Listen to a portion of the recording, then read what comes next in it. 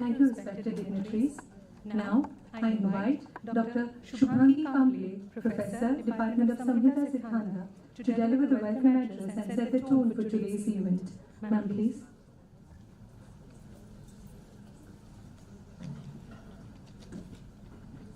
Namaste Sharade Devi, Saraswati Matiprade, Vasatvam Mama Jivhagre, Sarva Vidya Pradabhava. Respected Chief Guest of our today's function, Mrugarve 2025, Brahma Shri Vasudevan Namboothri Sir, who has travelled long away from Kerala in spite of his health conditions and advanced age. So first of all, I would humbly like to welcome and my humble pranam to Brahma Shri Vasudevan Sir, and I request all the audience the standing ovation for Sir, because he is the legend in the Mrugarve. As he since 50 years he is working, fighting with all the odds, and just he is following his passion of treating the animals, and almost all kinds of animals he has treated. And that's we are very much privileged, sir, to have you here on this stage. Thank you very much, sir. Now I would like to welcome our beloved and respected director, Professor Tanuja Nesri Madam, who has been always a guiding force and inspiration and always motivating us to do our best, to give our best. Thank you very much, Madam, and welcome you. Now I would like to welcome our second speaker of the day, Dr. N.N. Devan Namboothri sir, who is the principal of GTNG Trust, and also he is working since many years in the field of elephant medicine, that is Hastya Ayurveda. I welcome you all, sir. Welcome you, sir. Now I would like to welcome our Professor Hitesh Vyas sir, Dean Academics, ITRA Jamnagar, and Professor B.J. Padgiri sir, Dean Research, and the head of the RSBK department to grace the dais. I welcome you all. Along with this, some dignitaries have also joined us. Some delegates from Greens Zoological and Rescue Rehabilitation Center, Akavantara Jamnagar. Dr. Thiru is here, Dr. Arun Prakash is here. I welcome you, sir. Also from our WHGTMC Center, Dr. Manjeet Saluja sir is here, and Dr. Vinay sir is also here. Along with this distinguished guest, we are having Daksha Ben from our Hijari Bird Sanctuary. I welcome you, madam. And also, I welcome our deputy directors, all deans, all heads of the departments, faculties, and our dear PG, PhD and scholars. And along with this, our external delegates who have participated in this Mrugarve 2025 one-day international symposium dedicated to the Ayurveda for veterinary health. Those who have joined through YouTube link, our Facebook link, also those who have joined through the Zoom link which we have shared with our external delegates. As chairperson of this function, I welcome you all, and I feel privileged and blessed because when this 10th Ayurveda Day was declared by ministry that on 23rd September from this year we will celebrate on the fixed day, and the core theme was declared as the Ayurveda for people and planet. Under that core theme there were 8 sub-themes, and out of those 8 sub-themes, the 6th sub-theme, Ayurveda was veterinary health, was specially allocated to the ITRA Jamnagar to conduct the related programs. And in this at this juncture, we had planned this one-day international symposium. So I welcome all of you in this, and now I hand over the mic to Dr. Reshma. Thank you.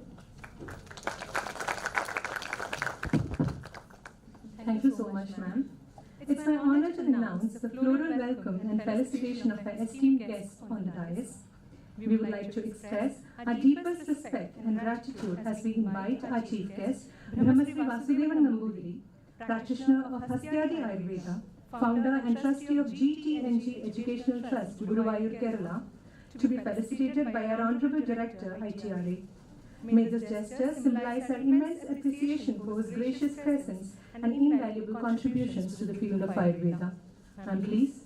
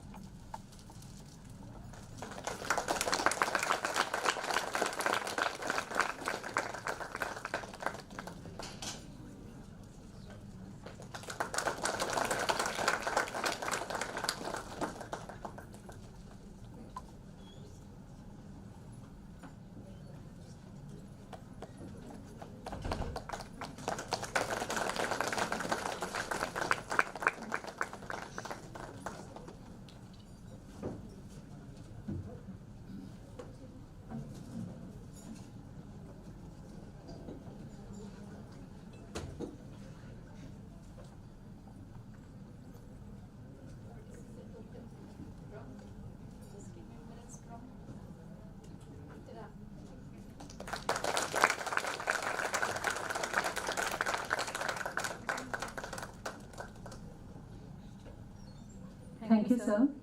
We also invite Dr. N. Devan Nambudiri, Principal, Hastyadi Ayurveda Padhana Gaveshana Kendra, Guruvayur, Kerala, and Consulting Physician, Nandavanam Ayurveda Hospital, Uttapalam, Kerala, to receive a floral welcome and felicitation by our Honorable Director, ITRA. Ma'am, please.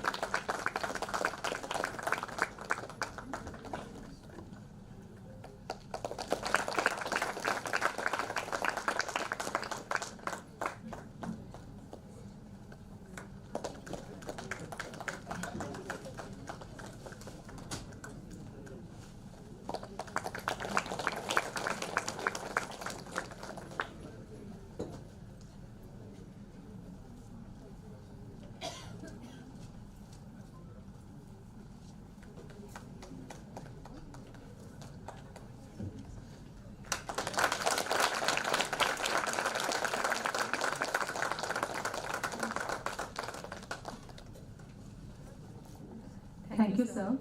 Now, we extend the ceremony of floral welcome to those who guide and inspire us within our very own institute. I request Professor Dr. Hitesh Vyas, sir, to offer the floral bouquet to our Honorable Director, ITRA, Professor Dr. Tanuja Nesri, ma'am, as a mark of respect and admiration for her outstanding leadership and guidance. Sir, please.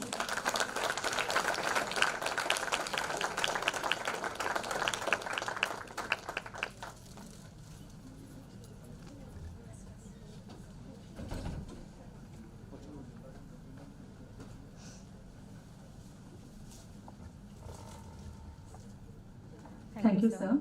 I request Professor Dr. Shubhangi Kamble, ma'am, to offer the floral bouquet to our Honorable Dean Academic, Professor Dr. Hitesh Vyas, sir, for his vision and commitment to academic excellence. Ma'am, please.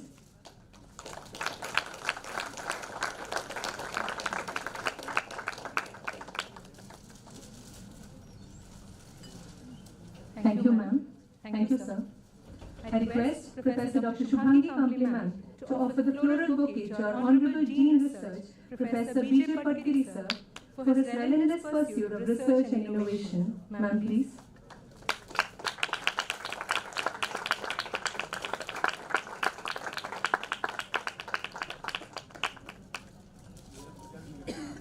Lastly, I request Dr. Deepak Pawar to offer the floral bouquet to Professor Shubhangi Kamble ma'am, whose sincere gratitude echoes invaluable contributions to this event.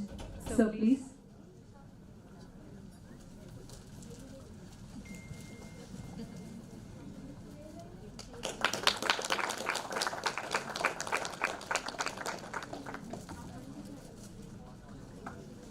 I request Professor Dr. Shubhangi Kamble ma'am to offer the floral bouquet to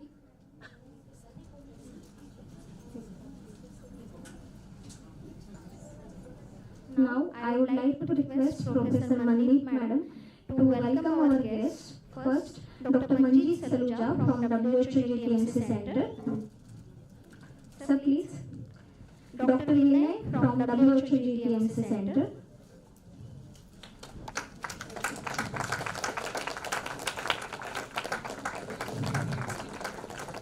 Daksha Wing from Kijaya Bird Sanctuary. Dr. Hiru from ZZRRC, Jamnagar.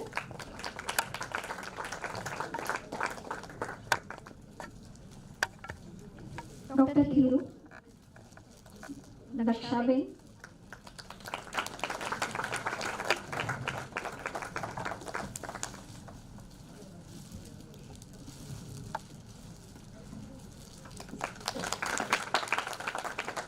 And Dr. Arun Prakash from ZZRRC, Jamnagar. Thank you all the distinguished guests who came over here, and thank you very much, Professor Mandeep Madam. Now I hand over the mic to Dr. Reshma.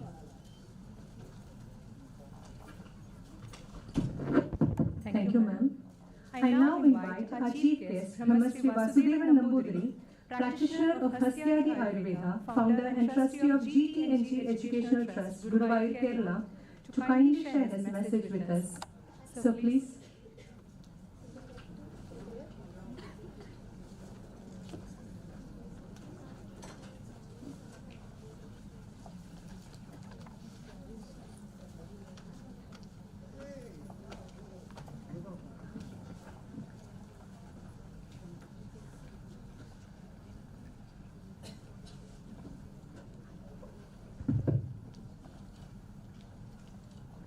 ഗുരുവായൂരപ്പൻ്റെ അനുഗ്രഹം ഒന്ന് മാത്രമാണ് എന്നെ ഈ പരിപാടിക്ക് ക്ഷണിക്കാൻ ഇവർക്ക് തോന്നിയതും അതേപോലെ എനിക്കങ്ങനെ വരാനുള്ള യോഗം ഉണ്ടായതും ഗുരുവായൂരപ്പൻ്റെ ആൾക്കാരും. He pays his respect towards Sri Guruvayurappa Swami for this golden opportunity which is provided by our idea. 10 വയസ്സ് നടന്നത് തന്നെ എനിക്ക് ആന ഒരു ഭ്രമമായിട്ട് മാറി. അത് കഴിഞ്ഞ് ഭ്രമം മാറി ആന ഒരു 20-30 വയസ്സക്കാലത്ത് കോളേജ് പഠിപ്പ് കഴിക്കുന്ന സമയത്ത് ഞാൻ ആനയുടെ പിന്നാലെ ആന വാങ്ങലും വിൽക്കലായിട്ട് ബിസിനസ്സായിട്ട് തുടങ്ങി. അതെല്ലാം കഴിഞ്ഞ് ഈ ആയുർവേദവും മോഡേൺ വെറ്ററിയും കൂടി സഹകരണത്തിൻ്റെ കുറവ് കാരണം വേണ്ടി വന്നതാണ് ഇങ്ങനൊരു ഹസ്യായുർവേദം എന്ന് പറഞ്ഞ പുസ്തകം തപ്പിയെടുത്ത് ഈ എങ്ങനെ ഒരു സ്ഥാപനം ഉണ്ടാക്കാനും എല്ലാം കൂടി കാരണം. യോജിച്ച് പൂവടക്കാൻ ഇന്നും ഉണ്ടായിരുന്നില്ല. അതില്ലാത്തതുകൊണ്ട് പഴയ കാലത്തൊക്കെ യോജിച്ചിട്ടാണ് പോയിരുന്നത്. അത് ഇപ്പം അടുത്ത കാലത്ത് വളരെയധികം വ്യത്യാസമുണ്ട്. 2 കൂട്ടരും കൂടി തമ്മിലുള്ള ഇതുള്ളതല്ല, പക്ഷേ നമുക്ക് പെരുമാറാൻ പറ്റാത്ത ഒരു കണ്ടീഷൻ വരുന്നുണ്ട്. അത് ഒറ്റൊന്നുകൊണ്ടാണ് തുടങ്ങേണ്ടി വന്നത്. 2015 ഞാൻ ഇവിടെ ചികിത്സാ കേന്ദ്രം തൊട്ട് സ്ഥാപനം തുടങ്ങി. അതിനുശേഷം പിന്നെ ചികിത്സാ കേന്ദ്രം കയറിയിട്ട് എൻ്റെ ചികിത്സാ പഠന ഗവേഷണ കേന്ദ്രം 2008 തുടങ്ങി. അത് TD യൂണിവേഴ്സിറ്റിയുടെ കീഴിലാണ് തുടങ്ങിയത്. അതുകൊണ്ട് അവർക്കത് വേണമെന്ന് തോന്നി അവർ നടത്തുകയും ചെയ്തു. പ്രിൻസിപ്പാളായിട്ട് ദേവൻ നമ്പൂതിരിയെ എനിക്ക് വരാൻ സൗകര്യം ഉണ്ടാക്കി അദ്ദേഹം വരികയും ചെയ്തു. ഇന്ന് വരപ്പോൾ ഞങ്ങൾ 10 കൊല്ലത്തോളം ആവാറായി എൻ്റെ 9 കൊല്ലമായി ഇപ്പോൾ ഇത് അവസ്ഥയിൽ. എന്നാൽ അതിന് ഭഗവാന്റെ അനുഗ്രഹം ഒന്ന് മാത്രം ഈ ഇങ്ങനെ ഒന്ന് തുടങ്ങാനോ പ്രവർത്തിക്കാനോ 500-500 മാനങ്ങളെ ചികിത്സിക്കാനുള്ള ഒരു അവസരം കിട്ടിയിട്ടുണ്ട്. അതൊക്കെ വേണ്ടമായി സക്സസ് ആയിട്ടുണ്ട്. എന്ത് മരുന്ന് കൊടുക്കുമ്പോഴും ആനയെ നോക്കുമ്പോൾ ഡയഗ്നോസ് ചെയ്യുമ്പോൾ എന്ത് ചെയ്യുമ്പോഴും ഗുരുവായൂരപ്പാതയിലും ഗുരുനാഥന്മാരെ വിചാരിച്ചിട്ടാണ് ഞാൻ ചെയ്യാറുള്ളൂ. അതിൻ്റെ പുറമെ ഒരു ചെറിയ വാർത്തകൾ പറയാം. ഈ യൂണിവേഴ്സിറ്റിയാണോ കോളേജാണോ എനിക്കറിയില്ല. ജാംനഗർ യൂണിവേഴ്സിറ്റി അത് പഠിച്ചാലാണ് എന്നോട് പറഞ്ഞത്. എൻ്റെ ഗുരുനാഥൻ MNS നമ്പൂതിരിയാണ്. അദ്ദേഹം ഇവിടുത്തെ ആദ്യത്തെ ബാച്ചിലെ സ്റ്റുഡൻ്റാണ്. അദ്ദേഹം ഒന്ന് പരിശ്രമമായിട്ടിരിക്കുകയാണ്. 92 വയസ്സായിട്ടുണ്ട് അതിന്. അപ്പോൾ അതിന് ഒരു ശുഭവാർത്തയും കൂടി എനിക്ക് ഈ യൂണിവേഴ്സിറ്റിയും ഈ ജാംനഗറായിട്ടുള്ള ബന്ധത്തിലുള്ള വക അദ്ദേഹം ഉണ്ടാക്കി തന്നതാണ്. ഇതിങ്ങനെ ഒരു സൗകര്യ ജീവിതത്തിന് എനിക്കും എൻ്റെ പഠിക്കുന്ന കുട്ടികൾക്കും സ്ഥാപനത്തിലേക്കാർക്കും എല്ലാവർക്കും നന്ദിയല്ല, ഒരു കൃതജ്ഞത പറയുന്നു.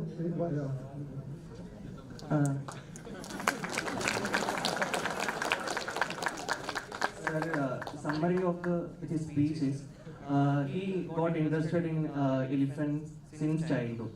So as he aged, become around 30, he got to study from his Guru Parampara. He studied his Vedic Guru Parampara from Hasti Ayurveda, etc. So he formed the GT and GET Trust because to save the Hasti Ayurveda in the first place. So there were so many persons or organizations against to start the organization or the trust, but he wanted to conquer that. So he started the JT and GET Trust, and he is carrying on till now. And in 2015 he started a special course also in Hasti Ayurveda, and it is a diploma course which comes under TD University, which provide it is a 2 years course, and it provides a certificate. And there are 20, especially Dr. Vasudevan is also there. He is a disciple of Dr. Vasudevan Nambudiri, and he is the first batch student from his institution. And through the journey, he has encountered so many problems, but with the kripa of Guru Ayurveda, he came till now, this stage. So he humbly thanks everyone for this opportunity from his bottom of his heart.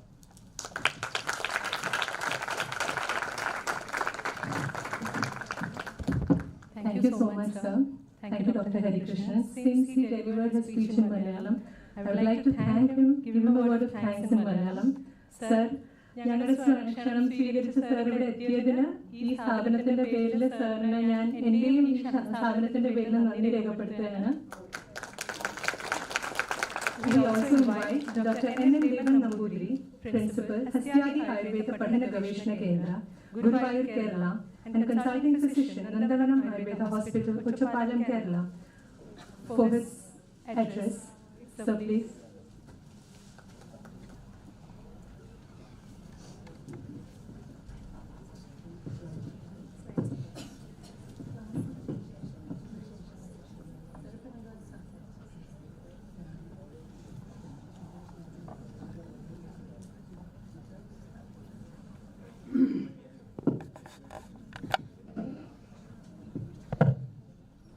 सदाशिवसमारम्भां शङ्कराचार्यमध्यमाम् अस्मदाचार्यपर्यन्तां वन्दे गुरुपरम्परां श्रीगुरुभ्यो नमः.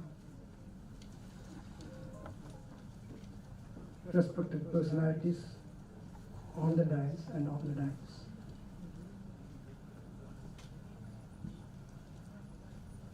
Out of my parents' blessings and also blessings of my gurus, especially Umuli Nilakanta Nambudiri Pa, Paitamatham Valiyanarayana Nambudiri, Paisravana Vasudevan Nambudiri, and I was a student of Ayurveda College, Coimbatore, first batch. I completed my degree in 1986, and at that time our principal was Dr. T.N.K. Musat, and especially the legend or leader of Ayurveda, Dr. P.R. Krishnakumar, who was the managing director of Ayurveda Pharmacy.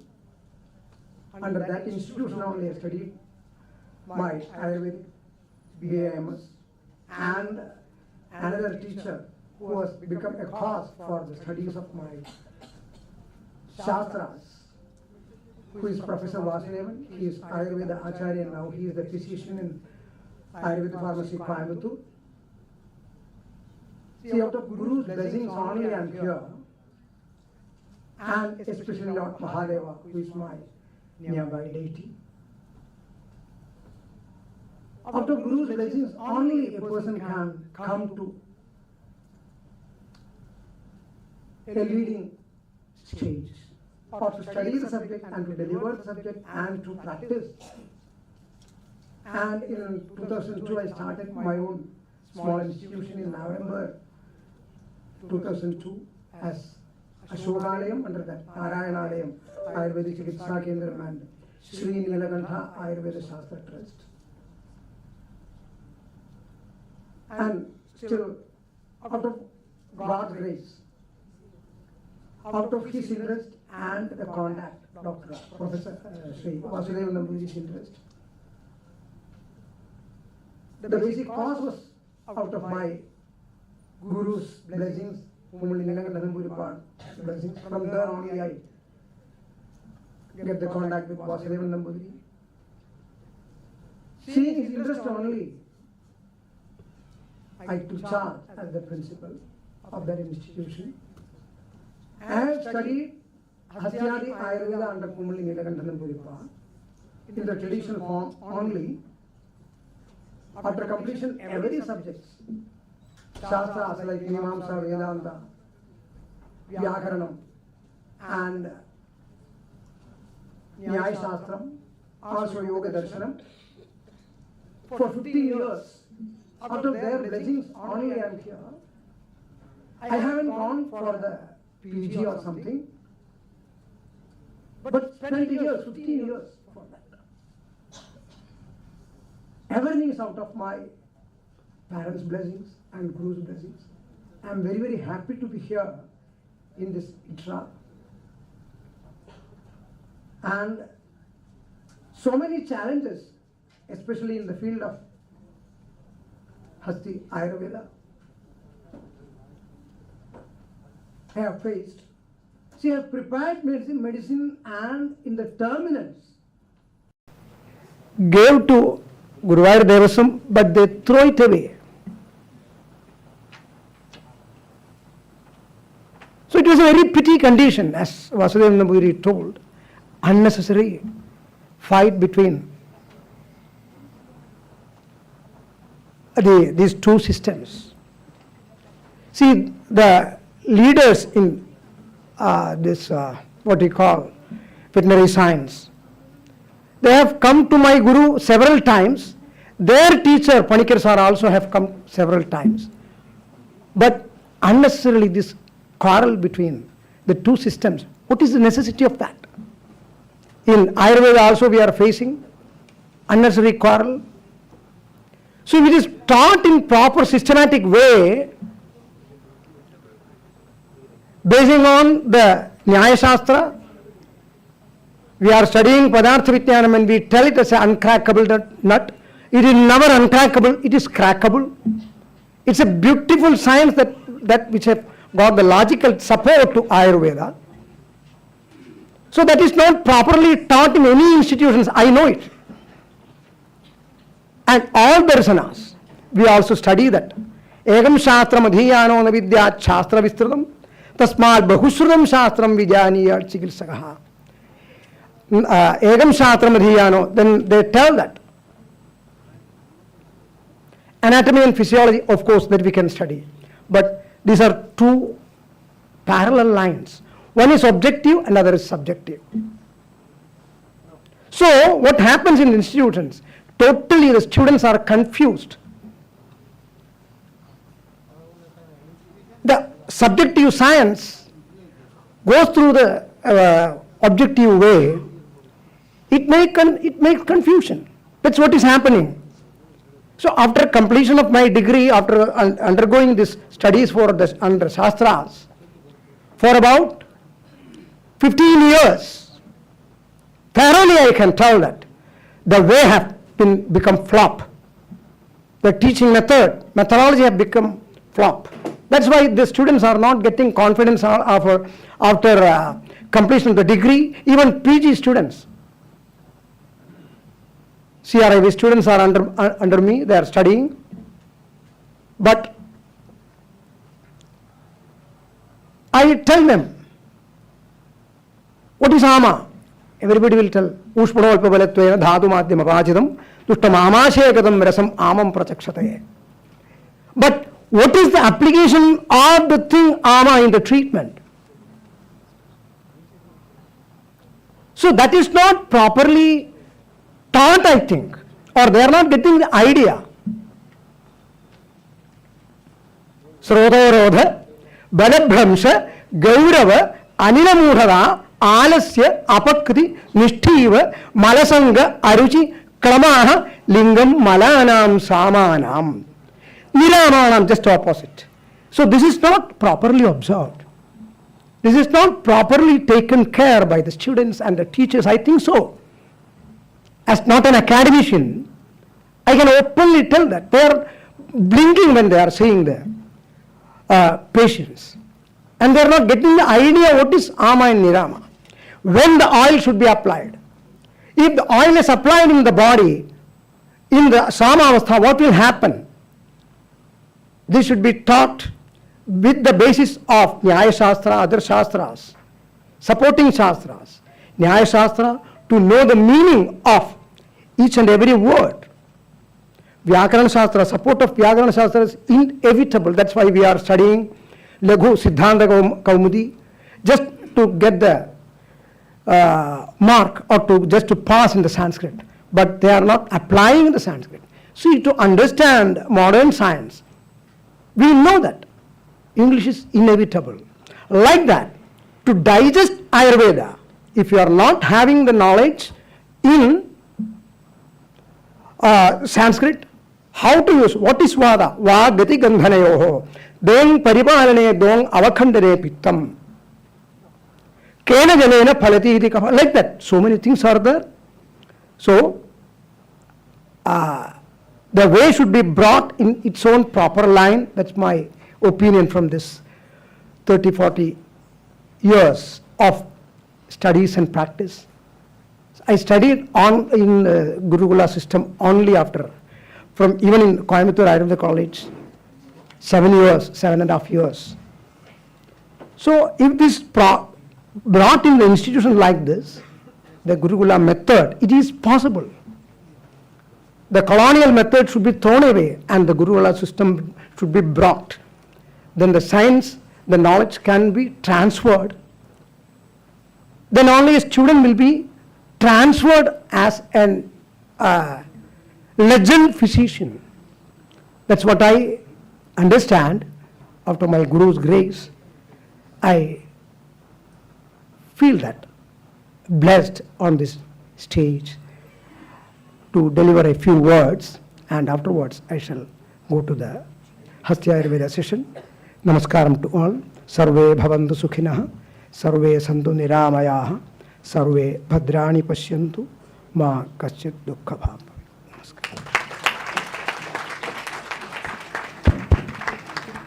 Thank you so much, sir. Next, I would like to invite our driving force, our Honorable Director Ma'am, Professor Dr. Tanuja Nesri Ma'am, for her presidential address. Ma'am, please.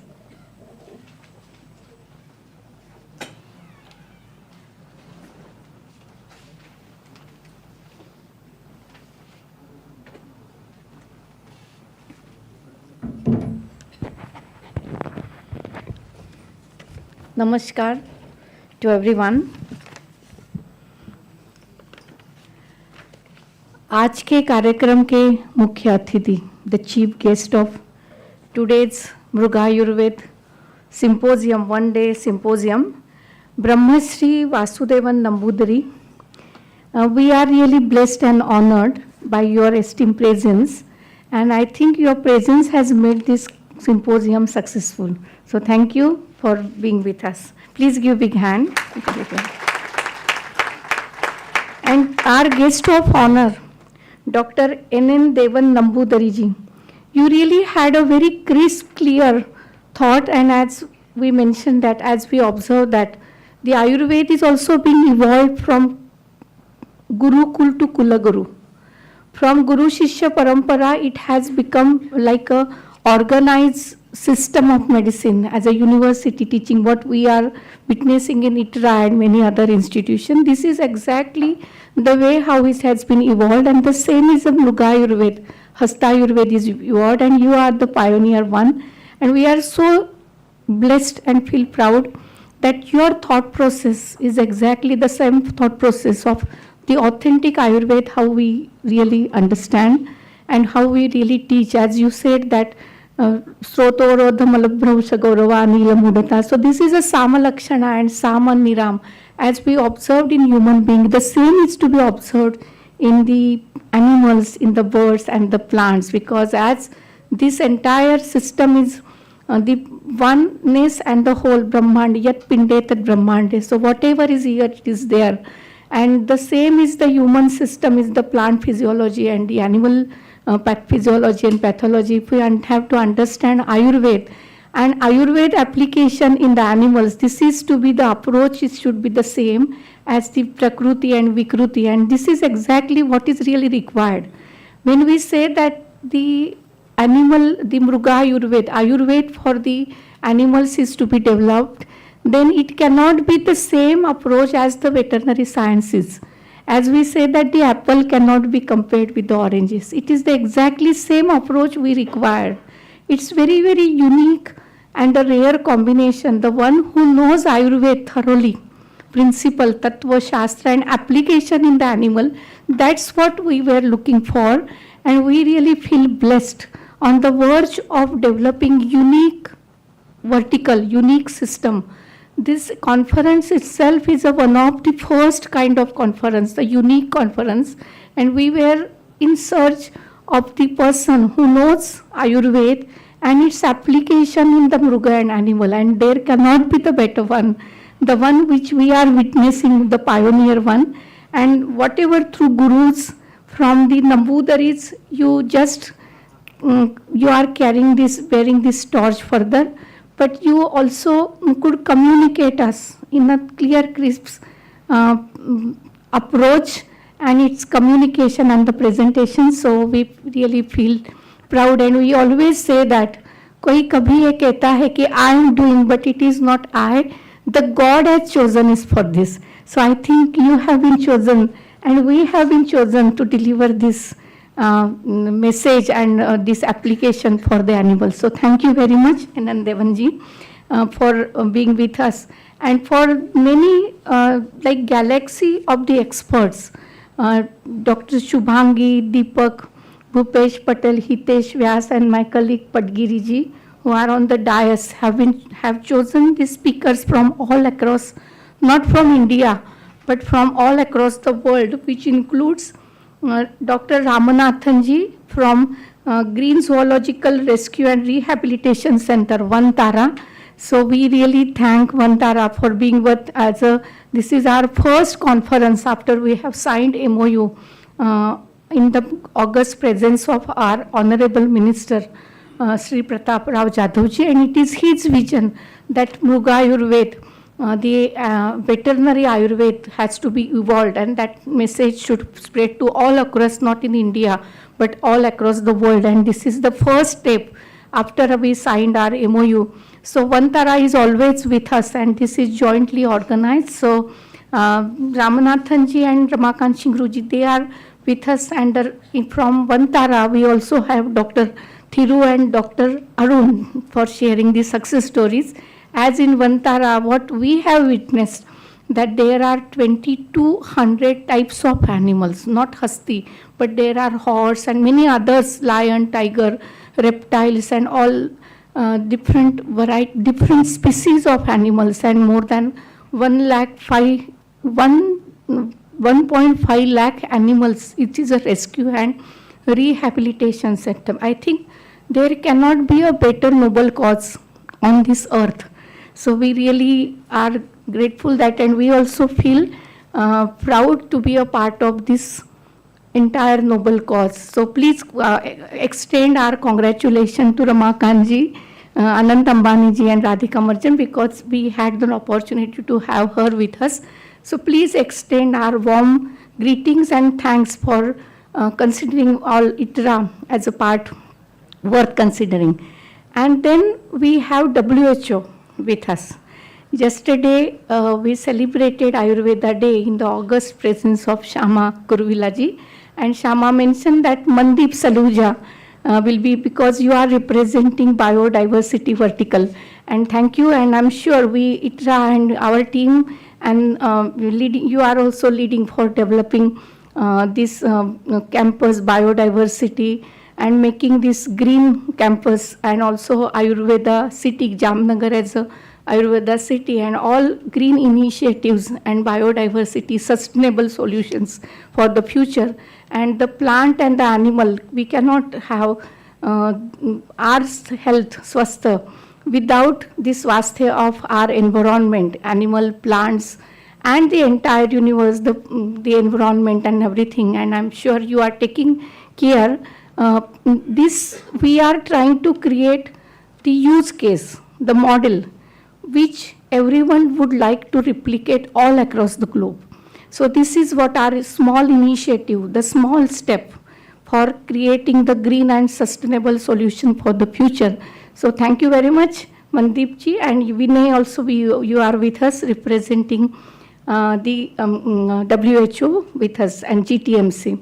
And friends, my dear colleagues, friends, and the faculty and students, during our yoga day, we really had witnessed many yoga program where it was like with the Blue Beach, and also there was a Khichdiya bird sanctuary. And everyone enjoyed a lot the yoga. And the Daksha Ben, thank you very much for being with, because Jamnagar, it's a unique blend of the culture, biodiversity, but it's one of the best, world's best, not Vantara is there, but we have the Khichdiya bird sanctuary. More than 450 bird species migrate every year.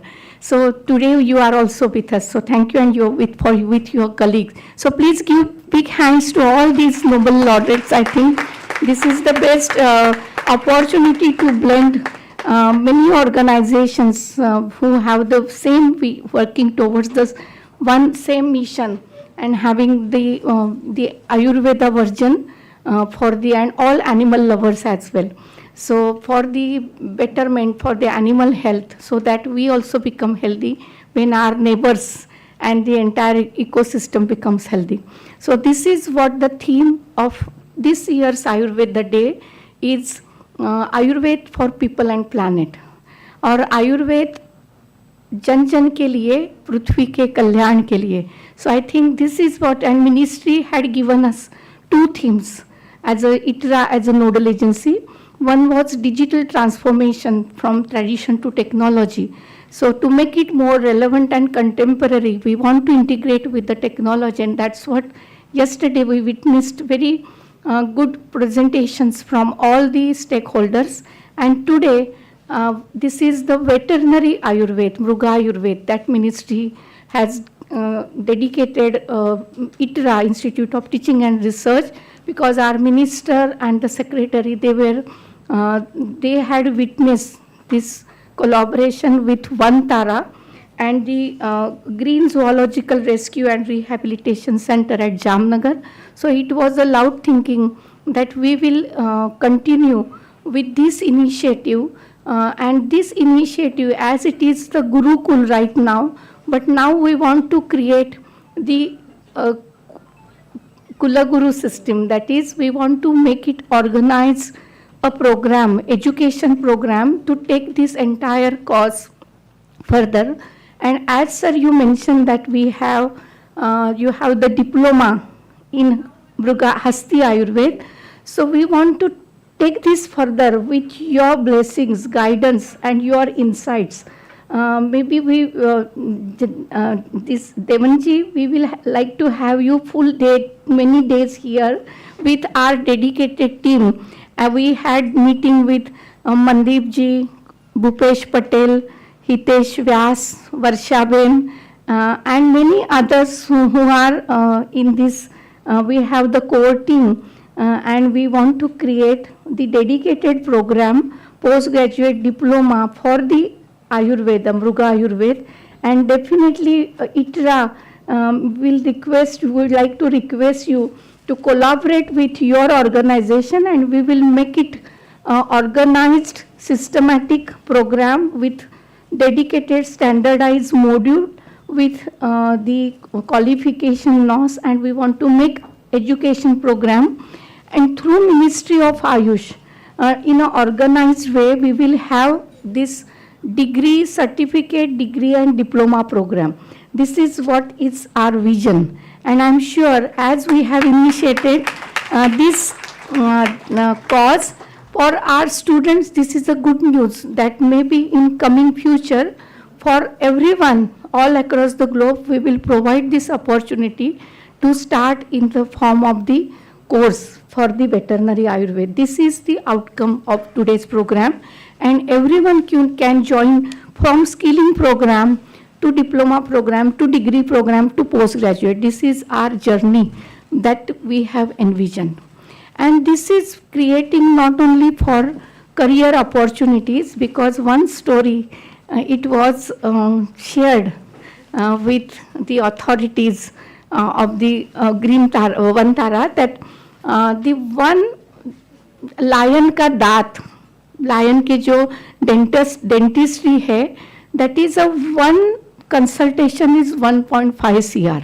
So this is how is the economic opportunity, but we have to be expert in that, because for the animals, knowing their system, and in like Ayurvedic way, what is Sama, Niram, what are the doshas, what is the Sroto Dushti, what is Dhatu Katavista, what is Chikitsa Sutra. So this we have to learn what is the Agni status, what is the Mala status, because there was one big picture of Hasti Ayurveda, because giving them Hirda, Haritaki and many other formulation, and he was having the elephant was having constipation, and when he passed his bowels, I think it was a big relief, and in terms of that was what was required. So this is Ayurveda applications for the animals, Mruga Ayurveda. So this is a good start, and I think the well begun is a half done. So I request and urge each and everyone that this is the unique golden opportunity, those who have joined online as well, because we have very eminent speakers who will be joining entire day. Dr. Ramanathan ji, Dr. G.P. Prasad. Welcome Ramanathan ji for being with us, and we welcome you and we are really thankful. Please give the welcome.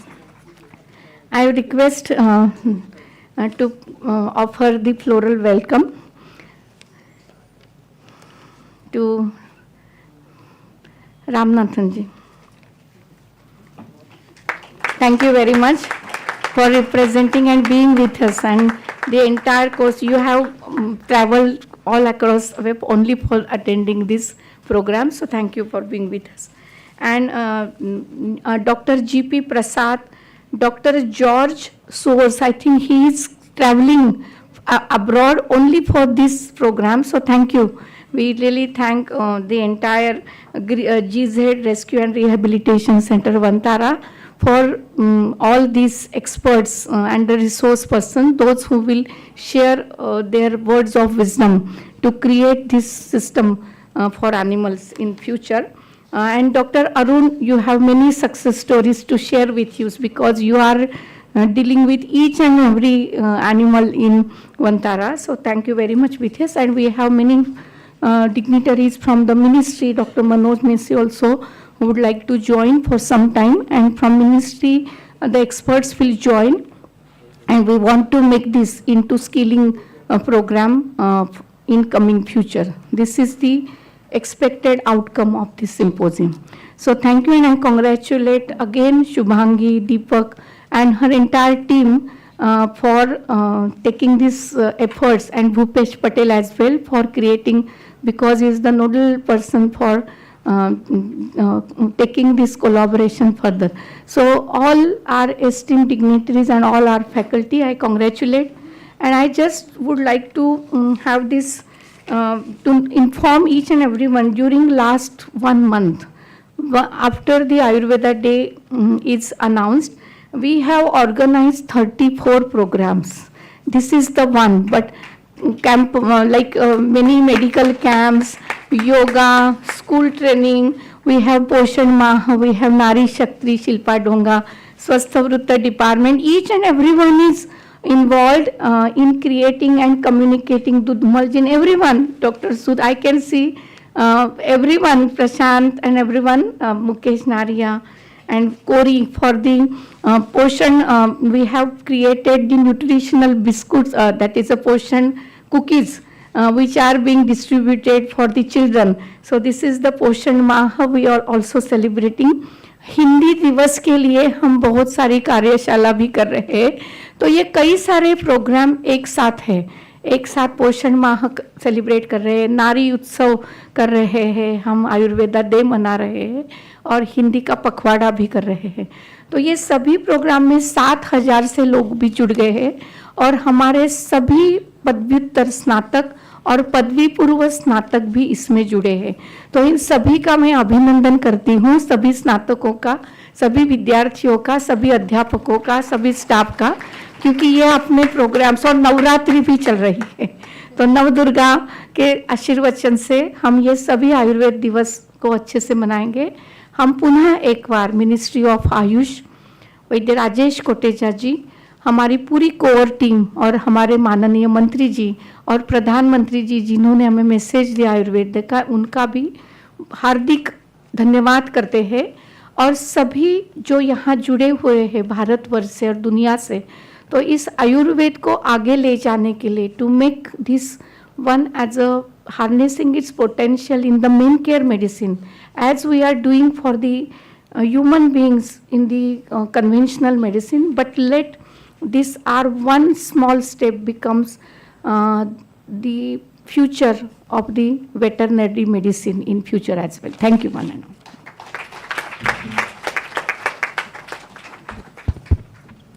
Thank you so much, ma'am, for your encouraging words and unwavering support and guidance. Moving on, I would like to invite Dr. Deepak Pawar, Associate Professor, Department of Shalakya Tantra, to deliver the vote of thanks. So please. Thank you, Reshma. Namaskar. Respected all the guest speakers of the today's symposium, esteemed dignitaries, distinguished guests, and dear participants. At this moment, before we move on the much-awaited guest lecture, I take the opportunity to extend our gratitude. I sincerely thank the Ministry of Ayush, Government of India, and the respected Professor Dr. Tanuja Nesari Madam, Director ITRA, whose efforts have brought us together for today's academic gathering. Above all, my thanks go to the enthusiastic audience whose active participation add life to this event. With this word of gratitude, I would like to Dr. Reshma for the further proceeding. Thank you.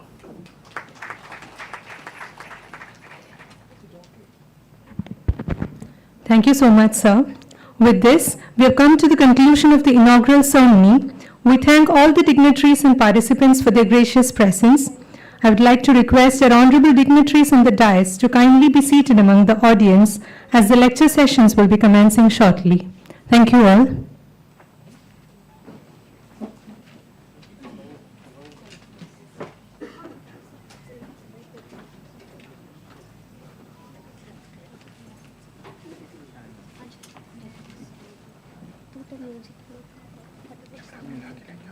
नहीं sir आगे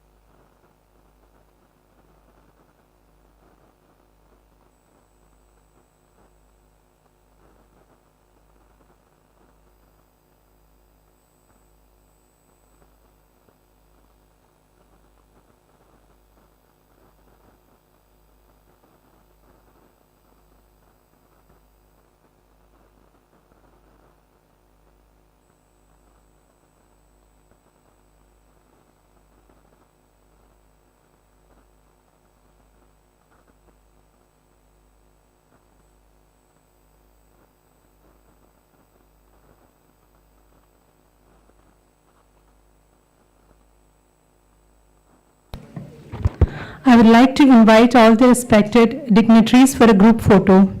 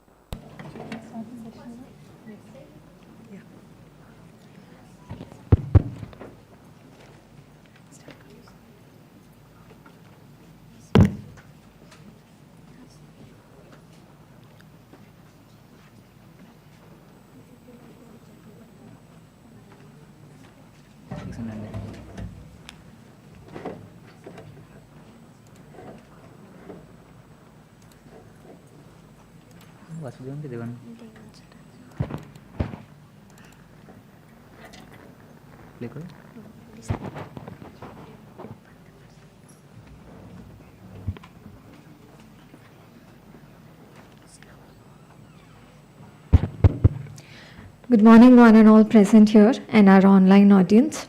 I welcome you all to Ayurveda 2025, a one-day international symposium on Ayurveda for veterinary health.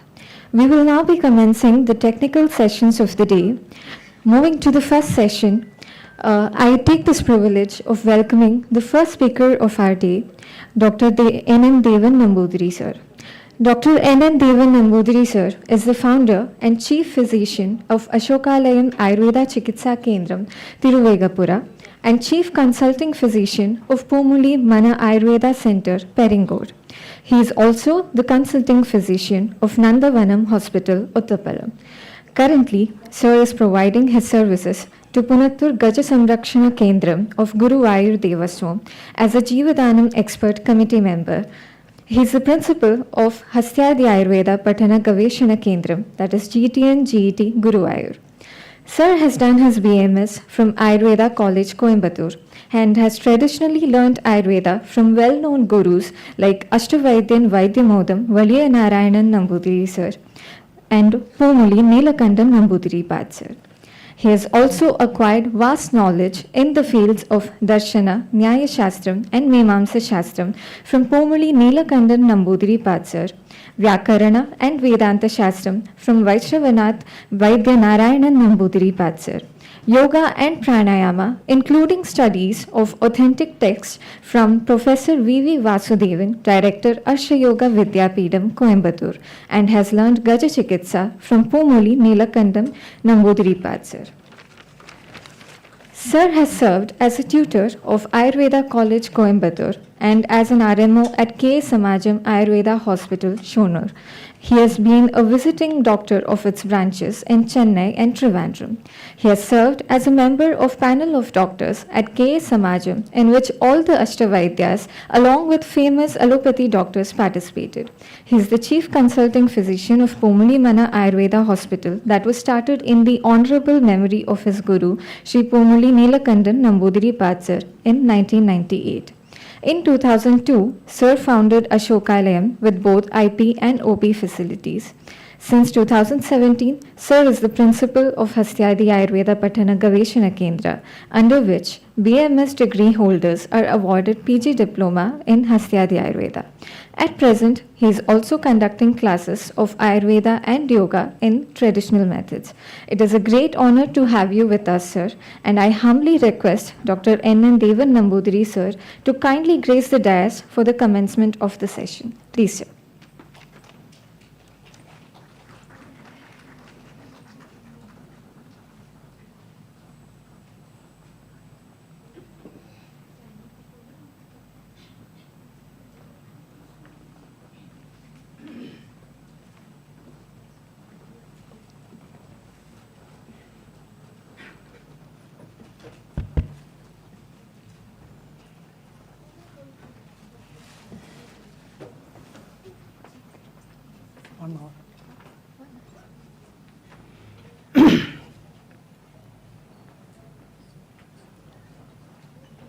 सदाशिवसमारम्भां शङ्कराचार्यमध्यमाम् अस्मदाचार्यपर्यन्तां वन्दे गुरुपरम्पराम् रागादिरोगान् सततानुषक्तान् अशेषकायप्रसृतान् अशेषान् औत्सुक्यमोहारतिदान् जघान यो पूर्ववैद्याय नमोऽस्तु तस्मै।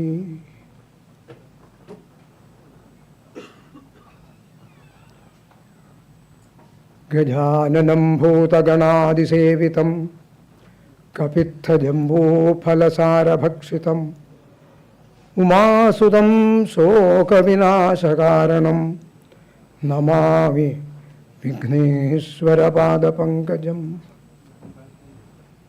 My humble pranams to very eminent personalities. Actually, out of my Guru Pumali Neelakanthan Namburi reports, also Vaidyamathan Valiyanarayana Namburi, Vaishravanatha Vasudevan Nambudiri, Professor T.N.K. Musa, and Managing Director, late Dr. Krishna Kumar ji, from which institution I took my degree in Ayurveda, and especially my yoga teacher, Professor Vasudevan sir, and of course my father and mother.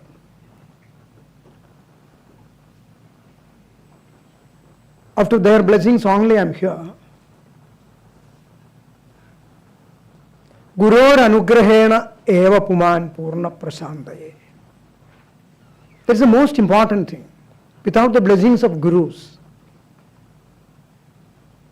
nobody can come up.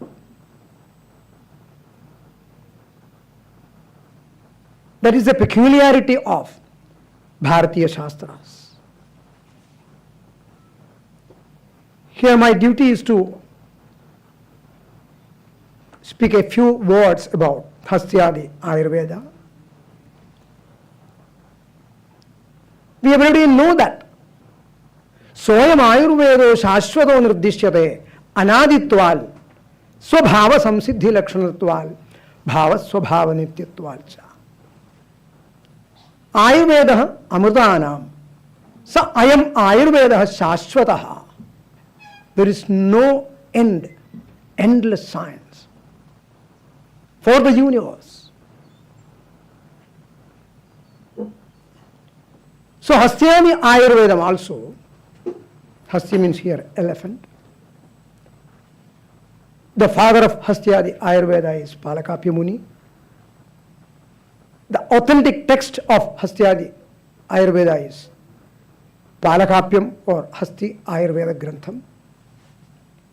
So it's a very beautiful text which contains 12,000 slokas and 4 sthanas, 700 pages. Maharoga sthana, Kshudraroga sthana, Shalya sthana and Uttara sthana. So the most authentic text for the Mriga Ayurveda is Hastya Ayurveda. Boldly I can tell that. So in Kerala, a small book called Matanga Leela, Leela of Matanga. Matanga means elephant. That's also the, so that Ulpatti Shubhalakshanani, Ashubhalakshanani. So that is told in Matanga Leela, Shubhalakshanas and Ashubhalakshanas. What are the Shubhalakshanas in elephants? And how an elephant should be born and brought up, and how it should be handled. Sattvic, Rajasic, Tamasic, and three, 4 types of elephants are there. Like that. Who should be a Mahat? And how he should be? And who should be the possessee of an elephant? And how the health should be managed, etc. are explained in Matanga Leela. And we in GT and GT Guruvayur follow a small text with 200 pages that is called as Gaja Shastra. It can be considered as an abridged form of Palakapya Samhita. So Palakapya Samhita itself, it's a grantha as in Charaka Samhita, etc. It's a conversation between the Guru and Shishya. Shishya is Lamapada Maharaja, the king of Champapuri. And a mythological story is there. So I am not trying to explain that one, to take time. So we started out of our interest in 2017, be together. I studied this under Pumuli Nambudiri in the traditional form when I have been studying Mimamsa Shastram. Elephants come for the treatment, and simultaneously I go along with him and see the elephants.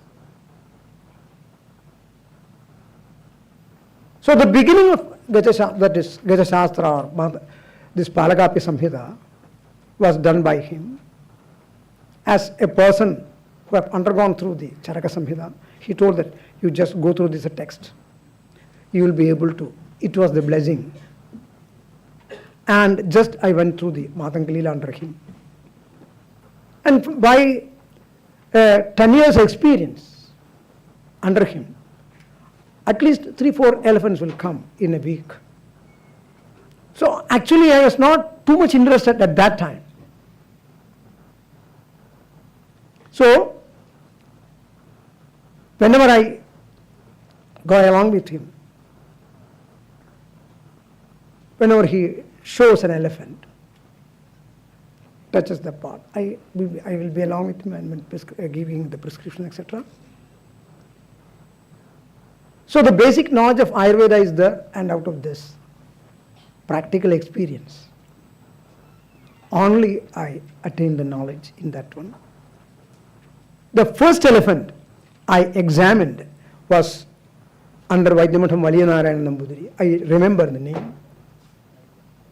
Pattambi Narayanan. Pattambi is the name of the place. So with too much fear only I touched the elephant. It was in Anaham. Anaham is nothing but this Erandakatta in Malayalam, impaction. So it was beautifully treated. And we know, as in Mriga Ayurveda, not only elephants, Shalihotra Samhita is another text. Ashwa Ayurveda, Nakula is the Acharya of Ashwa Ayurveda. And Gava Ayurveda is there, Pakshi Ayurveda is there, Vriksha Ayurveda is there. But in every animals, the basic principle is the principle of three doshas and saptadhatus, rasa rakta mamsa medo majja asti shukla dhatu, and panchabhuta siddhanta. That is the basis. So this, our Prime Minister tell about Vasudha eva Kudumbakam. This Vasudha eva Kudumbakam we can apply in a practical form. And this Atma in every living being is the same. So when we recognize that one, it is very easy to treat an elephant, either elephant, crow. Even my students have treated crows also. From our institution, 4 batches have come out, about 27 students, and these 27 students, they have submitted dissertation works, each and every students. I was the guide in that one. So a work is going on, and this course is approved by Transdisciplinary University, Yelahanka, Bangalore. They showed the courage to bring up this Hastyadi Ayurveda diploma course. We formed the syllabus. Okay.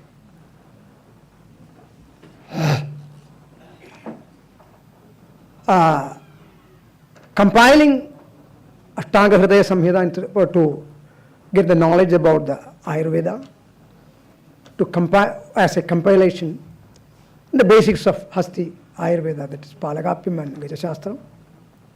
And we have got 6 papers for this course. This course is for 1 year. Every weekend we have online classes and offline classes. So in such a way we are conducting the course. Of course there are too many difficulties, and out of Lord Guruvayurappan's blessings only, I was selected as a Jivadhanam expert committee in 2011. It was, I believe that it was out of my Guru's ichha or intention it has happened. So still it is going on. So about the literary background, I have told, basing on the texts. We have got 4 sanas and 12,000 slokas, 700 pages, etc. So actually it has been buried in Matrabhumi. So my Guru only gave a photostat copy of that one, which was within his hand. Now the students have received that copies from that one. That's why I tell, Soyam Ayurveda Shashwataha, it will never die. It will flourish. So there are several to tell about the texts. But for every mrigas, every animals, I am sure the principle is same. And regarding the clinical practice,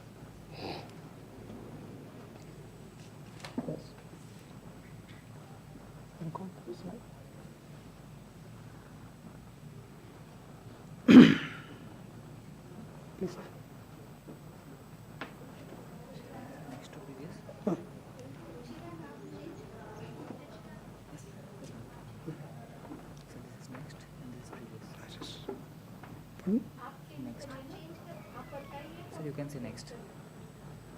Okay.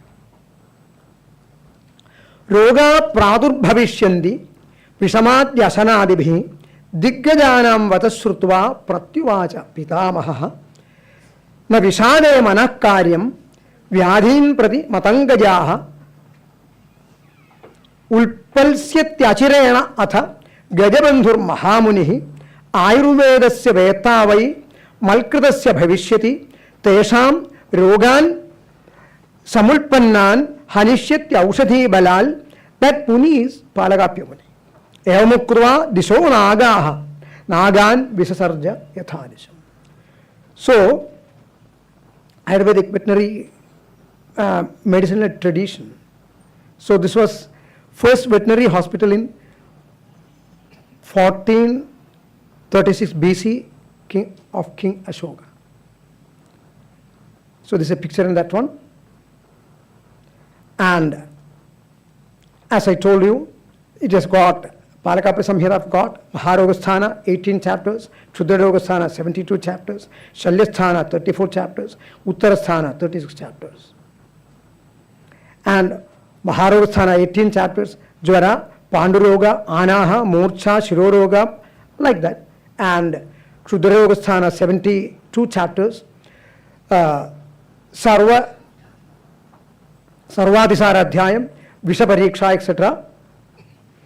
And Shalyatantra, Divraniyam, like that our Ayurvedic text, it has got the Divraniyam and Sandhya Akshada Lakshana, Sandhikshada Lakshana, Garbha Sambhavam, etc. And Uttarasthana 36 chapters, Snehavanam, Annapana Vidhi, Vasti Vidhi, Nasya Vidhi, Anjana, Adhyaya, Lashuna Yoga, etc. And this is text in Malayalam, Madangalila, Gaja Rakshana Shastram. How this author is Brahmashri Chiruvalli Narayana Nambudiri, and then Sharihotra Samhita Ayurveda Shastram. That is the authentic text for the this Ashwa Ayurveda. And we know Charaka Samhita. In Charaka Samhita, Siddhisthanam, etc. Basing on the same principle of three dosha principle and Panchabhuta Siddhanta, this can be studied and treated. And Rajamartanda, also another text. And Gava Ayurveda, Vriksha Ayurveda, Vriksha Parashara is the Parashara Muni, is the Acharya of Vriksha Ayurveda. And a description of Hasti Sharira in Palakapya Samhita, for your information I am telling. Athakalu Rovapadaha, that is the Ramapada Maharaja, Angapatihi Apurchal Bhagavandam Palakapyam Bhagavan Kim Jnatva Vaidyo Bhavati Edan me Vyakhyatu Marihati. Tataha Provacha Bhagavan Palakapyaha Ekhalu Bho Pancha Sapta Trin Dvau Chaduro Nava Chadurdasha Chadurascha Jnatva Bhavel Bhishak iti Tatra Pancha iti Yada Vochal तदनुव्याख्यास्यामः तत्र पृथिव्यापस्तेजो वायुराकाशमिति तत्र पंचगुणा पृथिवी चतुर्गुणा आपः त्रिगुणं तेजः द्विगुणो वायुः एकगुणकम् आकाशं शब्दस्पर्शरूपरसगन्धवती पृथिवी शब्दस्पर्शरूपवत्यः आपः शब्दस्पर्शरूपवत्तेजः शब्दस्पर्शवान् वायुः शब्दवत् आकाशम् अथ पृथिवी धारणे आपक्लेदने तेजपाचने वायुर्व्यूहने आकाशम अवकाशदाने तस्मात् पंचवर्गोऽयं प्रधानः ततो अभिप्रणीतं सर्वं दन्तीनाम्. So this is the same principle. For the evidence only I have narrated this one. Tatra swam iti kham iti akashah akashat shabdah saushiryan cha anilal sparishah pranadayascha drishtipakah prakasha ushma pittanta chedasah sneha kleda shaityam raso rasanam cha udakal घ्राणवान् गन्धः संघातश्च भूमेः इति. सप्तैते शरीरे धातवः रसोरुधिरं मांसं मेदोऽस्थि मज्जा शुक्लमिति त्रीणि वातपित्तश्लेष्माणः तैः शरीरं धार्यते समैः साम्यं वैषम्यं विपरीतैः तत्र बलतृप्त्युपजयकरः श्लेष्मा पित्तमाहारं पचति वायुश्चेष्टाप्रवर्तकः पंचधा प्रविभक्तः. See, it is similar in Charaka Samhita. The same principle, but according to the change of the text, narration has been the change, that's all. द्वावित्याहारोपचारौ ताभ्याम् इष्टदेशकालोपपन्नाभ्यां वातादेः समीभवन्ति. इष्टदेशकाल उपपन्नाभ्यां वातादेः समीभवन्ति. चतुर्विधो भूतग्रामः स्वेदाण्डज उल्भिज जरायुजाख्याः तदधीना चिकित्सा तत्रापि द्विविधा योनिः चरा स्थावरा च तत्र कृमि कीट पतंग पिपीलिका दंशमशक नाग चतुष्पादाश्चराः ओषधिर् वनस्पतिर्वानस्पत्यो वीरुधः स्थावराः तत्र सम्भवत्यः फलपाक सम्भवत्यः फलपाकान्ता ओषध्यः ओषध्यः फलपाकान्ताः वी हैव स्टडीड. पुष्पफलवत्यो वानस्पत्यः अपुष्पाफलवत्यो वनस्पतयः गुल्म लता वल्ली प्रधानवत्यः वीरुधः इत्येष चतुर्विधो भूतग्रामः अन्योन्यानुग्रहे प्रवर्तते ततो रसाः प्रजायन्ते इति. So it is the same method. So here we know hirnabhyo radho madhyorddha samsrayaः vatavittaश्लेष्माणः. Here urdhva kapha, in between pitta, and here the vata. So it is something like sthalishtham toya tandulam. We know it. For an example, when we are keeping a pot on the gas stove, the knob is underneath, the control of vayu is underneath. In between the water, above, water is kept. In between fire, that is the principle. So here also, the controller of the every functions, we know in Charaka Samhita, Vayus Tantra Yantradharaha, Pravartakas Chestavadam Uchavajanam Niyanta Pranayata Manasaha. At the end, Tasmat Vayo Pranamya, we know it. So the same principle is adopted here. So, and Palagapya Muni tells that. So a person who have to study Palagapyam must have specific basic background in Ayurveda, because it is based on the three dosha principle. Without the sound knowledge in Ayurveda, a person cannot come as a Mriga Ayurveda Chikilsaka or Hasti Ayurveda Chikilsaka. So here, as we know, Vayu is the controller of every work. Pittam is the energy, and Kena Jalena Phalati, the basic cause for the structure of the whole body is Kapha. So it is the same. So if we study the subject, Ayurveda, if you are selecting or if you are supplying as an elective subject in the undergraduate level, BAMS level, and then bring to a diploma, PG diploma, and for the PG subject, postgraduate subject, the whole text of Palagapya can be dealt. Otherwise, it is very, very difficult. It is not an easy thing. It is something greater than Charaka Samhita, I know. So to understand the words itself, it is very difficult. So a sound knowledge, that is the basic qualification. See, after here we take the, after that is plus 2 level, we write the exam, entrance exam. Like that, the basic qualification of to become an Hasti Ayurveda or Mriga Ayurveda specialist, the basic qualification is BAMS. No doubt. That's what I understand from this 5-10 years of experience. Because in the beginning I told, we only made the syllabus and we have a curriculum. And see, these are the parts of Geja. Mastaka, Vayukumpham is the middle portion, and Brihat Mukham underneath the Mastaka. Hastidantam, let's see, tongue, Hasta, and Pushkaram, that is the tip of the,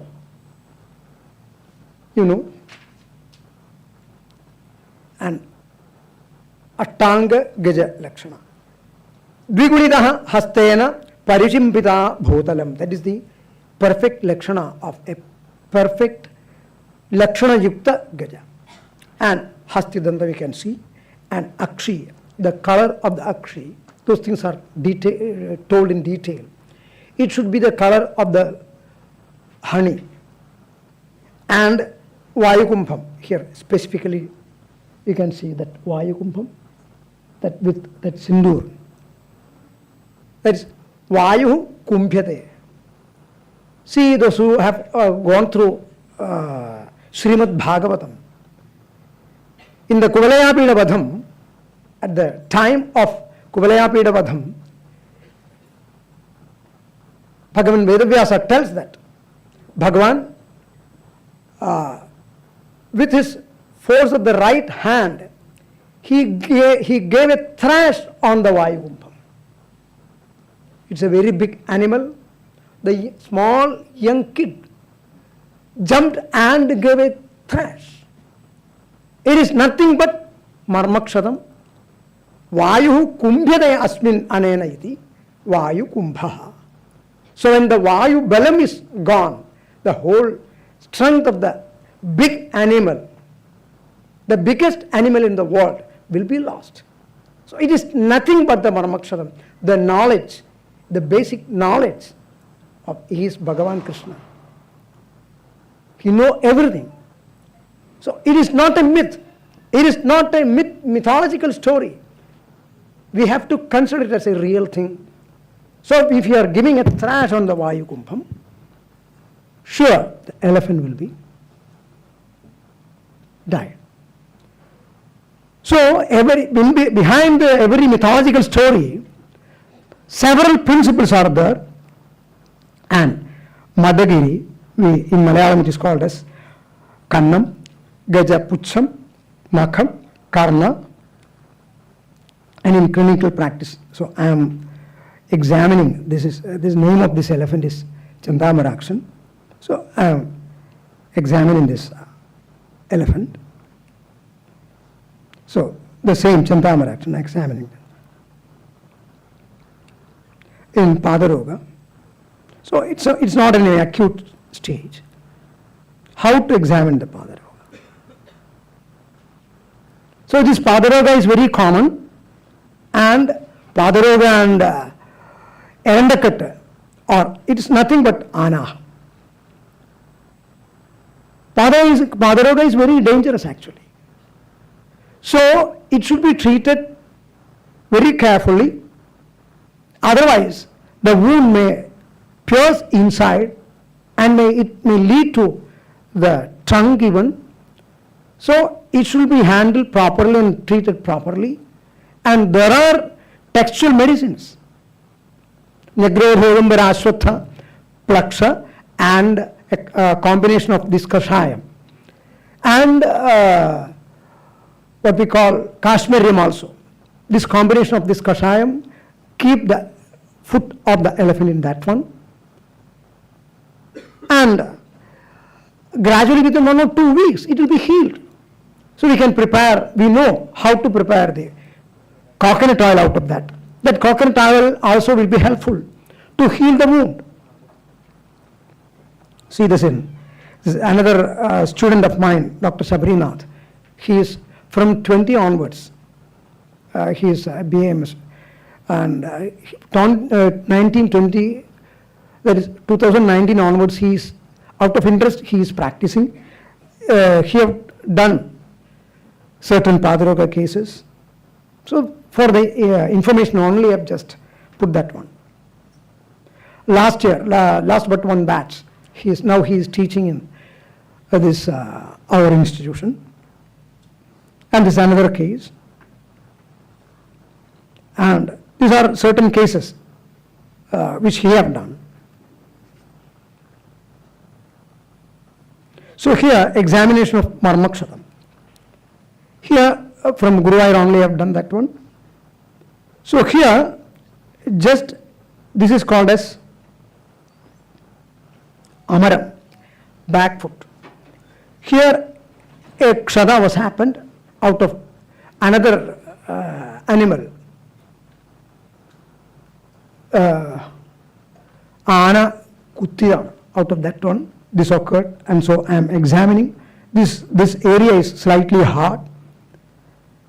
And for the elephant also, Saptottaram Marma Shatam, 107 marmas are there. It is elephant, that's only the change. And Marma Chikitsa also, the principle is same. See?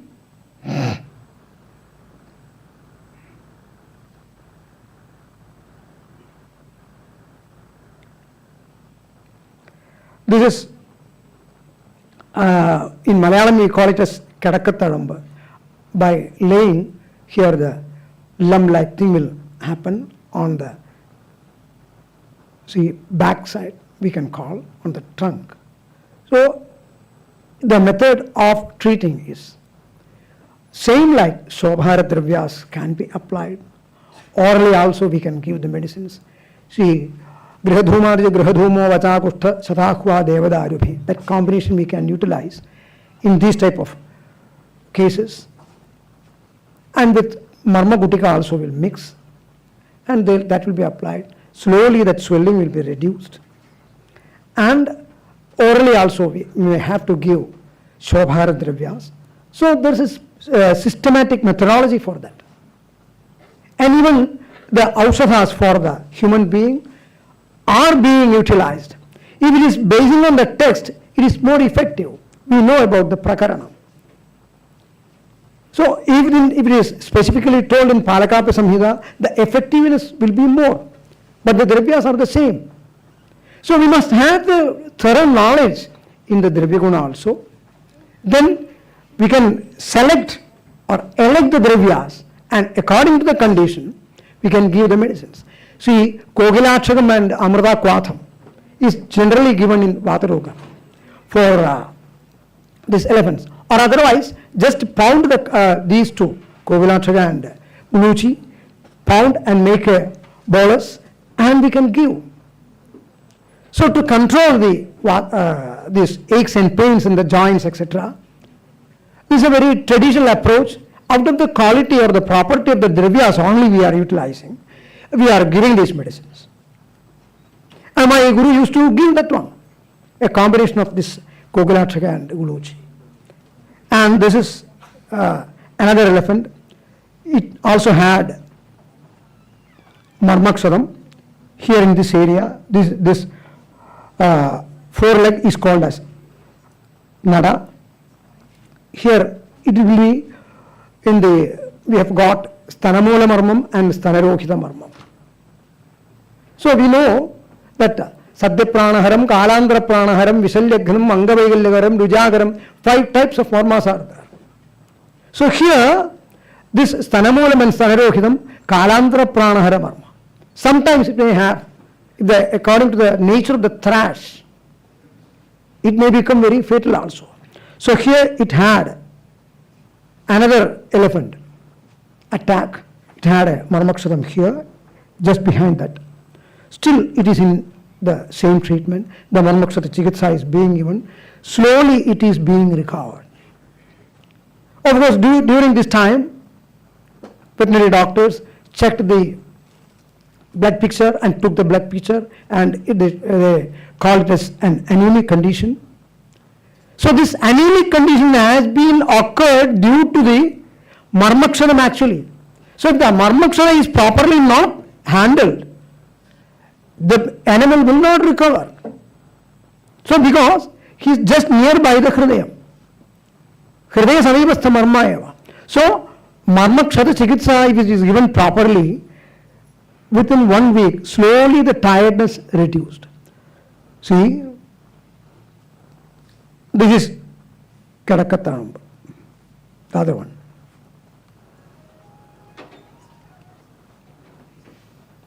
Here, examination of must gland. Must gland here. This area, just behind the eyes. Okay. I'm not too much familiar with this thing. Sorry that I am not too much familiar with this instrument. I studied from Guru Mukha only. If I want to deliver a speech, it is very easy. not this one. So my guru also was like that. When I am here on the stage, every second he is giving the force to deliver the words. That's the thing. So Hastimada, here just behind.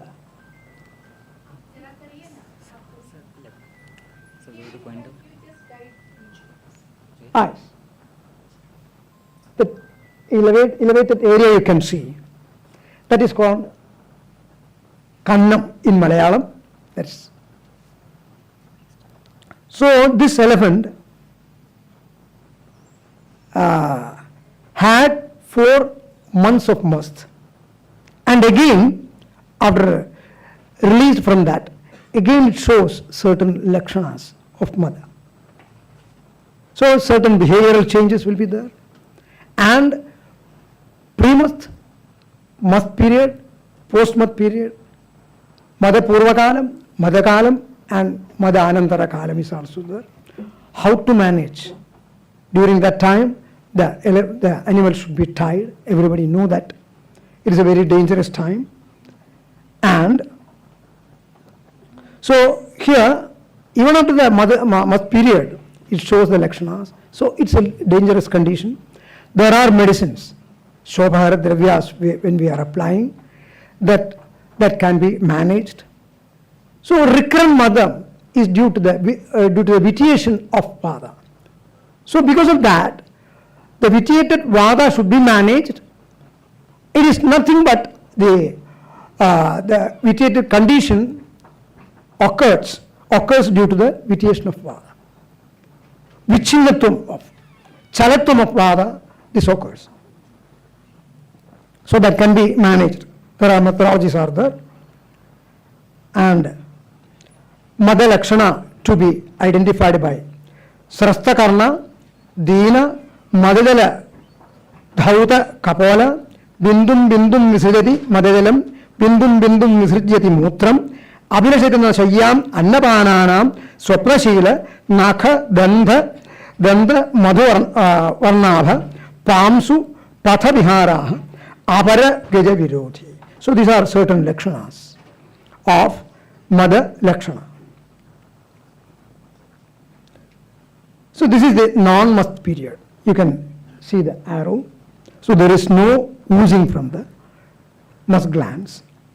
So here you can see the oozing. This is the Mada Kala Lakshana. Mada Kala will be in 1 to 2 months, up to 2 to 4 months. For very healthy, 1 to 2 months in Vatika, Vata Pradhana Gajas. Madakala will last for 3 months, 3 to 4 months, below 4 months in Paitya Gajas.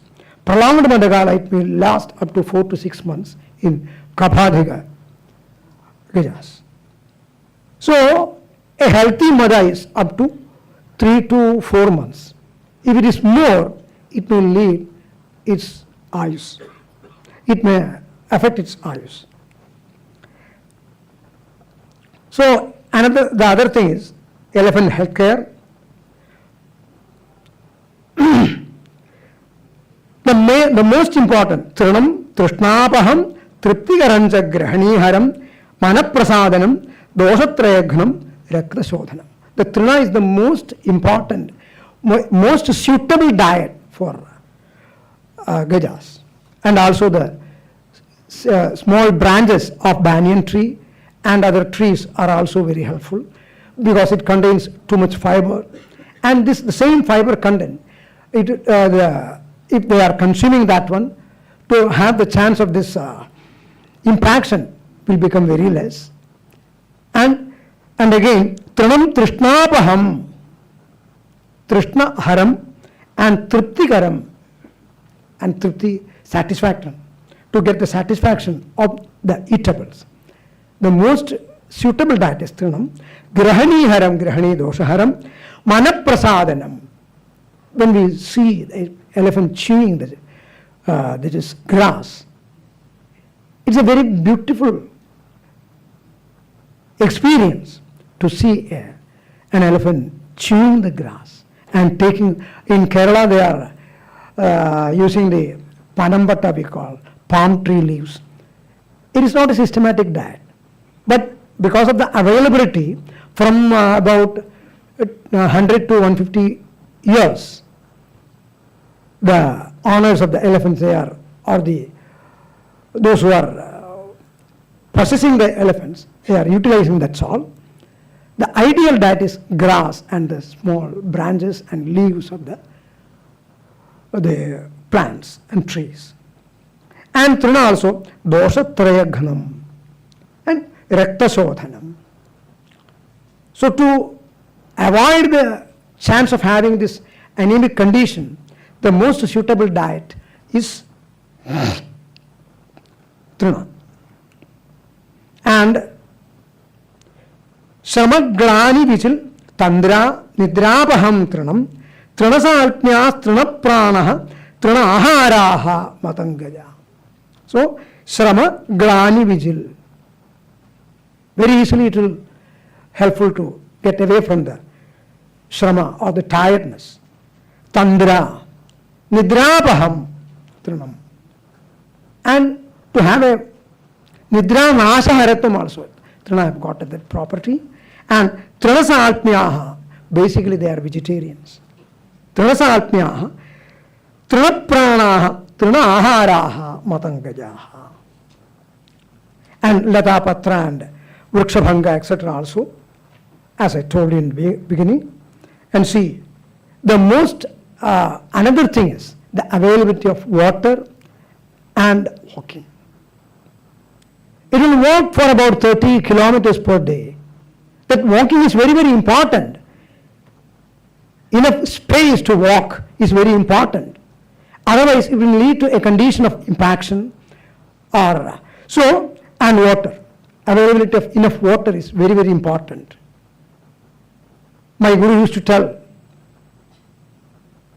I hire my language. Aanakka vellam നടത്തം പുല്ല് ഈ മൂന്ന് വിഷയമാണ് ഏറ്റവും പ്രധാനമായിട്ടുള്ളത്. അതിലാണ് ആനയുടെ ആരോഗ്യം കിടക്കുന്നത്. Why I am to remember my guru only, he tells in his words. I am telling in his words. So, water is the most important. See, you can see. They will enjoy the availability of water. Because basically they are kena, jalena, phalati. To the huge structure is made up of kapha. To nourish the kapha, water is the most important. Kena, jalena, phalati, phalavat bhavati, idi kapha. And nowadays, captured elephants, 4 to 5 kilos of rice are cooked and rice balls are given, mixed with turmeric powder and also salt. About 200 to 300 grams of salt is necessary for an elephant to digest properly this rice. Rice or even wheat also we can give. And rice plus green gram, turmeric powder and salt is also given. In Kerala, we used to give this Hingvattaka Churnam also. Samadharana Dhranam Ashtamo Hingu Bhagaha. That churnam is also mixed. If it is that is mixed, only turmeric powder will be mixed. No salt then. So that will be very helpful to avoid to have the anaham or erandakata.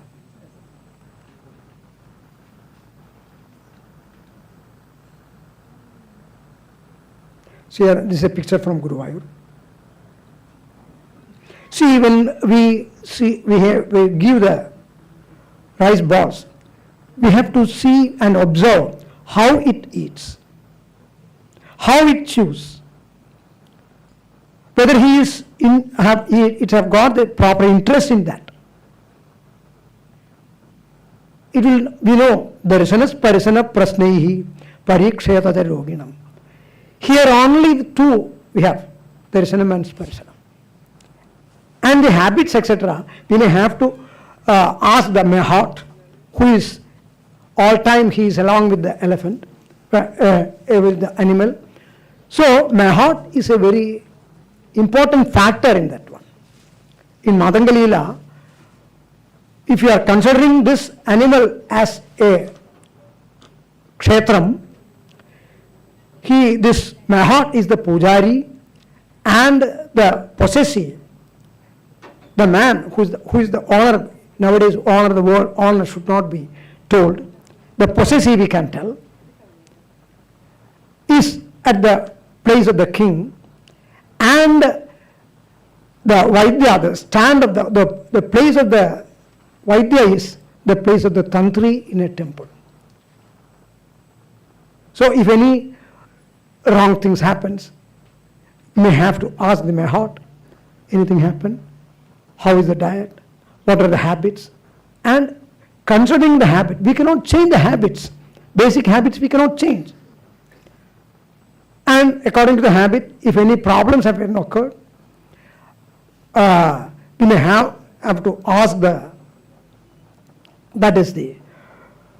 Mahot, and he will tell, and also by appearance and lakshanas we can recognize, and then we can give the medicine. Sarvam dravyam panchabhavatikam asminnarthe rogas sarvepi mandegnu sutaram udaranitu. Like that. Mandagnitum should be considered very carefully. Out of the mandagnitum, the chewing is not proper. If the elephant is not taking the grass properly, and if it is not taking the water properly, we have to be very careful. Sometimes it will not take the medicine also, especially in the stage of the beginning stage of the anaham or erandakata. So in such conditions, we may have to apply the medicine per rectum. Varti we used to give. Gulmam baddhasakratvadam vadikam tivra vedanam. This is nothing but gulma or anaha in Gaja. That is a Yahas Sucheva Vitsangaha Krichral Uchvasanam Moho Ashtanga Hridaya. Vyadhaha, piercing pain will be there. So the animal will show certain difficulties, just like moving its body here and there. And by seeing the face itself, we will be able to understand it has got pain. By experience only, we will be able to recognize the pain, etc. And we may have to ask, of course, we may have to ask the Mahot also. So if you are observing cleanly and keenly, here the medicines what we are giving, we are giving only with the Vatanilumya property. Panchalavanam is the one of Sandhavanchata Samudram, Bulam Samvarchalam Tatha, Romagam Chedi Vitneyam. This Panchalavana combination, and a combination of Saindhava and Guda and Hingu is another combination to maintain the health and also to maintain the digestive power and also to avoid the animal to have this impaction. Intestinal impaction, Purva Erandakata, Madhya impaction and Anta. See, Munketta in that is the most complicated thing here in this area. This area, Munketta, Naduketta, Pinketta. Pinketta is the most in the backside and Nadu in between. So, this is very difficult to manage the Munketta, that is very complicated condition. In that condition, we can apply this Varti, etc. A combination of Triphalachurnam and honey and Eranda Tailam and Saindhavam, and the Varti should be prepared, the size almost. It should be the size of the Pechakam, if that is inserted. I have done. Nowadays, sorry to tell the veterinarians, they are not allowing us to do that one. I prepared for one elephant and I went to Guruvayur. Anakote, they didn't allow because they told that it may cause infection. I am the only one person. They can do anything to me. They will demolish me. But after preparing this varti, they didn't allow. Very sorry to tell that, especially to the veterinarians. It is nothing but andha vishwasam, to be frank. And also I have done vasti for that. This anaha, atyashita anaham, not atyashitam, atyashita anaham, Shuddha vadonmadhita anaham, samsakra bhakra anaham, asamsakra bhakra anaham, apradushtam anaham, sampradushtam anaham, murtikajagdha anaham, sannipadaja anaham. So different types of anahas are there. Those are coming under this erandakata or anaham only.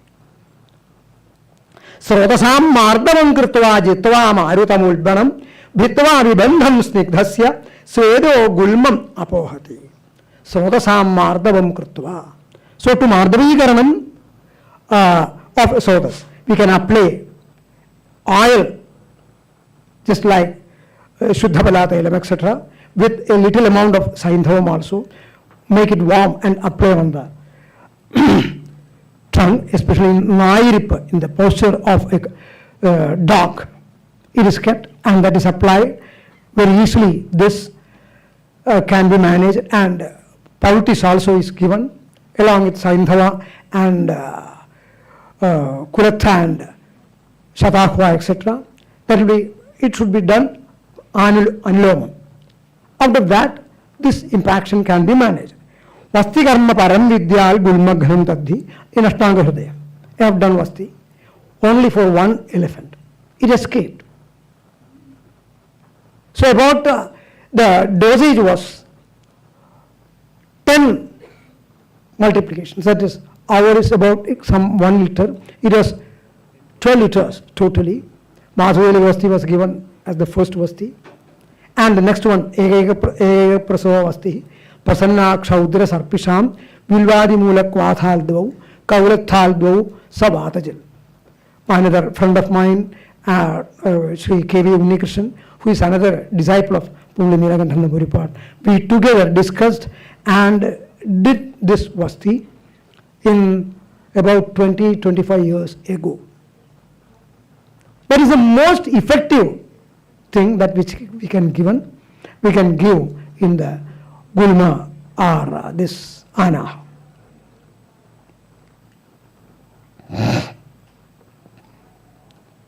So internal administration like Hingvajadi Churna, what is available, Kalyanaka Ksharam is also can be used, Panjalavanam as I told you. So those have got Vadanala property is used and it is effective also. So the dosage is 20 times of the human dosage, that's all, 15 to 20 times. And here, Murtika Jagda Anaham, it is just blowing the Murtika. It's Murtika Jagdham, Murtika Asana Janya Anaham. That is also, it is very dangerous. It will show aruchi in the food, and sometimes diarrhea may also be there. So it is a very dangerous condition. So it is the same as the treatment done in Krimi Chikitsa and Murtika Janya, Panduroga can be done. It is effective also. And preventive and promotive health. Chavanaprasam is very common in Kerala. That is given. Ashwagandhadilehyam. Ashwagandhadilehyam, it is little dangerous. Ashwagandham tilam masam gulam magathi sarpisha ardhamasa prayogena kunjarena samam balam, that is told. But Ashwagandha is sangrahi. If it is given more than 15 days, it may gradually lead to improper digestion and it may lead to anaha. So I know one elephant from my area. It died of giving this Ashwagandha Churnam more than 15 days. So it is got Rasayana and Vajikarana property, but it has got another negative property. It will cause anaham, and it is a little, because of the gurutvam of Ashwagandham, it is not easy to digest. So more than that, more than 15 days, it should not be given. Ashwagandha, the lekhyam also should not be given. But Chyawanprasham, etc., we can give up to 1 month. The maximum dosage is 750 to 1 kilo. It is better to give 250 to 300 grams daily for elephants like above. Otherwise, it may cause indigestion. Because to digest the ghee for an elephant, see, Snehabana is told, but the maximum dosage is 200 milligram only. For the human being, it is above 40, 450, etc. It may come in the Acha Snehabana. So even though this is very big, we can give only up to 200 grams. So the lekhyam, etc. should be given in moderate dosage only, not in too high. And Brahma Rasayana is a very good medicine for physical and mental wellness of an animal. These medicines will be given only for 1 month. And after again 2-3 times in a year we can give. And Amalaki Rasayanam is also another medicine to maintain the health. And this scope of Mriga Ayurveda, there is scope. I am confident about that. Because we are the persons who can treat every animal. There is very authentic text. As I told you, Palakapya Samhita is the most authentic text. Shalihotra Samhita and Tridosha principle. If you are treating basing on the principles, the result is 100%. And we have got hope also, scope also, for the youngsters who are coming from passing the BAMS. You can come to diploma in Ayurveda. There is scope. We will get job. And there is result also. And indigestion, mastitis, fever, diarrhea, food ulcers, teeth disorders, acidity. See, just like the cows also, I have treated, I have got 4 or 5 cows, a small farm is there. I have done Matravasti for cows. I have given medicine for dogs also. This one of my friend from Karnataka came to me, and he was a very fond of pet dogs, and that pet dog, he was this much big stomach was there. See, he asked, doctor, can you give a medicine for that? Yes, I shall give, but you may have to pay at least 10,000 rupees for me, because I am treating an animal. My fee is 10,000. So I am here to treat the human being, not the animals. Then he laughed and gave the Hinkvajadi Churnam only half a teaspoon. See, within 1 hour, the total stomach became, and that animal expelled that is the fecal matter, and that animal was happy. So like that in parrots, one of his students, she is treating for the eye disease, and she got the result. The same medicine, Pakshi Ayurveda. And indigestion, and in mastitis also, this transdisciplinary university there, they like to call it as ethno-veterinary science. A small combination of this turmeric powder and Ghatakumari and Churnam. A mix, it will be very beautiful colored jelly-like thing that we can apply on the to avoid this mastitis, the swelling. Within 1 or 2 days, the swelling will be reduced. The milk will not be reduced.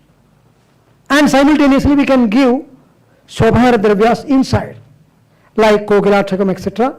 So within very few days, 2-3 days, without reducing the quantity of milk and without reducing the quantity of milking milk, we can give the medicine. Is very effective. So in such conditions, why it has acted, that we have to think basing on the Dravya Guna, not on basing on the pharmacology or something. Go through the Dravya Guna, go through the basic principle of Ayurveda. back to the basic principles, and then utilize the dravyas, study the property of the dravyas, study the condition of the disease, and apply the medicine, we will get result. And in fever, etc., the most fatal thing in every animal is fever. In Pakala, it is called as, in the fever in elephant, it is called as Pakala. That is very dangerous also. So we will not feel the temperature.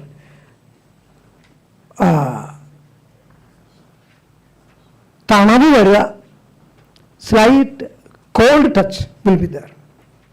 That is one lakshana of Jwara in elephants. It is a little dangerous condition also.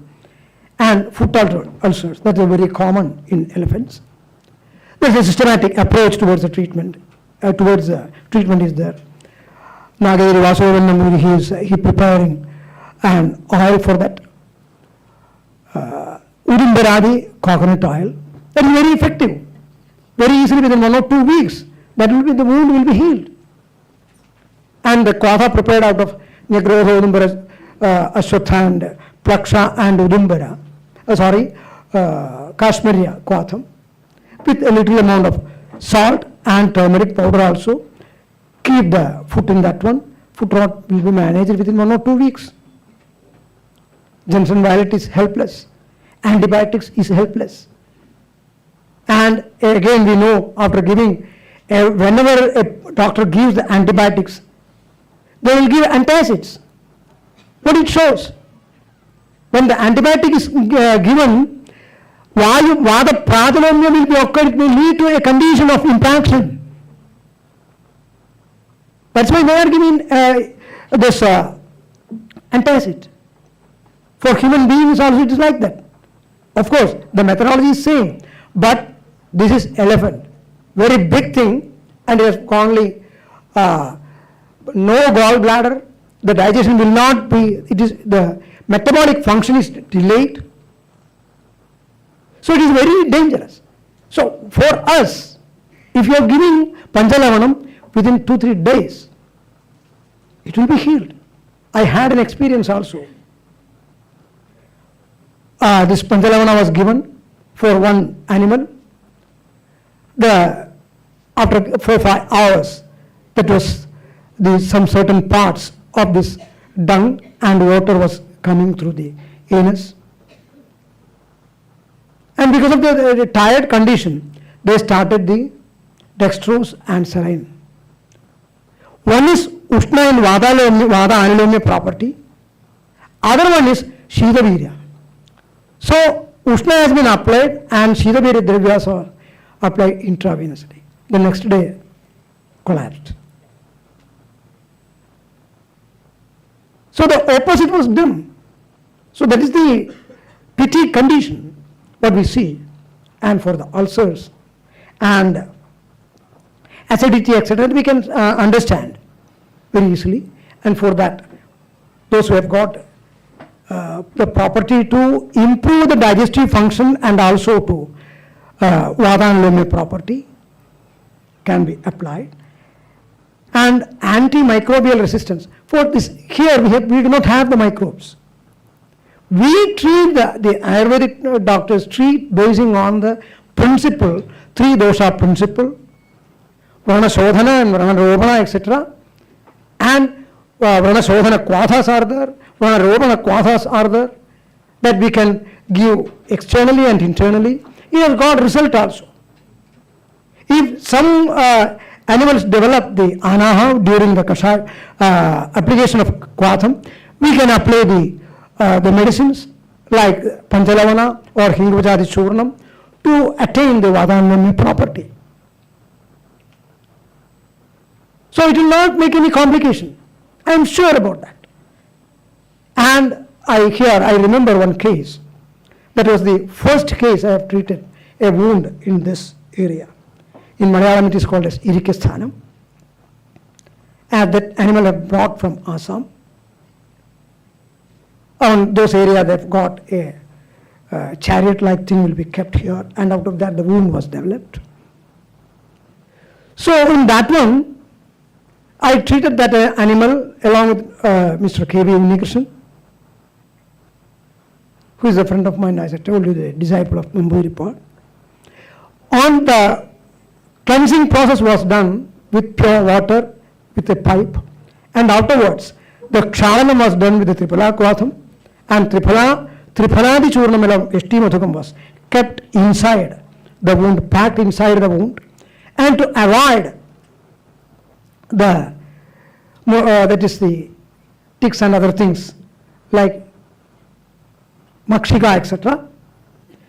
An oil prepared out of Peru in Malayalam we call, and this elakkolamba we call, just chop the leaves. I do not remember the Sanskrit name of that one. My Guru, Vaidyamadhan Narayanamuri, used to give this, and this chopped, and it is kept in the coconut oil, and the oil is prepared, and when this is applied, no makshika akramanam will be there. Within 4 months, this wound was healed. Of course, I was giving to improve the digestive power, Diritaram Hingo Vajagani Gutta Suvarchila Akshara, Vila Ajamodam, that churnam was also given simultaneously. Gradually, at least weekly once I go and see and take the pus from that wound from my own hand, and it was properly healed within 4 months. So, very systematic approach of treatment is there. There is scope. It should be brought out. If there is a help from the government, from Ayush or something, I am ready to prepare or make a handbook of that one that we can bring to the syllabus, and curriculum can be revised, and it can be brought to PG level and even research level. We can, any animal we can treat, so with these words. So there is hope in Ayurveda.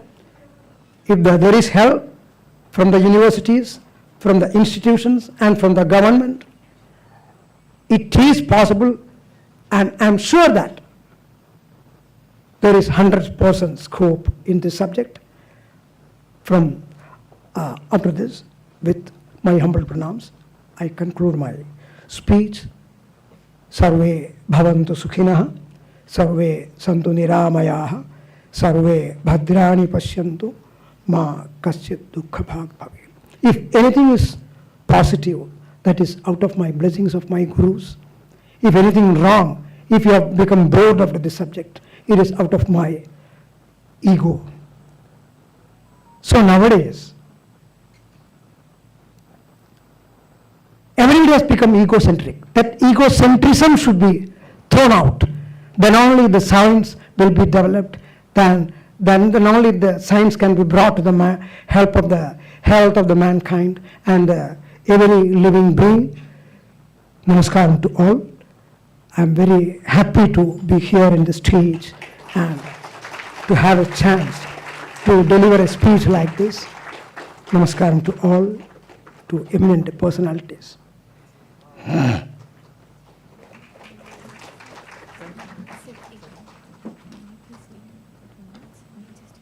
Okay. Was it okay? Yes, sir. That's great.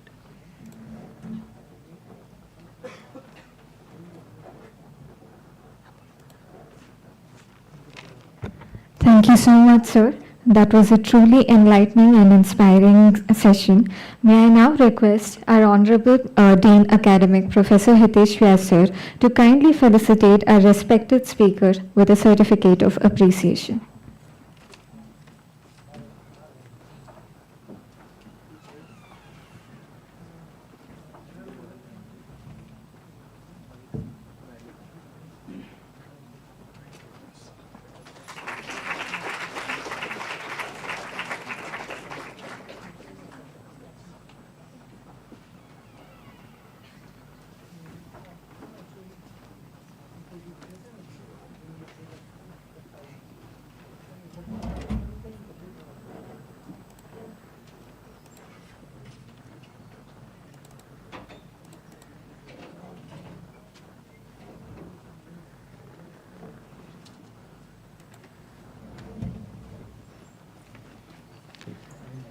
Moving to the second session of the day, I take the honor of introducing our chief guest, the second speaker of the day, Brahmashri Vasudevan Nambudiri sir. Brahmashri Vasudevan Nambudiri sir is a dedicated Ayurvedic practitioner with over 10 years of clinical experience in Hasti Ayurveda, that is elephant healthcare. He is the founder of Hastyadi Ayurveda Chikitsa Pradhana Kendram, Nakiri, and has played a pioneering role in promoting veterinary Ayurveda education. His expertise includes Hasti Ayurveda, traditional Ayurvedic treatment practices, and veterinary Ayurveda education and training. Sir has successfully treated numerous elephants with both chronic and acute health conditions. He has delivered lectures and participated as a speaker in various seminars and workshops. He has also been an invited speaker at the International Veterinary Workshop on Globalization of Veterinary Ayurveda, conducted by the Indian Veterinary Association in collaboration with the World Ayurveda Foundation in October 2022. We are honored with your esteemed presence, sir. I humbly request you to please grace the dais for the session. I now invite Dr. Indu and Dr. Hari Krishna to do the proceedings of the sessions. Please, sir.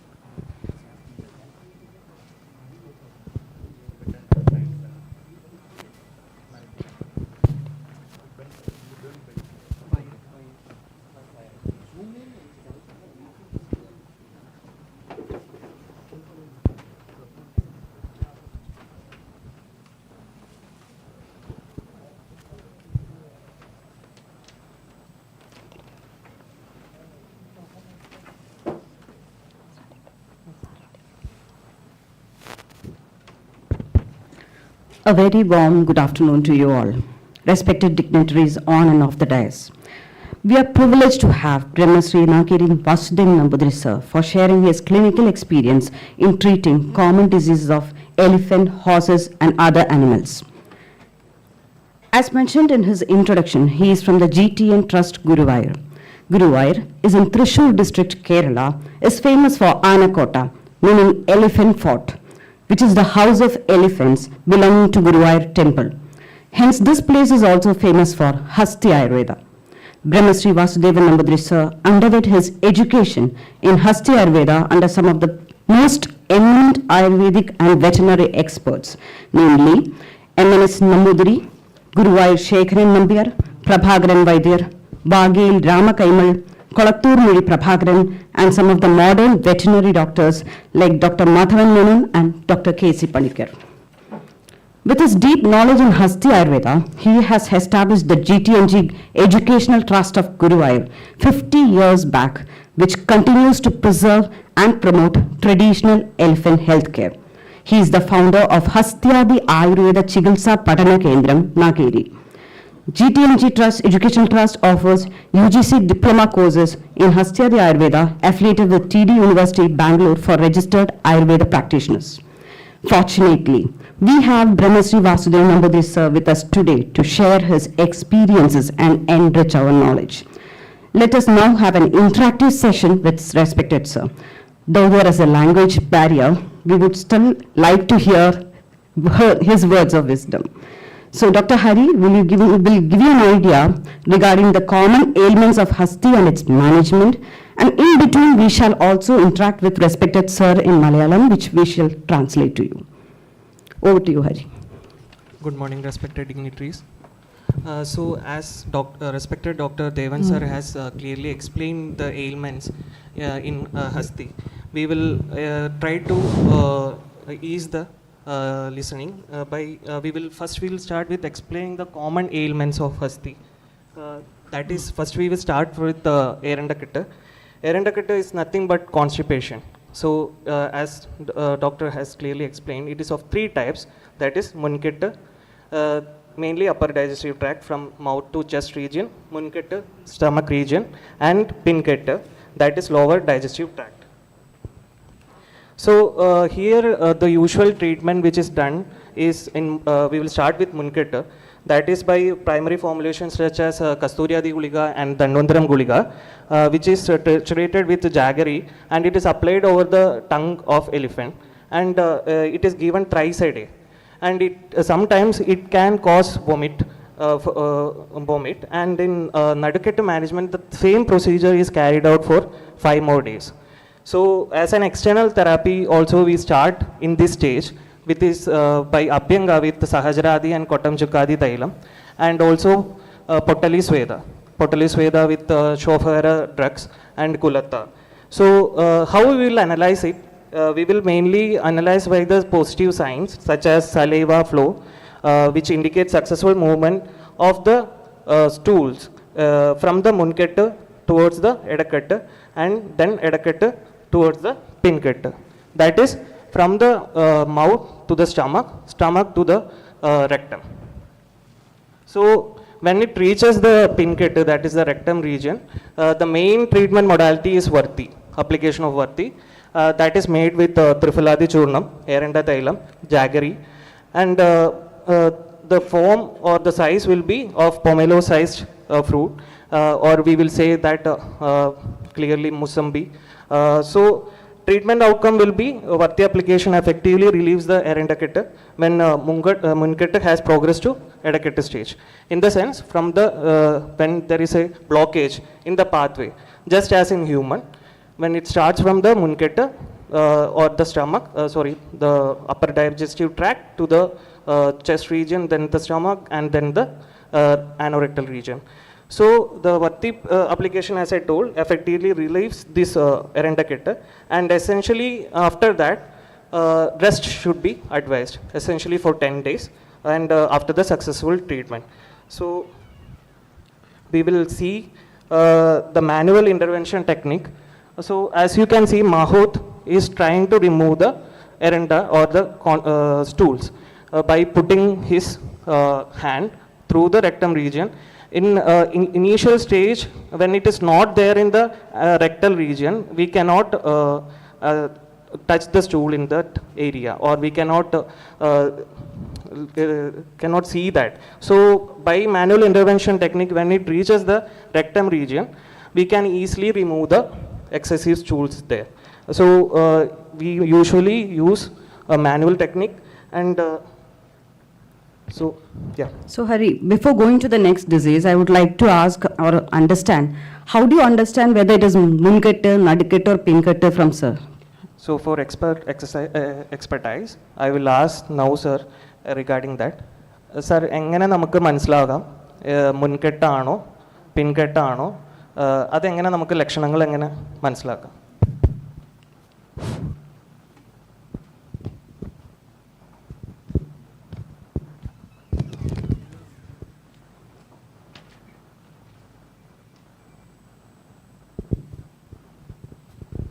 തുടക്കത്തിൽ തന്നെ മരുന്ന് കഴിക്കുന്ന ആനകളാണെങ്കിൽ കസ്തൂരിയാദി ഗുളിക, അത് ഗുളിക, അതേപോലെ പൊടിച്ച് ശർക്കര ചേർത്ത് ഇന്ദുപ്പ് സഹിതം ചേർത്താണ് കൊടുത്താൽ സാധാരണഗതിയിൽ മുമ്പിലുള്ള എല്ലാം പിന്നിലേക്ക് വരാനുള്ള ചാൻസ് ഉണ്ട്. അത് വന്നു പറഞ്ഞാൽ വന്നു തോന്നുന്ന നമുക്ക് മനസ്സിലാവും ദിവസവും ആനോടെ കണ്ടാലേ അറിയുള്ളൂ. ഇന്നും നാളെയും മറ്റന്നാളും കണ്ടാലേ ചിലപ്പോൾ മനസ്സിലാവുള്ളൂ. അപ്പോൾ ഓരോ ദിവസം കാണുമ്പോഴും നമുക്കതിൻ്റെ വ്യത്യാസങ്ങൾ കാണാം. ആ മുൻകൊട്ടിന് സംശയത്തിൽ 3-4 ദിവസം കൊടുത്തു കഴിഞ്ഞാൽ ആ ഇളക്കം തുടങ്ങിയെന്ന് പറഞ്ഞാൽ ഇടയ്ക്കിടയ്ക്ക് ഒമിറ്റിംഗ് ഉണ്ടാവും ഈ ഫസ്റ്റ് സ്റ്റേജിൽ മുൻകെട്ടാണെങ്കിൽ. മറ്റേ കെട്ടും ശബ്ദി കുറവാകും. പിന്നെ അടിയിലേക്ക് പോന്നാൽ സെക്കൻഡ് കെട്ടാണെങ്കിൽ ഇരണ്ടച്ചാറ് ഇറങ്ങി വരും. ഇരണ്ടച്ചാറ് വരിക എന്ന് പറഞ്ഞാൽ എല്ലാം വെള്ളം കുടിച്ചിട്ടുണ്ടാവുമല്ലോ. അപ്പോൾ ആ എല്ലാം ലൂസായിട്ട് ഇങ്ങനെയുള്ള വെള്ളം ബാക്കിൽ കൂടി വന്നുകൊണ്ടിരിക്കും. അപ്പോൾ അങ്ങനെ നമുക്ക് സെക്കൻഡ് സ്റ്റേജാണ്. തേർഡ് സ്റ്റേജ് ആയാൽ നമ്മൾ ഇതൊക്കെ കാണുകയും ചെയ്യും. ഈ മരുന്ന് കഴിക്കും. അതേമാതിരി തന്നെ മരുന്ന് കഴിക്കുന്നതോട് കൂടി ഈ മൂവ്മെൻറ്റ് ഉണ്ടായിട്ടുണ്ടാവും. അതിനനുസരിച്ച് ബാക്കിൽ ഒരു 10-8 ദിവസം ഒക്കെ ആ ദിവസവും എണ്ണക്കെട്ടിന് ഈ എണ്ണവായ ബാക്കിൽ 25 അപ്പോൾ അവിടെ നമ്മൾ കൈയിട്ട് നോക്കിയാൽ ആ കണ്ണവാളി കൈയിട്ട് നോക്കിയാൽ അത് തട്ടിച്ചാൽ വലിച്ചെടുക്കാം. അത് കയ്യിൻ്റെ പോലെ നഖമൊന്നും തൊടാതെ കൊണ്ട് ഗ്ലൗസ് ഇട്ടിട്ടാൽ ഗ്ലൗസ് ഇട്ടാവാം. ഞങ്ങളൊന്നും ആകുമ്പോൾ ഗ്ലൗസ് ഒന്നും ഇല്ല, അത് കയ്യിലേക്കുള്ളൂ. ഗ്ലൗസ് ഇടണമെങ്കിൽ ഗ്ലൗസ് ഇടാം. പക്ഷേ അപ്പോൾ ഗ്ലൗസ് ഇട്ട് കഴിഞ്ഞാൽ വേറെ വിഷമുണ്ട്, ഈ ശരിക്കും വലിക്കാൻ പറ്റില്ല. ഗ്ലൗസ് ഇല്ലാതെ കൊണ്ട് തന്നെ വലിക്കണം, എന്നാലേ സംഗതി പോയുള്ളൂ. ഇത് ഞാൻ ആർക്കൊന്ന് പറഞ്ഞു കൊടുത്തോട്ടെ, ഇപ്പൊ സാറ് പറഞ്ഞത്.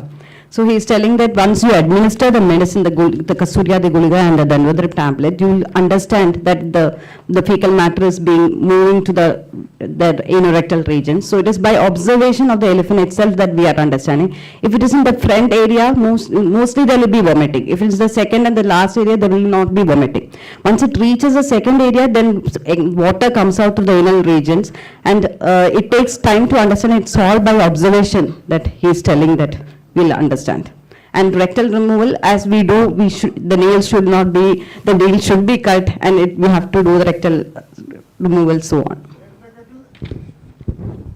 എരണ്ടക്കെട്ട് തുടങ്ങി നമുക്ക് ആദ്യം തുന്നുന്ന ആനയാണെങ്കിൽ പതുക്കെ തീറ്റ നിർത്തും. തിന്നാതെ ശരിയായിട്ടുണ്ടെങ്കിൽ ശരിയായിട്ടില്ല. ഇങ്ങനെ ഒരു തൂങ്ങിയ ഒരു വേണമെങ്കിൽ വേണം വേണ്ടെങ്കിൽ വേണ്ടാന്നുള്ള നിലയ്ക്കുള്ളൊരു നിലപാടാണ് നമ്മൾ കാണുക. അത് കണ്ടു കഴിഞ്ഞാൽ നമുക്ക് മരുന്ന് തുടങ്ങണം. ആനക്കാരൻ സാധാരണ ദിവസങ്ങളിൽ നമ്മൾ കണ്ടാൽ ആദ്യം തുടങ്ങിയ ദിവസം നമുക്ക് വിവരം തരണം. വിവരം തന്നില്ലെങ്കിൽ 3-4 ദിവസം അവരുടെ വല്ല മരുന്നുകളൊക്കെ ചെയ്യും. അതും കഴിഞ്ഞിട്ടാവും നമുക്ക് കിട്ടുക.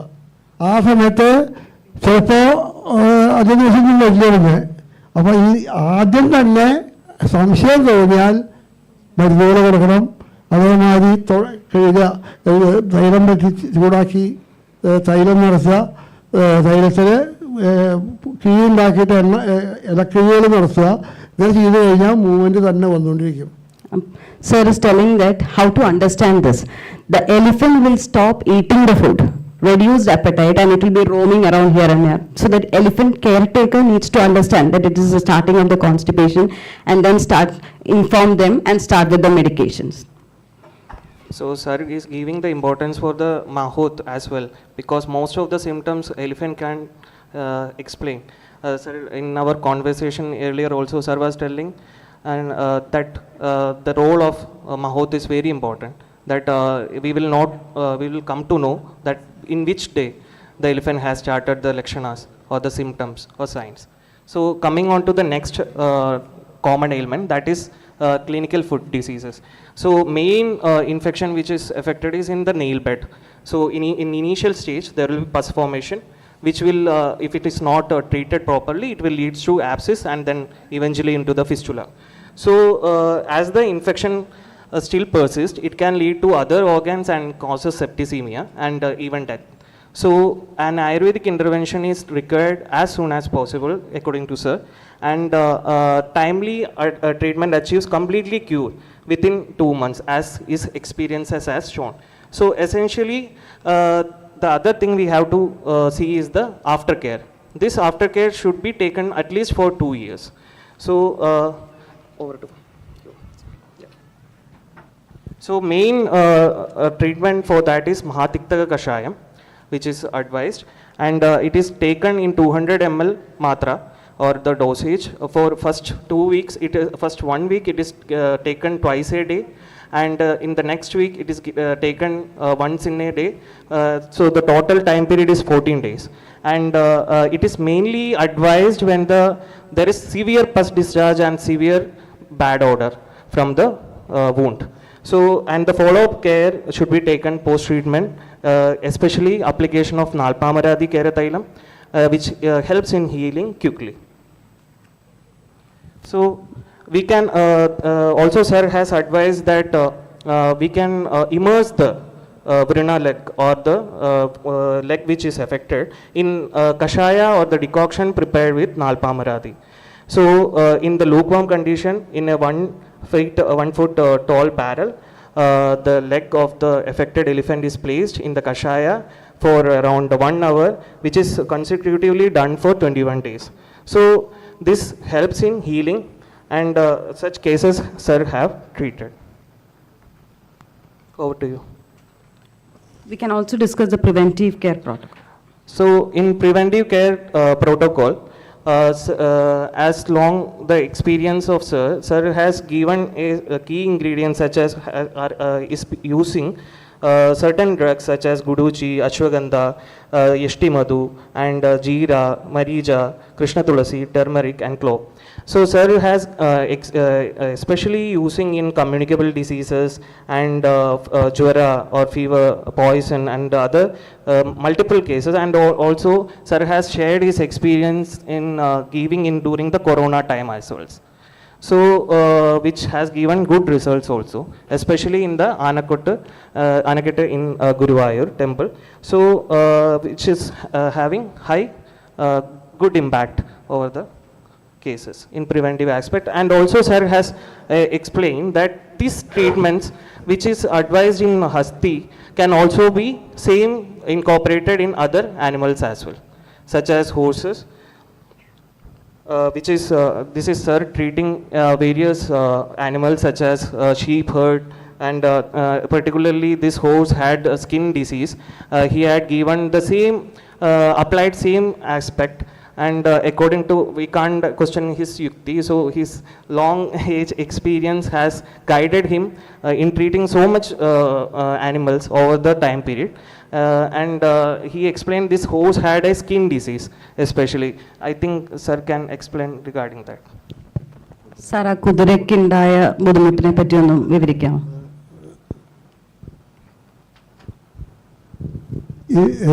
ആനകൾക്കായാലും മനുഷ്യനായാലും കുതിരയ്ക്കായാലും അതേമാതിരി തന്നെ എല്ലാ ജീവജാലങ്ങളും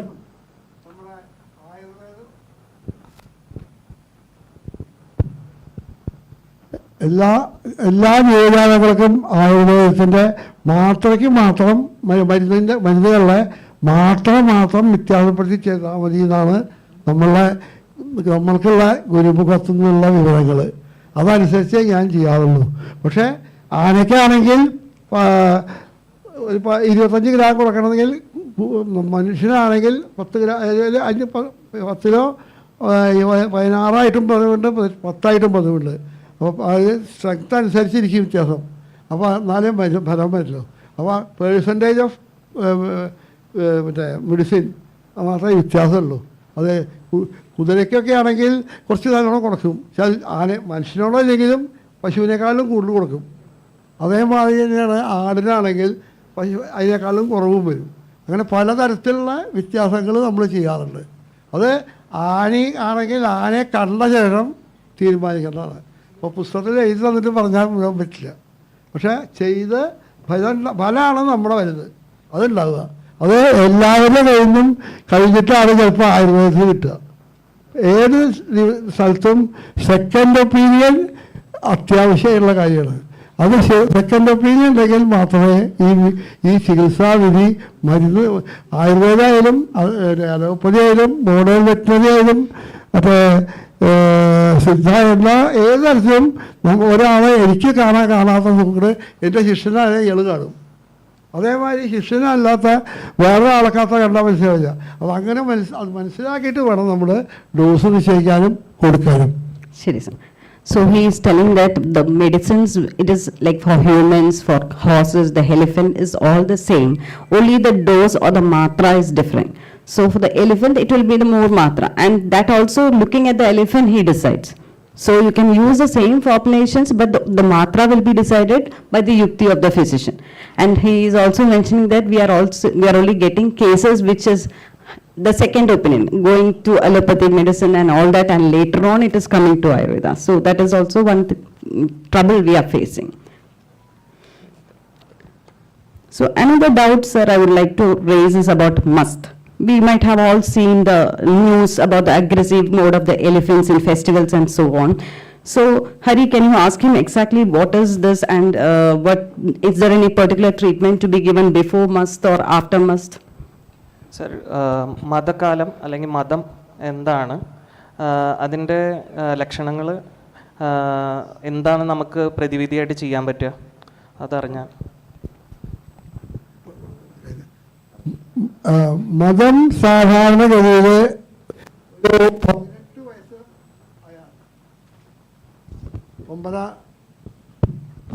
ഒമ്പതാളുകൾക്ക് 18 ദിവസം നമ്മളെ പ്രായപൂർത്തി പോലെ തന്നെയാണ് കൊടുത്തത്. ആദ്യം 18 to 21 വളരെ ചിലപ്പോൾ പെട്ടെന്നാവും ആക്രമണം ഉണ്ടാക്കുക ആളുകൾ. അത് നമ്മൾ ശ്രദ്ധിച്ച് കൈകാര്യം ചെയ്യണം. കാരണം വെച്ചാൽ ആന അപ്പോഴാണ് നമ്മൾ ശരിക്കും പറയുന്നത് പ്രായപൂർത്തി വന്നു കഴിഞ്ഞാലാണ് ഇതിൻ്റെ വ്യത്യാസങ്ങൾ വരിക. ഒരു 20-25 വയസ്സ് വരെ അങ്ങനെ നമ്മൾ ശ്രദ്ധിക്കണം. അത് കഴിഞ്ഞിട്ട് 25 കഴിഞ്ഞിട്ട് 30-35 വയസ്സ് 40 വയസ്സ് വരെ ഏകദേശം എങ്ങനെയാണോ ഈ കൊല്ലം ഉണ്ടായതെന്ന് വെച്ചാൽ അതേപോലെ ഇരിക്കും. അതൊരു 3 മാസം വരെ ഒഴിക്കണം, അതാണ് നിയമം നമ്മൾ പറയാം. അത് 10-20 ദിവസം കഴിഞ്ഞാൽ ഒലിച്ച് നിൽക്കുന്ന ആളുകൊണ്ട് 25 ദിവസം കഴിഞ്ഞിട്ട് അതുപോലെ 30 ദിവസം 40 ദിവസം 50 ദിവസം 4 മാസം 5 മാസം വരെ ഒരിക്കുന്ന ആളുകളുണ്ട്. പക്ഷേ അതൊരു ക്ഷീണത്തിന് വ്യത്യാസം വരില്ല. ചില ആളുകൾ ക്ഷീണിക്കുന്നില്ലാണ്, ചിലർ ക്ഷീണിക്കില്ല. അപ്പോൾ മതം ഉണ്ടാവാനും നമ്മൾ ചികിത്സിക്കണം, ഉണ്ടായിക്കഴിഞ്ഞ് അവസാനിച്ചു എന്ന് പറഞ്ഞാലും നമ്മൾ ചികിത്സിക്കണം. ഇത് ഞാൻ പറഞ്ഞോട്ടെ സാറേ, ഒന്ന് പറഞ്ഞോട്ടെ. So like in elephants, he's telling like the bull elephants, the must period will start from 18 years and in between 18 to 21. So till 25 also you have to be observant. It is the hormonal changes which is happening, and it can be going through 31-35 years also until 40 years. So it is something which is normally happening in elephant, and it has to secrete and go out. We should not prevent it. And just like puberty in human beings. You can add. So the same thing that we go through in our adolescence or as we get puberty, the same changes happens to the elephant also. So we need to take care during the period. Every elephant has certain kala or time period. So we should not suppress it. Nowadays, as sir telling, in his experience, there are so many cases which from the other science or veterinary science, they advise suppressants or hormonal drugs which can affect the elephants. So it can also act as a double blade. So we should not suppress it, just like a Vegadharana. It should be let it flow, or sir is telling that it should be treated to come also, and to like we should take care of the time period. In the time period we should not suppress it. So this is a mother chikitsa treatment he done for the elephant Akikavu Ramachandran by sir. Sir, അപ്പം മതത്തിന് മുന്നിലും പിന്നിലും ചെയ്യുന്ന കാര്യം എന്തൊക്കെയാണെന്ന് പറഞ്ഞുതരുമോ? മതം ഉണ്ടാകുന്നതിന് മുമ്പേ പറഞ്ഞാൽ കാണിക്കുന്നത് നമുക്ക് ഈ കഥ നിർമ്മാണോ അപ്പോൾ അതിങ്ങനെ ചലിപ്പിച്ചെടുക്കും. മൂത്രം പറയാൻ പോലും പറയും. Genital organ. So it complete your In the starting of the mother, the genital organ, they will start shaking and all, and the mutra will be always dripping out. That's the starting lakshana of the mother. And there will be behavioral changes such as അതിനുശേഷമാണ് ഈ stage വരുള്ളൂ. ഇതൊരു 50% ആയാലേ വരുള്ളൂ. okay. when it reaches to 50% only, the aggravation starts, and other symptoms are shown. So unlike humans, it is observation that we understand the behavior of the elephants. Okay. Sir, continue. പറഞ്ഞോളൂ. മൂത്രം ഇങ്ങനെ പോയിട്ട് കുറച്ച് കഴിഞ്ഞാൽ ആനയ്ക്ക് കന്നം വരും. ഇവിടെ ഈ ഒലിക്കുന്ന സ്ഥലമില്ലേ, അവിടെ ഇങ്ങനെ നനവ് അത് കൊണ്ട് കെട്ടണം. അത് വരെയും കെട്ടാനേ കഴിക്കാം. അത് കഴിഞ്ഞാൽ കെട്ടിയിട്ട് തുടങ്ങി 10 ദിവസം കഴിയുമ്പോഴേക്കും എനിക്ക് നല്ലൊരു പോകും. അപ്പോൾ ഒരു 15 days നമ്മൾ ആ സമയത്തൊക്കെ നല്ലവണ്ണം ആഹാരമൊക്കെ കൊടുക്കുന്നതായിരിക്കണം. പിന്നീട് ഇപ്പോൾ കഴിച്ചില്ലേ പോലും വലിച്ചു വരെയും അതൊക്കെ ഉണ്ടാകും. അപ്പോൾ അതിൻ്റെ മുമ്പ് നമ്മൾ ഉള്ളിൽ കയറ്റി കഴിഞ്ഞാൽ വൃത്തിയായിട്ട് വെള്ളം ഒഴിച്ചു പോകാൻ പറ്റുള്ളൂ. So he's telling that once this increased urination and all that we observe, then we have to observe the temporal area. The temporal area, there will be secretion. So that time you should understand that it is time to tie up the elephant. And from there, the 10 days period, he will be in the aggression mode, and before that, the medicine will be started. And once the medicine, if we are able to start the medicine, the secretions will be all gone from the body, and he will be out of the mother stage. And at the time, he should be fed with proper diet. So anything add? കുറച്ച് അങ്ങനെ 2 മാസം നമുക്ക് 2 മാസം കഴിഞ്ഞാൽ ഈ മതത്തിന് ശാന്തത വരും. ഒലിവ് കുറച്ച് കുറഞ്ഞു വരും. മൂത്രമാസം നിൽക്കുക എന്ന് പറയാൻ മൂത്രം ഇങ്ങനെ അറിയാതെ പോകേണ്ടിയിരിക്കും. ആ പോലും നിന്നാൽ നമുക്ക് ഒലിവിൻ്റെ കുറവ് കൊടുക്കും. എന്നിട്ടും ഒരു മാസത്തോളം ചിലപ്പോൾ 15 ദിവസം 20 ദിവസമൊക്കെ കഴിഞ്ഞിട്ട് ഈ ആനക്കാരനെ അറിയുള്ളൂ. ആ അറിഞ്ഞു തുടങ്ങിയിട്ടും ഒരു 15 ദിവസം കഴിഞ്ഞാൽ മാത്രം നമുക്ക് ആനയുടെ അഴിക്കാനോ, ചിലപ്പോൾ ചില ആന ഇപ്പം ആനക്കാരനെ മറക്കില്ല, ചില ആനക്കാരനെ മറക്കും. മറന്ന ആനക്കാരനെ ഓർമ്മപ്പെടുത്താനുള്ള ചിലതൊക്കെ ചെയ്യേണ്ടി വരും. ആണ്. അപ്പോൾ അത് നമ്മൾ നോക്കണ്ട. So after 2 months of treatment, then we'll start the decrease in the urination, which is passed unknowingly, will stop. The secretion will be also surrendered, and then slowly, sometimes the elephant also forgets the caretaker. So that he was telling, the caretaker is forgotten. Then after the stage, he'll start understanding, oh, this is my caretaker. Sometimes for medicines will be required for making him understand that this is the caretaker. So this is the whole process. And after this also, the elephant will be kept for some time till he recovers everything, and only then will be untied. So Hari, can you explain this slide to the... Yeah. So this is kidakkatambu or bed sore, as we can like correlate. So mainly it is like a vrina or ulcer which is formed. So എങ്ങനെയാണ് നമുക്ക് ചികിത്സിക്കാൻ പറ്റുക?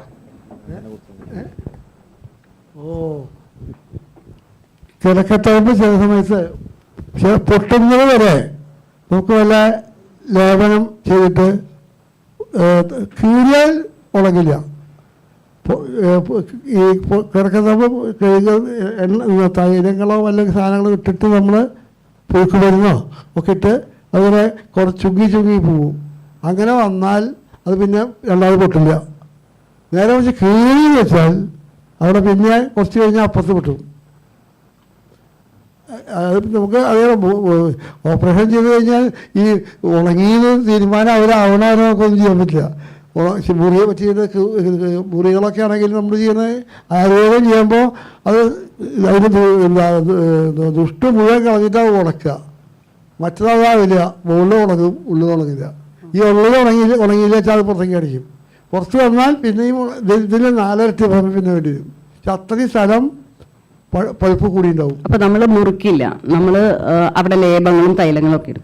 So he's telling that in the wound or the bed sore leg condition, what happens is that we do like vrana chikitsa, but we don't, it is amavastha, so we put leba, then we put thaila and all that. We don't incise the wound, and if we incise, there are chances for recurrence in another area. That is what he is telling.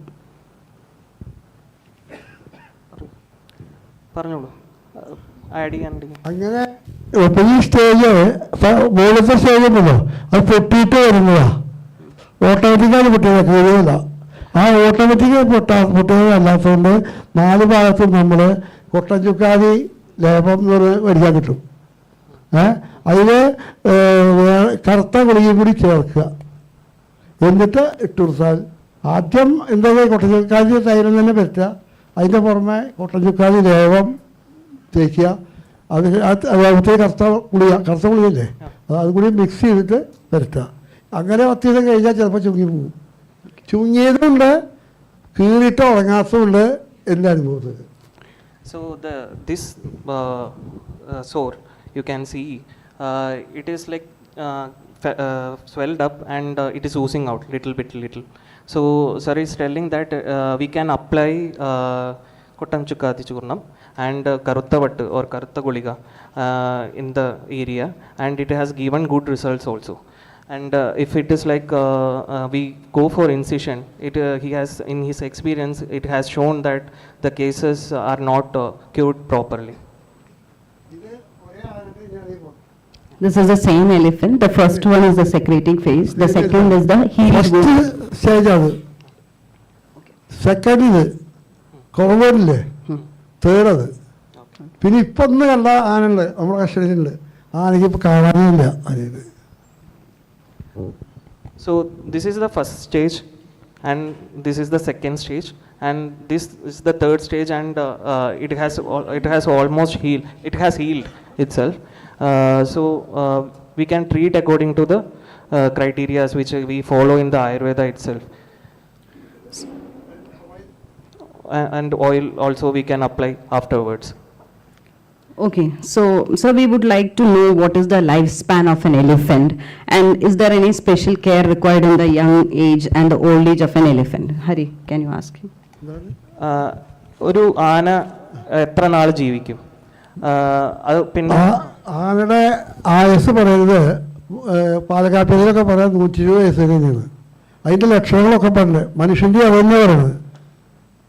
പക്ഷേ ആനയെ അധ്വാനികളും വേണ്ടമാതിരി നമ്മൾ ദേഹം നോക്കണ മാതിരി നോക്കാൻ ആനയ്ക്ക് പറ്റില്ല.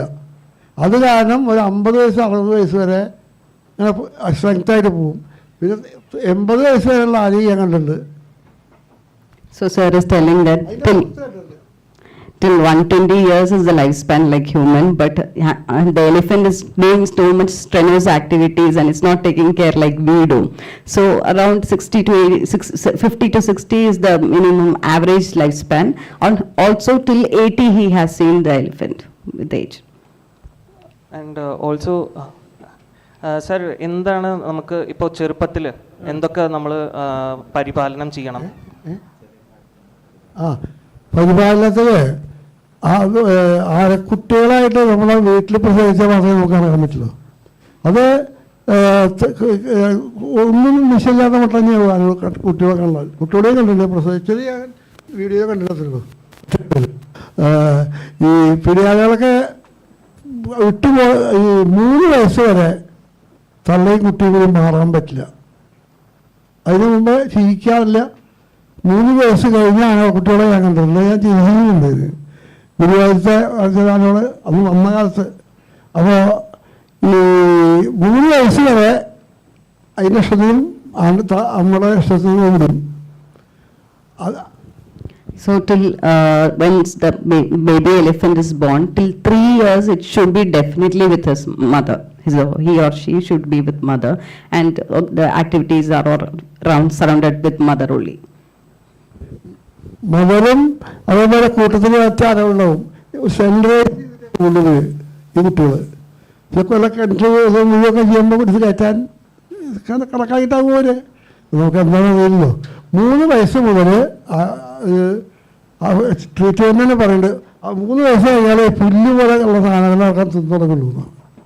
So after 3 years it slowly started eating the grass and all. പിന്നെ ലൈറ്റ് ഫുഡുകളായിട്ട് മുലപ്പാല് കൊടുക്കണതുണ്ട്.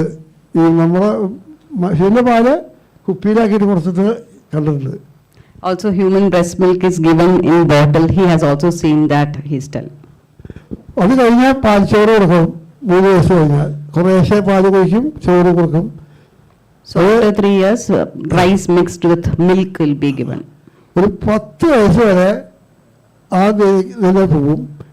ലൈറ്റായിട്ടുള്ള ഫുഡ് കഴിച്ചിട്ടും തിന്നാൻ കൊടുക്കുക. ആ സമയത്ത് നമ്മൾ ആനകളെ ഫ്രണ്ടിൽ നിന്നിട്ട് വേറെ വല്ലതും വടി വെക്കുക ഒക്കെ ചെയ്താൽ അവനെ ഓടിക്കും ആന. ആ ഓടിച്ച ദുശീലങ്ങൾ ആനയ്ക്ക് പഠിക്കാനുള്ള വക ആ സമയത്താണ്. So he's telling, sir is telling that this is the time period, 3 to 10 years, which is very active in his life or elephant's life. So he will be naughty in that time period, and we need to practice like if we for land elephants in captivities, if they train at that stage, they will it is hard to follow, but they will follow that at that time period around 3 to 10 years. ഈ ടൈമിൽ ഞാൻ ആകെ പഠിപ്പിക്കണം. ഈ കിടക്കാനും വിരിക്കാനും മടിക്കാനും ഒക്കെ 3 വയസ്സ് മുതൽ 10 വയസ്സ് വരെ ഈ സമയത്താവാം. ചില ആളുകൾ വളരെ വേഗം പഠിക്കും, ചില പഠിക്കില്ല. അപ്പോൾ അടിക്ക് വേണ്ടി വരും. അങ്ങനെയുള്ള ബുദ്ധിമുട്ട് വരും. ആനയുടെ മുമ്പിൽ നിന്നിട്ട് ഈ അടിക്കാന്നില്ലേ, അത് ആന അവർ ഓടിക്കുക കഴിഞ്ഞിട്ട് പിന്നെ ചെന്നോലൊക്കെ ഓടിക്കും. അത് പഠിക്കാൻ പാടില്ല.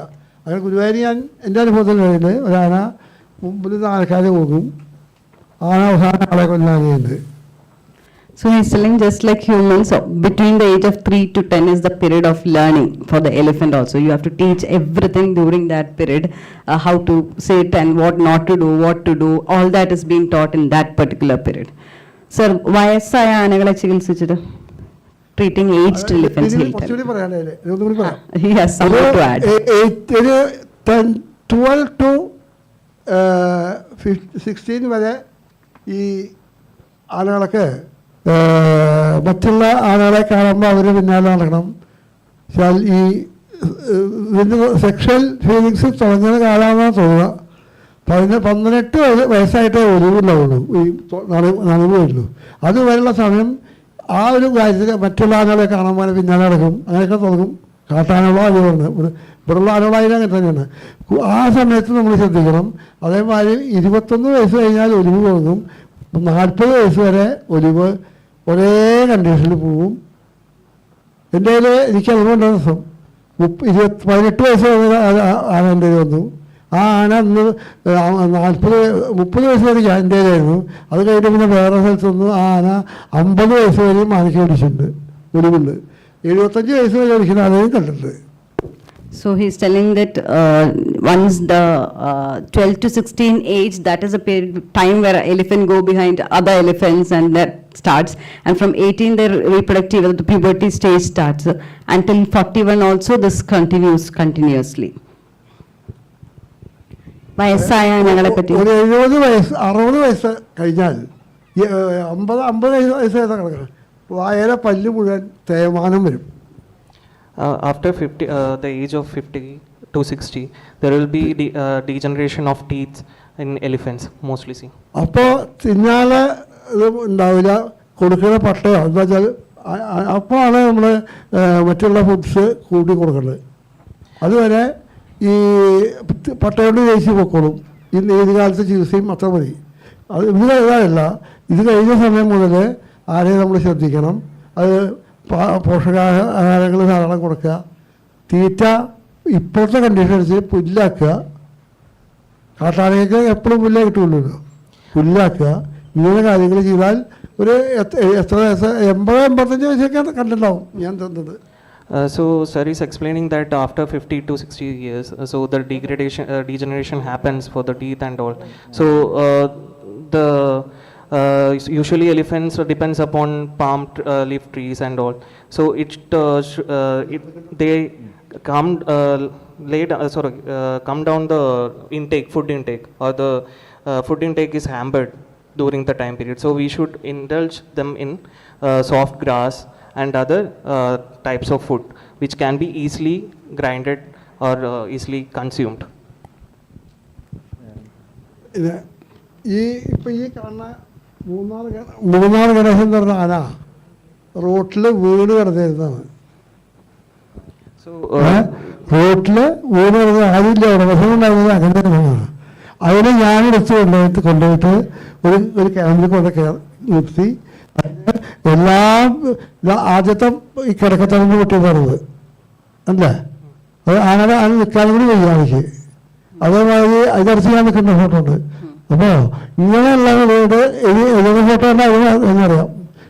ഇതൊക്കെ മുഴുവൻ ഒരു 5 മാസത്തെ ട്രീറ്റ്മെൻറ്റ് കൊണ്ട് കംപ്ലീറ്റ് മാറിയിട്ടുണ്ട്. ആന നല്ലോണം നല്ലതായി അത്ര ഇതൊന്നുണ്ട് വർഷം. So this elephant is Moonar Ganeshan. So this is an abandoned elephant. He found him, and during that period, it was very emaciated, weak, and there was, as we saw, bed sore or kadakatharamba, and also it was very weak. You can see the picture here. It was very emaciated, and it can stand up also straight. So he had taken under his wings, and he has given the treatment, and it came into life after that. The elephant came into life.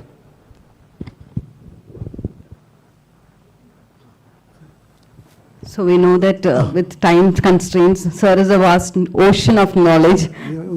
Close ചെയ്യാം. ഇതൊക്കെ ഗുരുമുഖത്തുനിന്ന് പറഞ്ഞു തന്നതിനനുസരിച്ച് എൻ്റെ യുക്തി ഞാൻ ചെയ്യുന്നതാണ്. ഒരു തിയററ്റിക്കലായി നോക്കുമ്പോൾ ഇതൊന്നുമല്ല വേണ്ടിയില്ല, ഒക്കെ മാറ്റം വരും. ഇത് പ്രാക്ടിക്കൽ സൈഡ്. അതേപോലെ നമ്മൾ പ്രാക്ടിക്കലിനായിട്ട് ഈ ആനയെ പഠിപ്പിക്കുന്ന സ്ഥലത്ത് നല്ലോണം പ്രാക്ടിക്കൽ വേണം. ഇല്ലെങ്കിൽ ഒരാനയ്ക്ക് കാണുന്നതാവില്ല മറ്റാനയ്ക്ക് കാണുക. അത് കാണണമെങ്കിൽ ഇത് മനസ്സിലാക്കാനുള്ള കപ്പാസിറ്റി ഉള്ള ആൾക്കാർ വേണം. പിന്നെ നമ്മൾ ചെയ്യുന്നത് മുഴുവൻ ഞാൻ ആയുർവേദം മാത്രമേ ചെയ്യാറുള്ളൂ. അത് പരമ്പരാഗത ശൈലിയിൽ പഠിച്ച കുറേ ആയുർവേദ മരുന്നുകളും കാര്യങ്ങളുണ്ട്. ദശമൂലാരിഷമൊന്നും ഞാൻ കണ്ടിട്ട് ഇത് കൊടുക്കാറേ ഇല്ല. ആ സാധനം ജലാക്ഷാരിഷം മുഴുവാകും, മതവർദ്ധനയ്ക്കൊക്കെ. അതിനനുസരിച്ച് തന്നെ ചെയ്യണ കാര്യങ്ങളുണ്ട്, അതൊക്കെ ചെയ്യാം. പക്ഷേ ഇത് ഇപ്പോഴത്തെ ഈ നമ്മളുടെ ചില പാരമ്പര്യ വൈദ്യന്മാർക്കെന്ന് പറഞ്ഞാൽ മുഴുവൻ പറഞ്ഞു കൊടുക്കില്ല എന്ന് പറയും, ഒന്നും പറഞ്ഞു കൊടുക്കില്ല. പക്ഷെ അതല്ല, ഇത് നമുക്ക് പുറത്തേക്ക് കൊണ്ടുവരണം എന്നുള്ള ഒറ്റ മോഹം കൊണ്ട് ഈ അസ്ത്യായുർവേദ ചികിത്സ ഞാനും ദേവദേവിയും കൂടിയിട്ട് തുടങ്ങാനുള്ള കാരണം തന്നെ ഇതന്നെയാണ്. ഇത് പുറത്ത് വന്നിട്ട് 10 ഡോക്ടർമാരെങ്കിലും ഫോളോ ചെയ്ത് കഴിഞ്ഞാൽ നമുക്കത് വെച്ചാണ്. 26 ആളിപ്പോൾ ഞങ്ങളുടെ certified ഹോൾഡേഴ്സായിട്ടുണ്ട്. Sir is telling that all these has been learned from his gurus, and he has been practically using it regularly. And each elephant you have to understand practically. You can't have theories in classes to understand the elephants. Each elephant is different, so one has to experience from each elephant what is it, the difference and all that. So he's been training 26 doctors under his for a course, and they are being trained. So he wants more people to come into this and Hasti Ayurveda to flourish. So that is the reason he is giving his wisdom here openly, and so we are eternally grateful for your kind knowledge. Sir, ഇവിടെ വന്നതിൽ ഞങ്ങൾക്ക് വളരെയധികം സന്തോഷമുണ്ട്. വളരെയധികം സന്തോഷമുണ്ട്. ഇത്രയും ദൂരം ഈ വയസ്സിലും ഇത്രയും കഷ്ടപ്പെട്ട് ഇവിടെ വരുന്ന ഇതിനു വേണ്ടി പറയാന്ന് വെച്ചാൽ. So let's give a big round of applause for his effort at this age to come all the way to give this knowledge to ITR people. Thank you, sir. Thank you on behalf of ITR. Thank you, sir. Nandi, sir.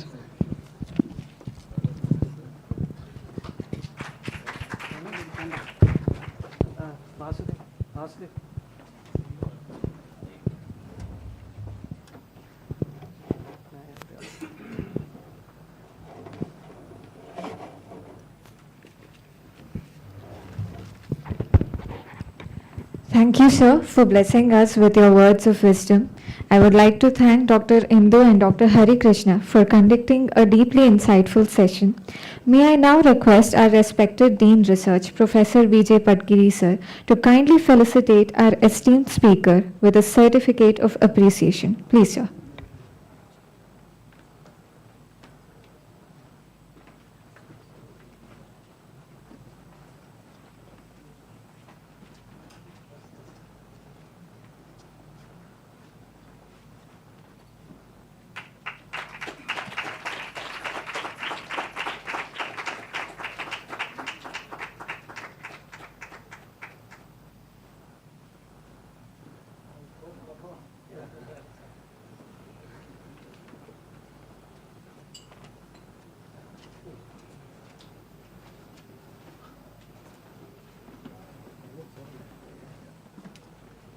Okay വേഗം ഉണ്ടല്ലോ.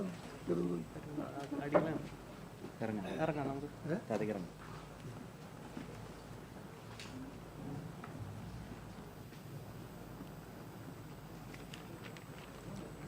Thank you, sir. We will now be taking a break for lunch and we will commence the post-lunch sessions at 2:30 p.m. I request all our audience to be present in the auditorium at 2:20 p.m. sharply. Thank you.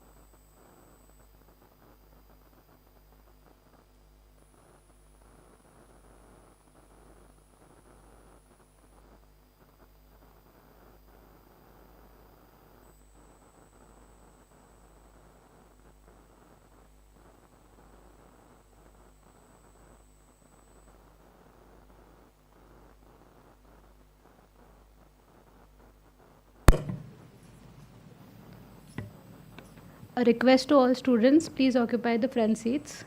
The session will begin shortly.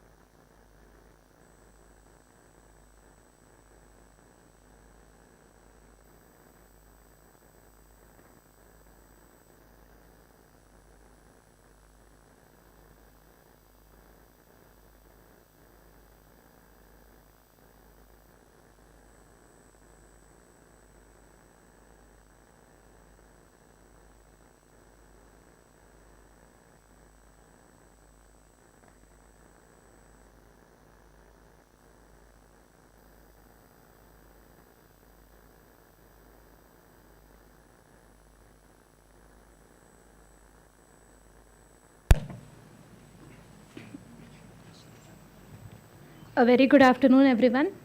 I warmly welcome you all to Mrugayurveda 2025 One-Day International Symposium on Ayurveda for Veterinary Health. As we step into the second half of our day, we are all set to begin the third session. Before that, I would like to invite Dr. Director Ma'am to felicitate our guest, Dr. George Soros. Ma'am, please felicitate Dr. George Soros.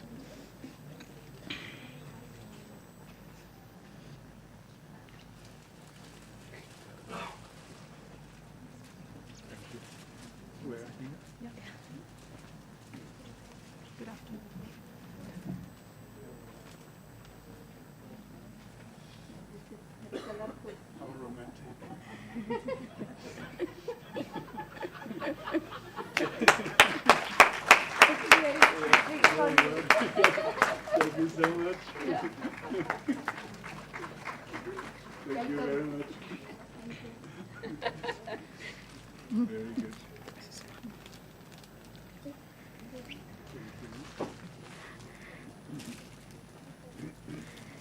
Dr. George Soros is Chief of Veterinary Services at Vantara, a role he has held since 2022. He holds a degree in Veterinary Medicine (DVM) from Portugal, MSc in Wild Animal Health from London, and a certificate in Zoological Medicine from the Royal College of Veterinary Surgeons. Since 1998, Dr. Soros has worked in zoological parks and conservation organizations across Europe, USA, East Africa, the Arabian Peninsula, South America, and Asia. From 2009 to 2015, he has served as the Director of Veterinary and Laboratory Services for the Saudi Wildlife Authority and Zoological Society of London. From 2015 to 2019, he was Director of Veterinary Laboratory Services, Spain. From 2020 to 2022, he was based in Ethiopia, working from Prime Minister Office as Director of Veterinary and Laboratory Services. During this period, he established his NGO, BeWild Aid, which implements the Ethiopian Wildlife Veterinary Services, providing care to wildlife animals under human care and within protected areas and national parks, and training Ethiopia's future generation of conservationists.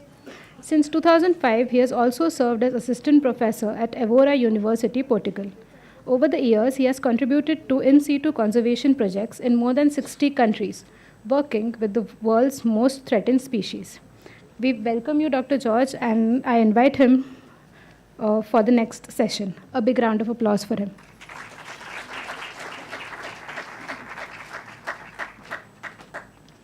Hello, thank you so much for the invitation. So I'm going to speak about a concept of One Health. So I'm a veterinarian. I work with wild animals. So that's a particularly interesting subject, at least for me. And the concept of One Health is becoming obviously quite popular, but is obviously a concept that is among us. Since we are humans, we live in an environment which we share with animals and with an environment.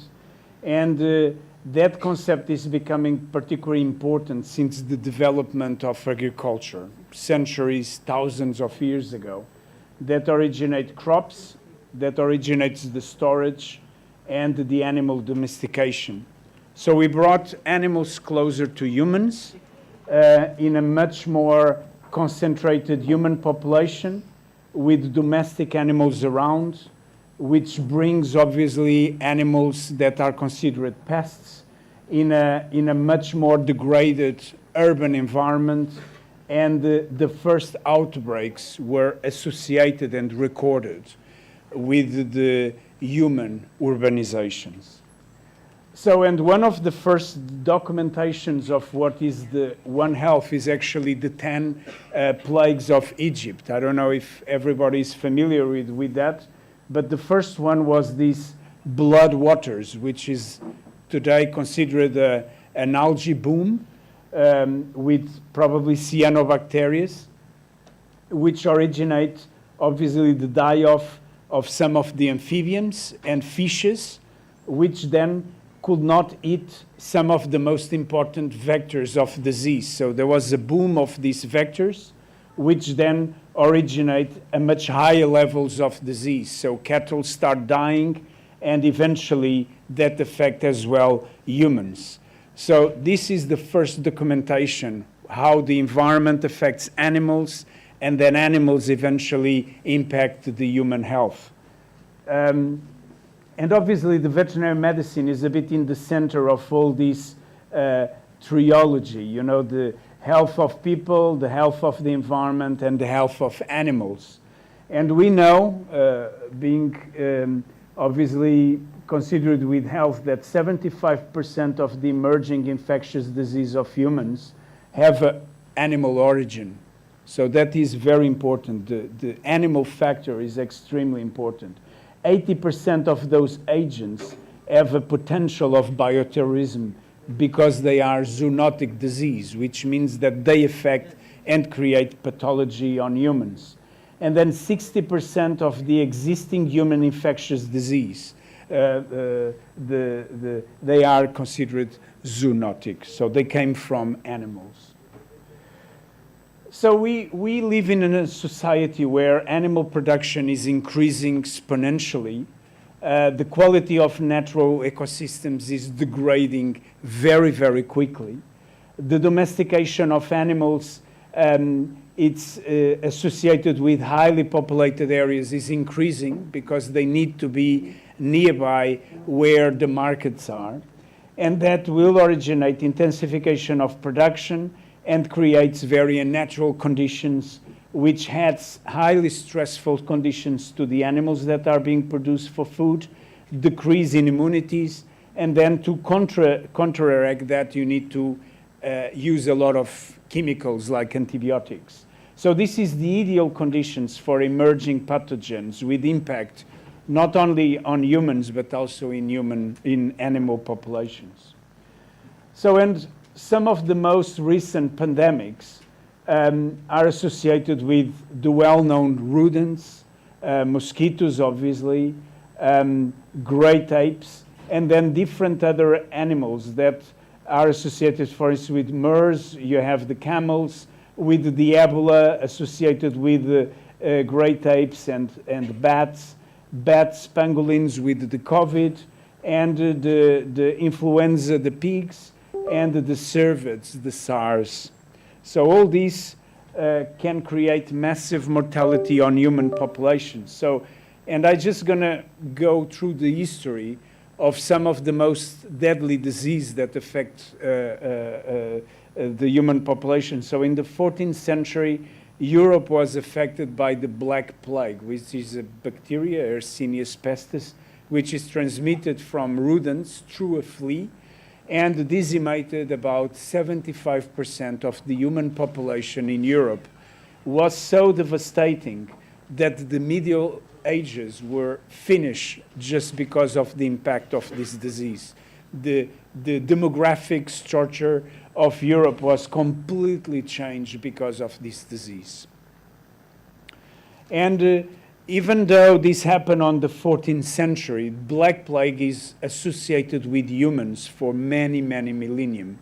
And even in recent times, the passage of the 19th century to 20th century, in only the United States, Black Plague was the cause of 3 million deaths only in the United States. So that was already a lot of the immigrant populations that arrived to New York. One of their jobs before they actually were admitted in the United States was to catch rodents. And that was one of their first salaries because they already knew that rodents were the vector of Black Plague. And another disease that is very devastating was the smallpox. And this was very true in populations. Human populations were very isolated during millennium, which was the Americans' populations. And when they enter in contact with Europeans, which were in contact with smallpox for centuries, if not millennium, so they were pretty much immune to that, they originate what we think that was a catastrophe within very small number of decades that originate the death of 50 million native Indians that died because of smallpox. And another disease that is very devastating in animal populations is the rinderpest, which is very similar to smallpox, and is one of the first diseases that have been eliminated from the planet. Together with the smallpox and the rinderpests, they are the two first diseases that have been completely eradicated from the planet. And the reason why we have studies of veterinary medicine is exactly because of this disease.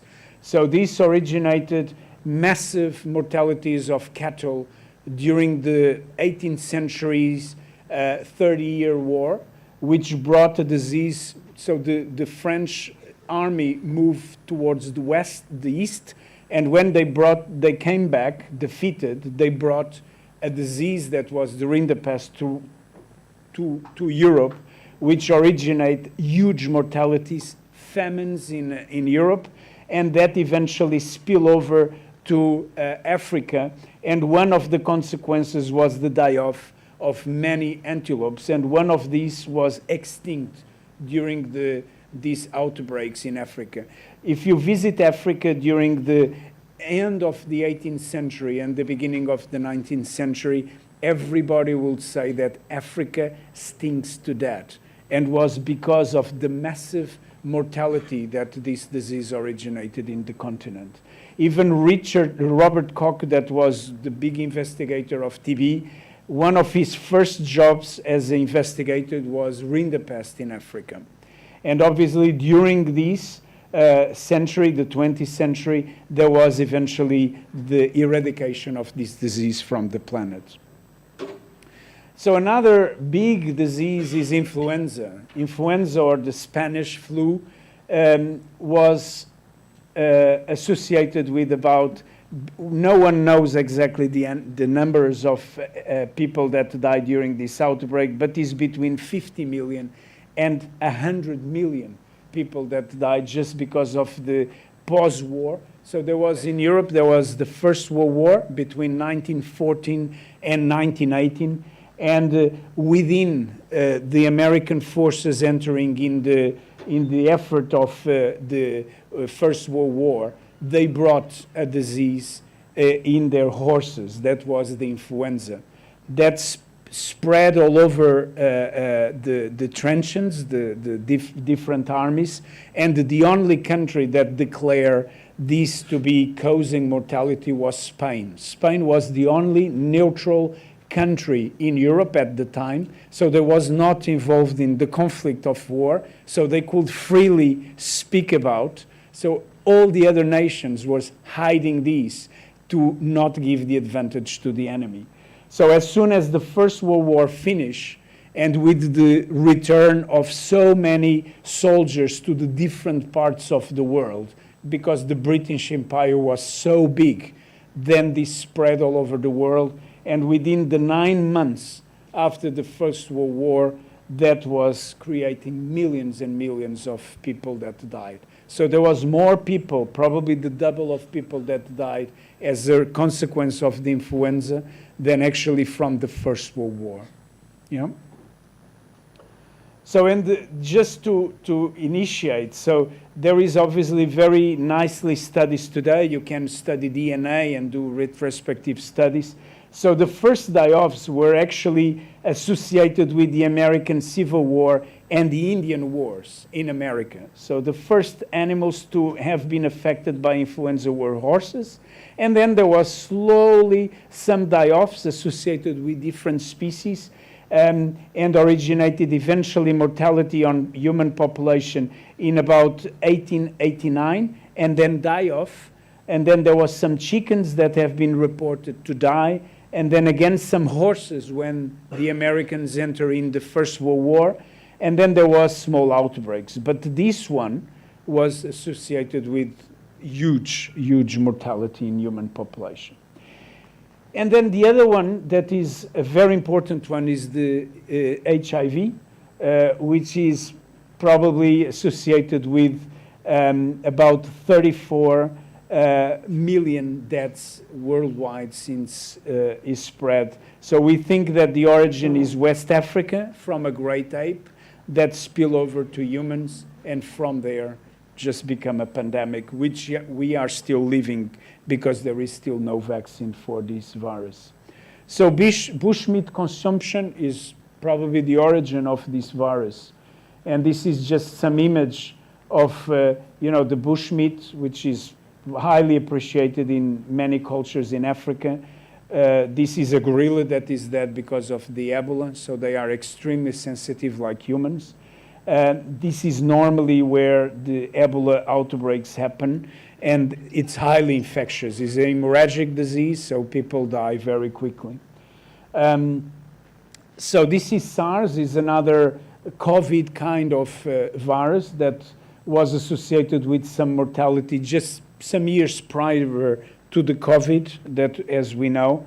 And just to give you some other example of virus that have been associated with mortality in humans. Ebola, we just spoke about that, influenza, the MERS. So there is several, the COVID obviously. And just to tell a bit about the MERS, it was associated mostly with camels. So there was start in the Middle East, and then from the Middle East spread to Europe. So this virus was actually associated with a very low spread, but very high mortality, much more high than the COVID itself. The COVID was a virus that almost didn't kill.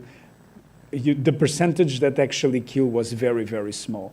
This virus would be associated with a mortality on around 80%. If the COVID had this capacity of killing, that would be a very devastating disease. So this is just to speak about, this complexity of highly industrialized production of meat in very, very close from human populations. So this increased farm size and intensity, and originates obviously infections. The zoonotics, the mutations are much more able to mutate much closely when you have higher populations of animals. And this is the perfect ground to create viruses that are very able to kill different species, including humans. And this is just to give you an example of the economical impact of, for instance, the COVID. We are speaking about billions of impact on the economics. So it's not just the mortality, it's the economical impact that this disease eventually originates. And I'm just going to extrapolate a bit, not just to the humans, but to the animals. So this is a saiga antelope, and this is an outbreak that was studied by my boss when I was working in Saudi, which was Richard Koch. And he basically, there was associated this antelope that was several millions in the steppes of Asia. And suddenly, within 3 weeks, there was about 200,000 deaths. Without any warning, they just die. And then, obviously, why they die? So you get to this carcass. Most of them are already autolyzed, so very difficult to take a good microbiology sample. But eventually, there was associated with a Pastorella multicidum. And then what happened? Why we justify that suddenly a Pastorella, which is basically present in most ruminants, why suddenly create such a virulent outbreak? And the reason was because of climate change. These animals in this summer were associated or exposed to very high temperatures that create a stress, immunity decrease, and was just when these females were giving birth to their babies, so another stress. So it was the perfect environment for a bacteria that is normally not associated with particular disease and was present naturally in most of the healthy animals, suddenly create a big problem. We know that Pastorella multicida can create massive mortalities, but this was really unusual. So, and obviously, I'm just going to speak about the work that we do as wildlife veterinarians. So it's particularly difficult to study wildlife. So it's probably much easier to study humans, domestic species, but the wildlife is difficult to and I'm just going to explain you why it's so difficult. Because most of the wildlife is associated in places with conflicts. So I'm a Christian, so I had to work many years in Muslim countries, and that is not particularly easy. So you need to be diplomatic, you need to be respectful. And then obviously one of the things that you have to deal with the fact that a lot of these populations are in threat, so difficult to study, they are poached, the animals are really difficult to approach because they normally see humans as a threat. And when the samples that sometimes you collect are from animals that have been recently killed. So this was a visit that I did to a place in Saudi Arabia to study exactly this species, which is a Nubian ibex. And we found this gentleman, which is only 15 years old, with a big rifle, which the rangers in Saudi Arabia cannot have.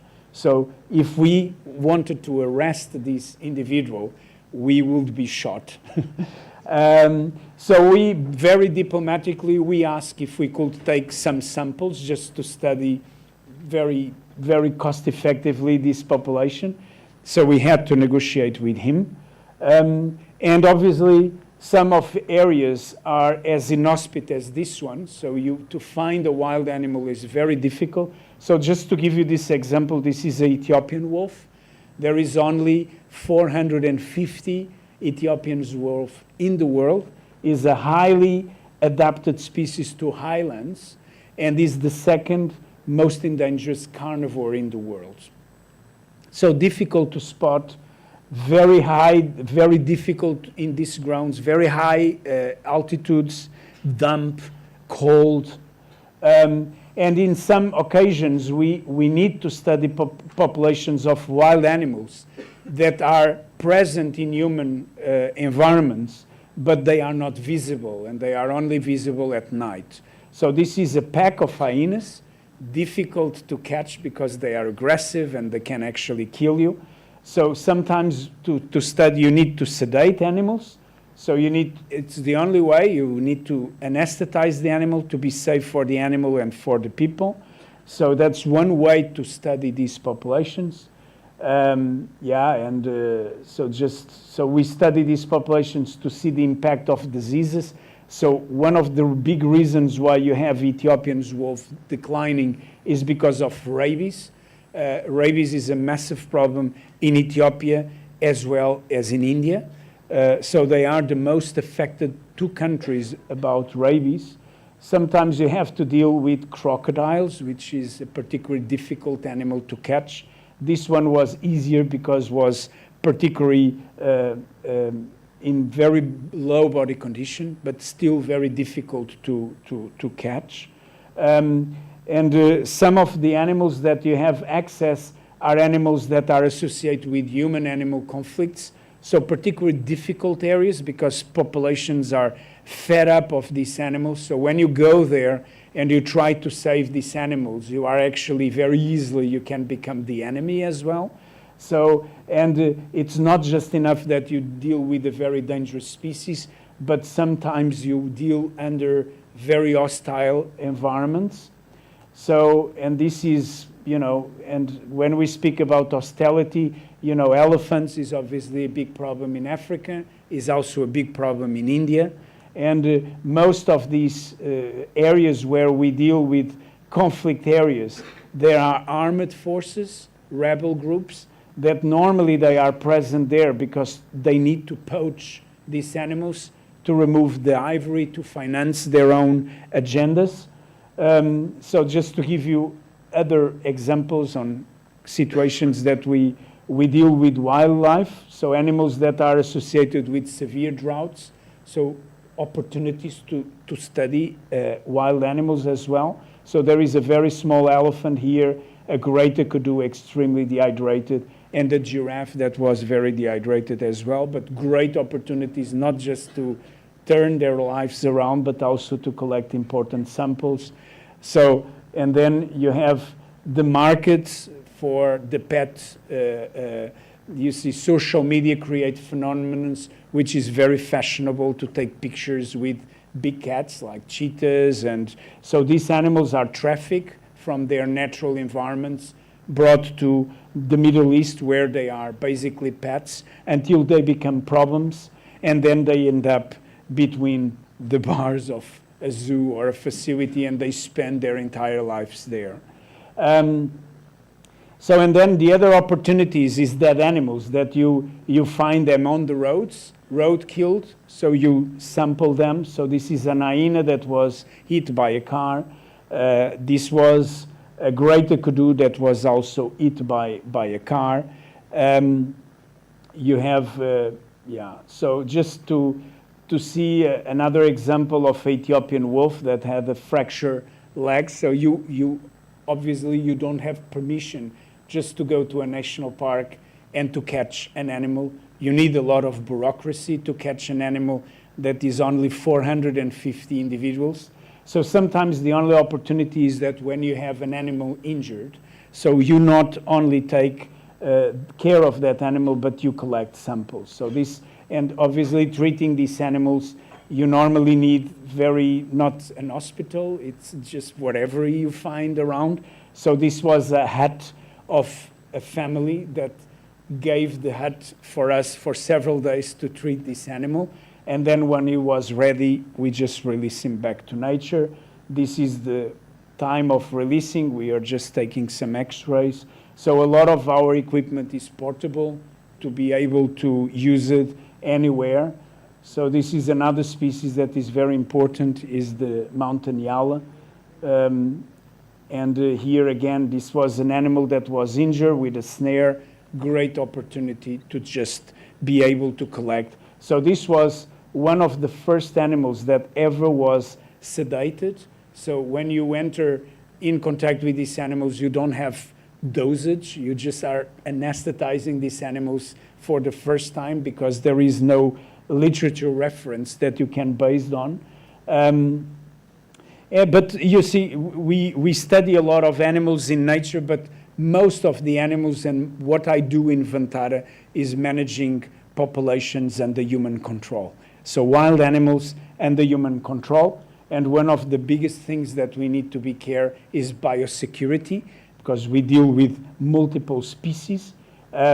So the people flow is a very important thing that we need to make sure. It's not just the animals, it's the people that work with the animals that they need to understand the biosecurity. And obviously you deal with animals that are very young, like parrots, which have their specific diseases. I'm just gonna give you a little example on what things that we need to teach. For instance, this is a mistake that it's very common, is that you start contaminating all your protected equipment. So you need to use first the gloves, and then, so this is wrong, and we wonder why infectious disease actually enter in certain environments is because the people that are working with them. So our job as veterinaries is a lot of this education as well to make sure that people understand. So just to give you, so just one thing that we need to make sure is that we use the gloves and then everything else. And obviously biosecurity is obviously one of the most important tools is quarantines.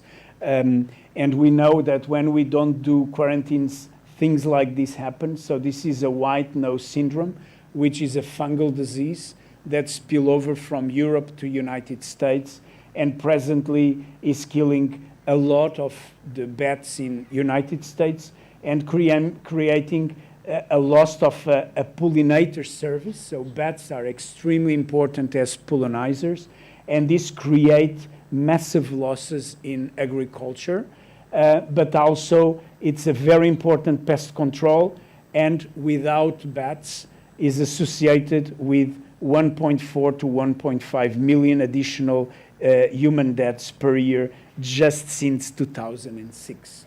So the loss of an important tool in the environment can actually dictate not only economical losses, but also human deaths. Obviously, quarantines have their problems. We need space to manage. We need testing to make sure what we are dealing with, guarantee that the flock that we are dealing with is free of certain diseases, and obviously reduce massive problems. Because when we don't have that quarantines in places, a lot of problems will originate. So it's important to manipulate animals. Most of these animals can bite you. They can be traumatized. They can break bones and so on. So they are not done that voluntarily. So you need to manipulate, and you need to know how to do it to avoid traumas. Good physical examination when these animals enter in quarantine, taking of samples. So this is a really important species. It's a Spix macaw. It's probably the most endangered parrot in the world. And then obviously all the animals that die during a quarantine, you do a post-mortem investigation just to make sure that you are not missing anything. X-rays, a complete physical examination to make sure that these animals are healthy. So in this particular case, you see a microchip over here. You just, you see the spleen over here. You see the kidneys particularly marked. You see the gizzard over here. You see the proventriculus, the lungs, and all the intestine. So a pretty good X-ray can give you a lot of information. This is a post-mortem of a palm cockatoo, an important species as well. And when you see this kind of lesions on a post-mortem, if you have a good eye, you know that this can be two things, or either an adenovirus or either a polyoma. Big problems, either pathogens. So, and if I do some cytology, I can see that there is no doubt that this is an adenovirus. So it's very important that you use your tools quickly just to implement the biosecurity mechanisms to avoid disease to spread. You have here a classical example of what could be a chlamydia. So if you do a Machiavel, you could eventually try to specify what kind of pathogen it is, and if it's positive on the Machiavels, then you know that is a chlamydia.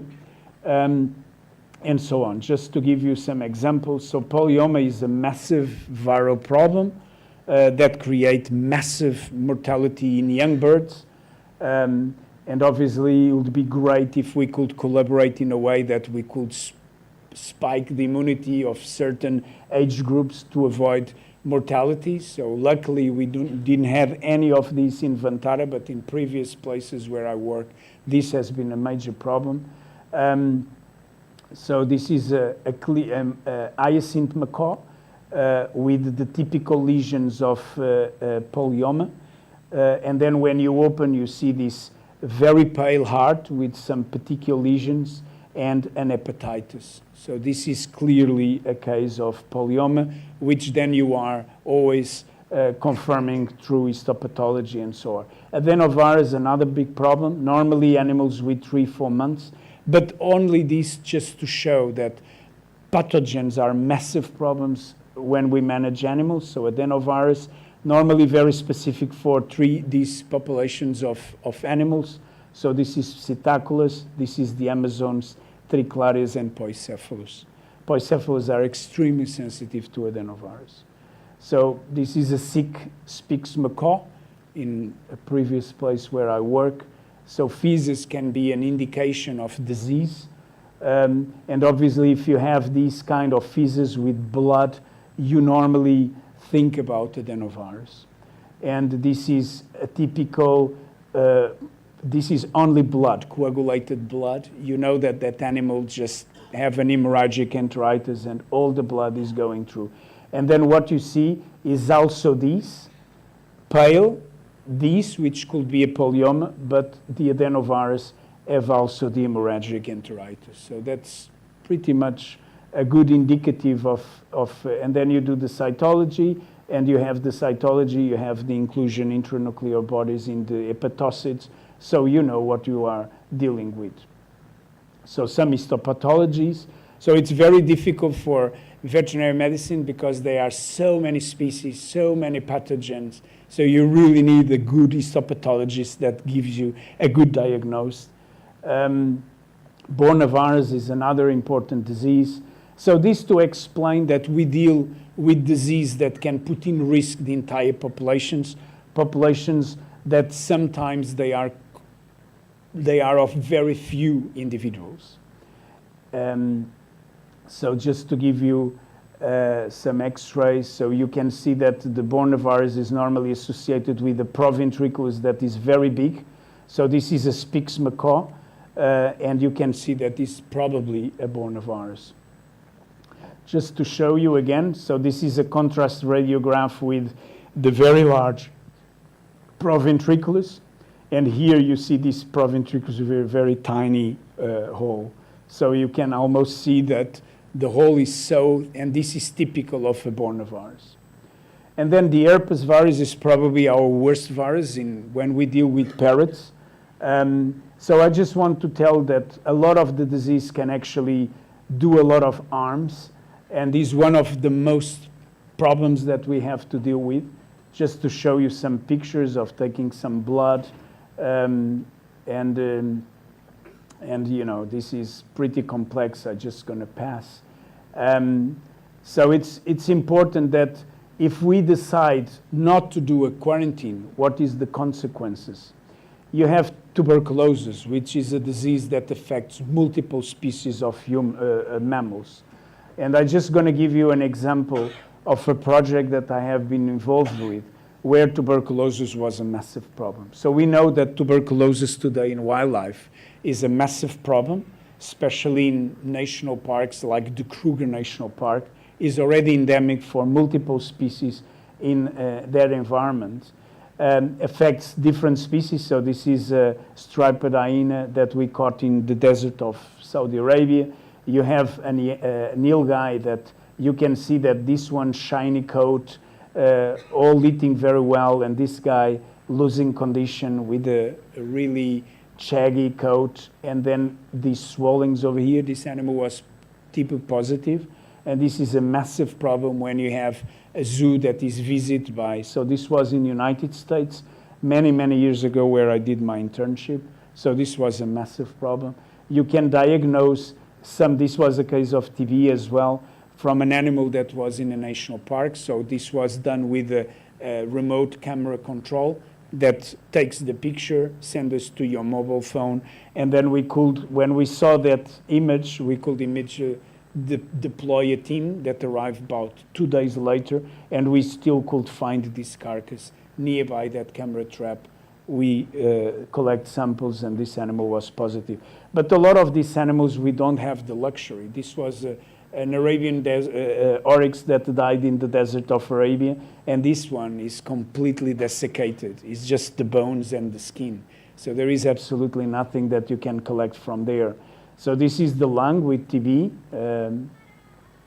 So there is multiple species that are affected. So in Europe, badgers is a big problem. So the lungs look a bit like this. Pigs can be a huge problem as well as transmitter of tuberculosis. Deer, in this case, fallow deer.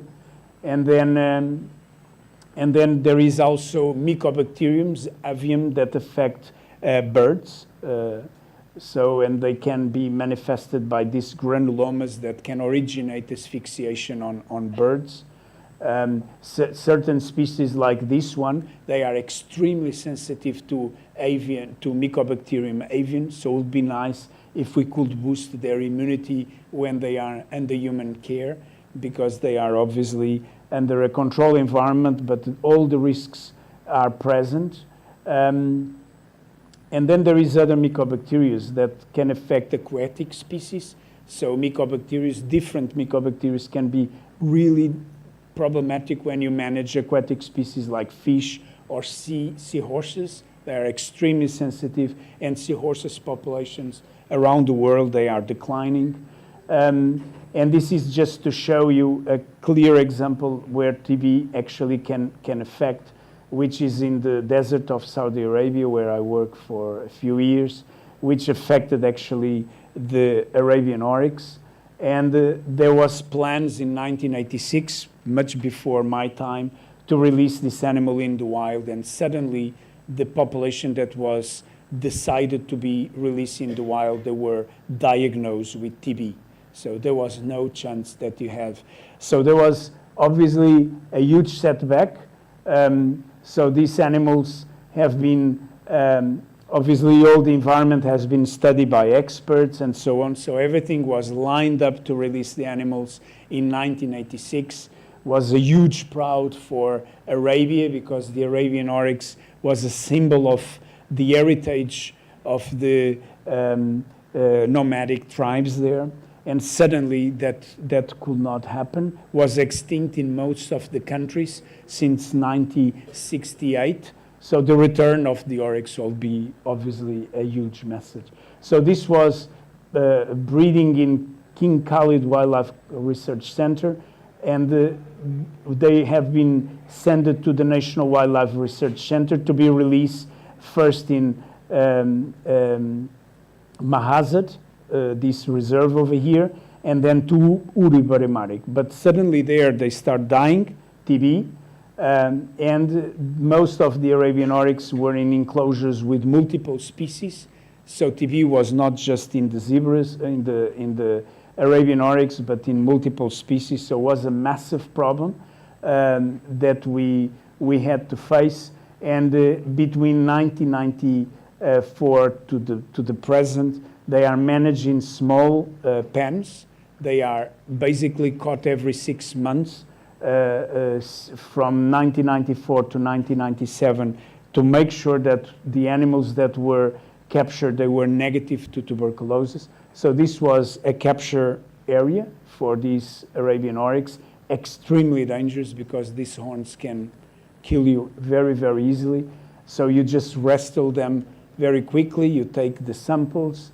So this was an animal that was losing very badly body condition in one of the national parks. So we captured just to do a health control. This animal was too old already. And then obviously you release these animals after testing, and only the healthy ones you release in the wild. So it's really important that, and obviously a lot of these animals, there is a radio collar there, and there is another one there. So you can follow these herds with radio collaring. So that's how you make these cost effective, because they are in massive areas, very difficult to find. Brucella is another big problem. And Brucella we have in Vantara in our domestic species. And again, was a particularly difficult disease to eliminate. So this chronic disease, when we have insensitive species, would be very nice to see how we could collaborate to try to make our conventional therapy with the conventional, the traditional therapy that is teach here in a way that we get the best possible results. Because a lot of these populations are managed during many, many years, and sometimes, you know, we can never get anywhere. So just to explain this, so this was a case of tuberculosis in gazelles, and again the same thing, to release them in the wild, exactly the same process that we did for the Arabian oryx. And Hidatidosis, which is a parasite that is affected with very bad hygienic practices, and toxoplasmosis, again, very degraded environments with a lot of unnaturally high population of cats, creating massive problems. Sand cats are extremely sensitive to toxoplasma. Here capturing some animals in some national parks just to see how prevalent was the disease. So I'm just going to pass this quickly just to show you where our research in terms of wildlife diseases are. Mycoplasmosis, another big example that destroy a very nice conservation project that we had in Qatar. And obviously, we as veterinarians, we manage very complex collections which have a lot of different species, some of which are poison, some are very aggressive, and some are very big, which can squeeze you. Some have zoonotic disease. So this is a mamba. So it's a very dangerous poison snake. And normally people manipulate these animals without gloves to have a better grip on. But it's very important that you don't have any lesions on your fingers, because this animal, out of excitement, they have poison that can be inoculated even through a damaged skin. And this venom is neurotoxic, so it can create huge problems. So just to show you, so we deal with a lot of species, from birds to marine mammals. So there is a killer whale, a dolphin, animals that you simply cannot sedate because they are conscious breeders. So it's very difficult to do medicine on these animals. So the only way is to do medical training, where you can actually have the animal under control. So we were doing ultrasound on this animal. Here we were collecting a blood sample. Here this animal was too sick, so not possible to control. So we asked the trainers just to restrain softly this animal to be able to collect samples. We deal with very dangerous macaws. So this animal, around 2010, there was only 89 of these parrots, some of which are now in Vantara. So this is a bear antelope. It's a very, very rare antelope as well. The Erlanger is very, very rare gazelles. And I'm just going to show you a video of, even in fishes, we can actually do a lot of things. This is just to show you that we can even train medically sharks to come and to voluntarily collect blood. So the training level of most of these animals that we have under human care, it's not just the high intelligent animals like elephants or the great apes. So this is a shark that came voluntarily to be taken blood. And so yeah, we can collaborate in multiple species. So we can actually do very interesting research. I'm just gonna explain you a bit more. So a lot of our collections, we identify the animals by a number, by a microchip, sometimes a little scar on, or ear tags. So they are identifiable. We can follow these animals during their life. Some other animals are not so cooperative. This is an American bison, still a young animal. So normally what we do is that we manually restrain these animals with a crush, or we capture animals like this, manually restrained. This is springbok. In an enclosure you can capture animals like this, but most of our approaches are actually under sedation. So I'm just going to show you. So sedation is obviously our major way of and safely manipulate these animals, especially animals that are big enough that they can kill you. So one of the things is that you sedate an animal, but you don't know what is the reason why he's sick. Yeah. So you get surprises. These animals hide very effectively symptoms. So you use guns which have a little syringe that when touching the animal inject a drug. Drugs that are extremely potent in some situations and can be very damaging. So this is a lion. A lion, obviously, we need to sedate because he's not very cooperative. He's a very difficult patient. And other animals like the greater kudu, very large animals, antelopes that weigh 300 kilos, normally require a lot of drugs. So this particular individual gets more drug than an elephant. So physiology of different individuals or different species is very important. And normally the sites where we inject is intramuscular in the big muscles. So, and sometimes what you do is not a full sedation, but just a standing sedation. So this is a camel that we didn't know what was the reason for. So it was a urinary obstruction. And because I didn't know what it was, so I safely did a standing sedation this animal. I investigated what it was, and then I came to the conclusion this was probably a urinary problem. So, and that obviously limited the use of certain components. So a lot of the elephant work we do, the animals under a standing sedation, because these animals are so heavy that if they go laterally, there is a lot of limitations on moving this animal. So you see a wild dog, a tiger, obviously you need to sedate these animals. In the wild, most of these animals are dealt under sedation because they stress a lot. So the reason why we anesthetize animals is to minimize their stress. The number one killed when manipulating wild animals is actually stress. So you stimulate so much the sympathetic nervous system that the animals simply collapse and die.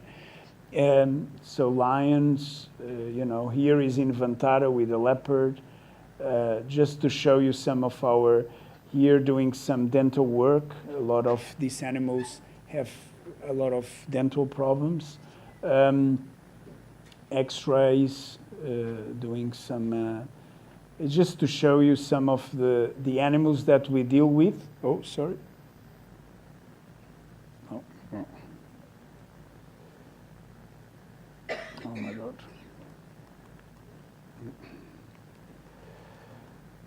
So yeah, and some big ape, oh man. So some big apes like gorillas, so extremely large and powerful animals.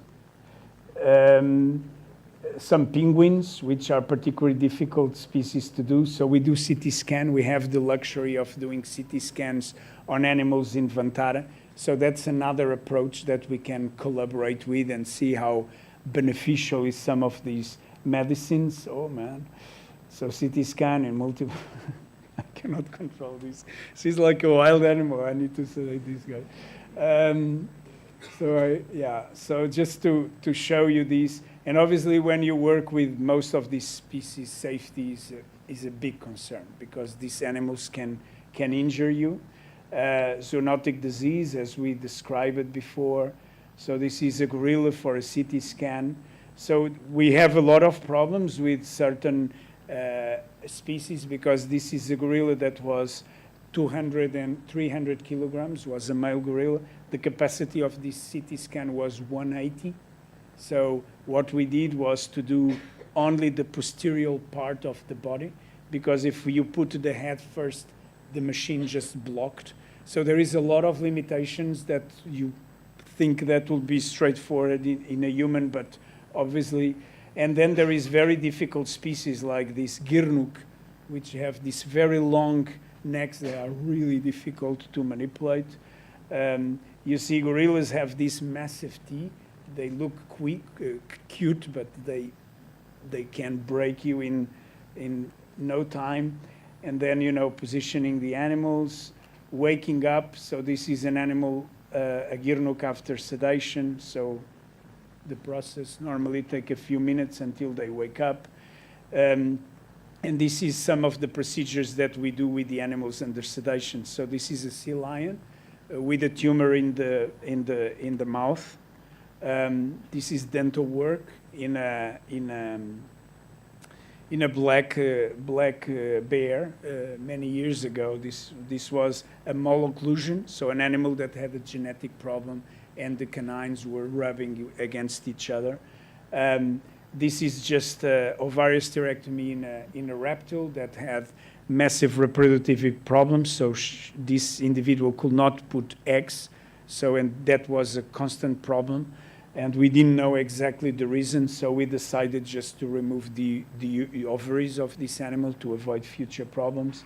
And just to show you some of our work with elephants, that's probably one of the species that we have in Vantara that we could collaborate a bit better because there is obviously quite accumulated knowledge on this. So this is a very bad animal that was hit by a train, so he could not stand at all, so was basically able to stand with this. And some of these animals arrive in pretty bad conditions, so very difficult to deal with. Some very old animals that arrive with chronic disease that, you know, we try our best, but so a lot of hydrotherapy. So a lot of animals arrive in pretty bad conditions. So this is the standard approach that we do. So it's a standing sedation. It's very safe, very easy for us to do. Use the endoscope, for instance. So we wanted the gravity to work for us. And one of the biggest problems we have when we deal with these individuals is, for instance, endometritis. So this is just to show you how the team position around an elephant. So we use a lot of endoscope, and I'm just going to show you a bit how we work around this animal. So this animal is completely sedated. So we are basically put some supplement oxygen. So there is a team of doing endoscopy over there, and there is another team doing ultrasound. So this animal, you know, is not completely asleep, but obviously sleep enough that we can do particularly invasive procedures. So we are doing an endoscopy because this animal had an endometritis, and that's a big problem in elephants, captive elephants. So you pretty much can do a lot of things with these individuals with the right infrastructures and the right drugs. And then there is a team doing ultrasound on this animal. In this particular case was an ultrasound of the kidneys. So, and then some of this material is what we take from the uterus of this elephant. So pretty bad. Oh man. Okay. So let me move.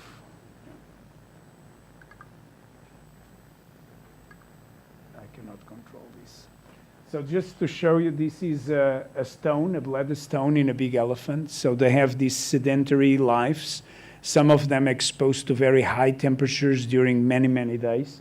And then they normally eliminate a lot of calcium in their urine. And because of their sedentary life, this eventually calcified and become, after many, many years, a major stone. So this was a stone that we simply could not remove chirurgically anymore. So we had to do lithotripsy, which is a standard procedure. So using an endoscope, we basically laser and blasted that stone in multiple little stones over a period of 8 months. So that stone was as big as this. So like the little stones that humans have, that was a massive stone. So food problems, another one. The impactations is a big problem in elephants. Has been tremendously reduced as soon as we introduced the farriers. So we had like 20 cases of impactations per month in elephants about 3 to 4 years ago. And today, even with a much bigger population of elephants, we might have 1 or 2 cases every month. So big job. The eyes, it's another big job. So we had the expert team coming to help us with the eye health of elephants. So sedating, and then, yeah, just to show you a case, just how they wake up from. So this is given the antidote. So the animal is completely asleep, so this is a full anesthesia in an elephant. Then you give the antidote.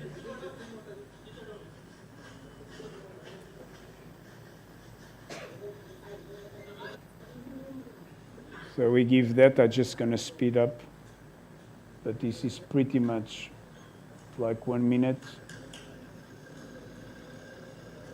So he's already snoring. You can hear that.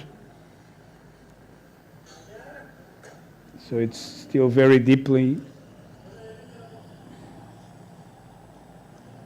That's okay, Patil. And then the ear is already moving. So this can be a dangerous situation because sometimes they wake up and can be a bit confused. I already did it. I put antibiotic. Yeah, okay. Let me just shut up this guy.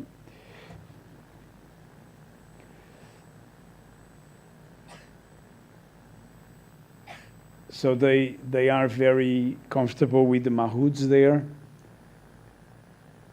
So the trunk is moving, and shortly after, so it just wakes up. And so sedations can seem very nice, but obviously they have tremendous risks when we deal with these animals. So, and it's a huge risk for animals and for.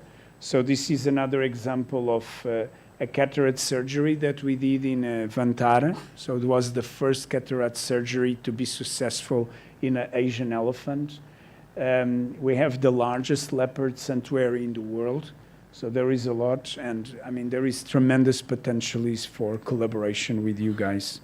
All right.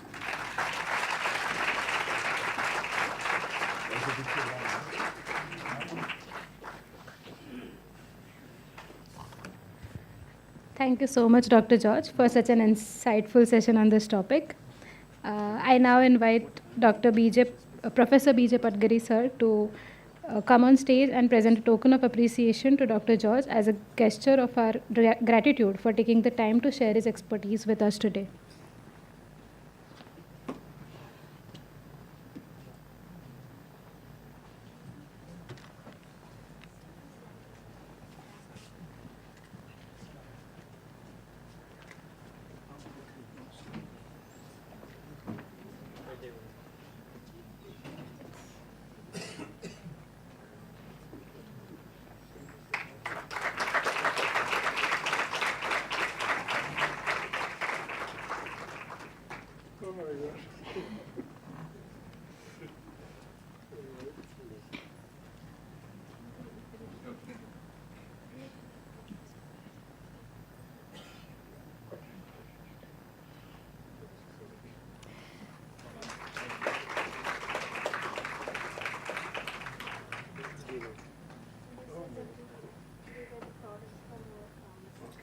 Thank you so much.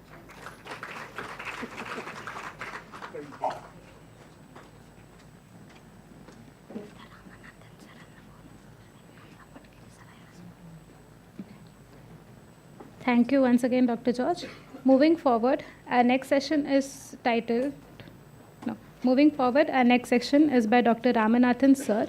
Dr. Ramanathan Sir is the owner, Comprehensive Equine Services, a specialty veterinary service dealing with only horses of different breeds and age groups, providing healthcare and emergency service along with assisted fertility for horses of different breeds. He has graduated from the Madras Veterinary College with a degree BVSc. His postgraduate training is an equine internal medicine internship at the Michigan State University, USA. He has done basic and advanced training in farriery and shoemaking, Cornell University, USA.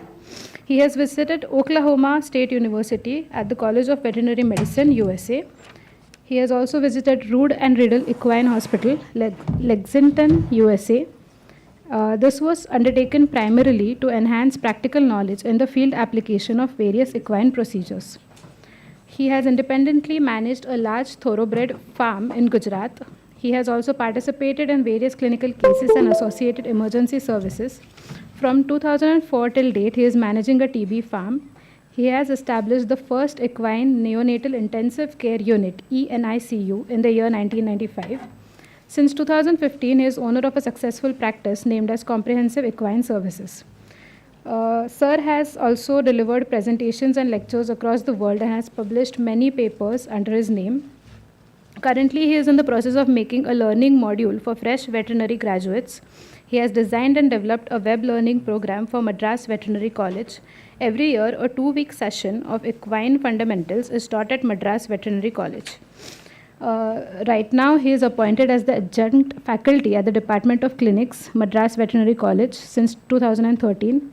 He is the member of Indian Association of Equine Practitioners, American Association of Equine Practitioners, American Association of Professional Farriers, and Indian Society for Advancement of Animal Reproduction. He has 4 patent credits under his name: Sure Shot EQ, Eclipse Urethane Horseshoes, Sure Shot Plus, Fold Tracks. Welcome, sir. I would like to request Professor B.J. Padgiri, sir, to welcome sir with a floral bouquet and a shawl.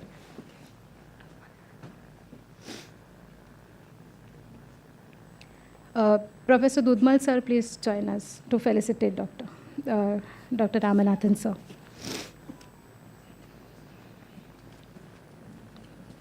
Sir, could you just-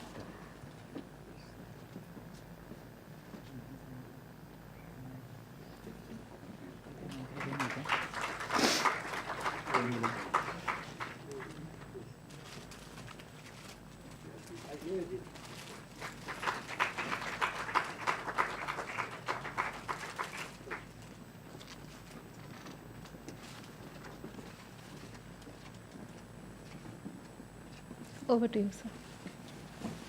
Thank you so much for inviting me.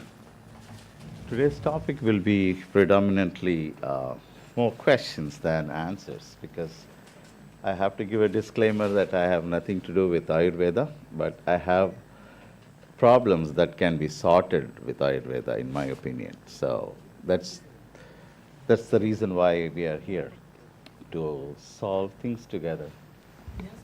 So it's an art and science, and the disclaimer I have already said that I have very little knowledge of the present depth knowledge of Ayurveda. But I know for sure that unlike the modern synthetic drugs, Ayurveda does not classify into a market in terms of dextro or levorotatory. So it is extremely important that it has to go through the first pass, like we all get through the common medication. The first pass is gone through the liver, and then whatever is left behind acts on us with the modern medicine. Whereas, in the case of Ayurveda, it is a very complex molecule, so the first pass is delayed for several days. And so the action is very prolonged and with very less side effects. Regarding the side effects of the modern medicine, everybody would know thalidomide is exactly the drug we don't want to use, because it is racemic, in the sense half of the molecules are dextro, other half is a levorotatory. It was used for morning sickness in women carrying pregnancy. Entire generation of the women produced babies with teratogenic results, which never will happen with Ayurveda. So, having accepted this disclaimer, I want to go forward. We need to ask the right question. That is half the answer. And answer is just a little bit of walls, and then the actual questions creates a lot of caves through which we see newer dimensions of problem solving. So the purpose of this presentation is to examine a complex challenges and develop a shared solution through interdisciplinary research. That is the purpose of this. If we can do one product, if we can solve one issue in one set of animals, I think we are all happy with that to start with. So the topic is very clear. It is a distal limb injuries and distal limb wounds, which is very common in animals. And we will see a big array of animals with the distal injuries and distal wounds, why it should happen, how it happens, and what we can do as an interdisciplinary person.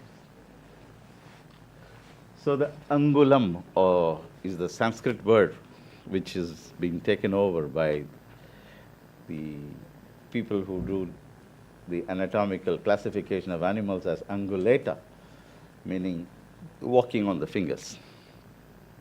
So animals are basically classified as plantigrades, which are like carnivores, like bears. They walk on plantar ligament.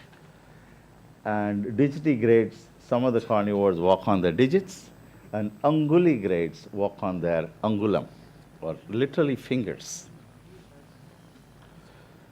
And when it comes to ungulates, it's very unique that they have an odd-toed ungulate and an even-toed ungulates.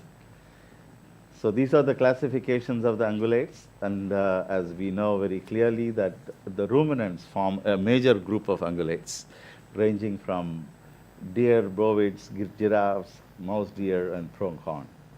And the even-toed ones come under wild boars, camels, hippos, and the odd-toed ones are the most challenging because they have a special arrangement.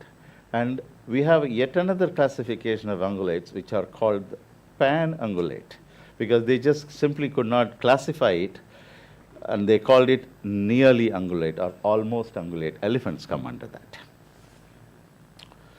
So the basic ungulate anatomy is it's a modification of the skin.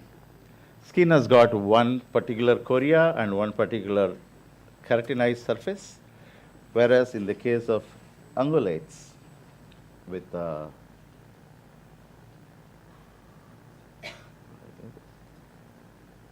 so if you see it is divided into 5 different chorea, meaning it is the coronary corium, lamellar corium, the cuneate corium over here, the solar corium, and the lamella over here.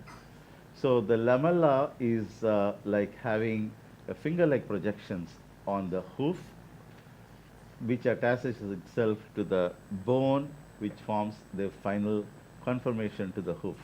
So these 5 chorea go to make one hoof that we get to see in ungulates as a hoof. The difference between a hoof and a claw or hoof and a nail is that pan-ungulates, or they are called nails like in elephants, and in camels and some of the New World camelids, they are called also nails. So, but whether you call it nail or a hoof, these 5 chorea will hold good. So in the case of an ungulate, there is a extensive place with multiple limbs over here, and then they have 4 different sesamoids over here, diverting the extensors and flexor tendons through which to hold it like a puppet show can walk with energy efficiency and biomechanics. In the case of camelids, it's the same, but they literally walk on their heel with a ball of thick fat and the sole pad. The sole pad can easily get infected because camels, they are meant to walk on very, very soft, hot surface like sand. If they are happening to walk on the streets, the molten tar can stick into them and it can peel off, leaving a huge gash. This, as I said, a pan-ungulates. It's a special feat of arrangement of elephants. Then they have a different whole bunch of fingers go into that, and they form a big fat structure over here that distributes the body weight of the elephant of 4 tons and not on these legs. So they were called pan-ungulate for a reason that they are nearly ungulates or almost ungulates. So very soon we will be, in the course of the presentation, see how these particular hoof nails get affected, get infected, and what we can do collectively towards that. The most important part is whenever there is collagen is a very thick fibrous stuff. Putting all these chorea together will produce collagenase. So the collagenase destroys the collagen, making the infection go from one level of the corium to another level of corium, bypassing the natural defense mechanism. So here you can see me flush through the one side of the frog, and it goes through all the while and then comes out through the other side. That's because the injury is actually here, which I can show you.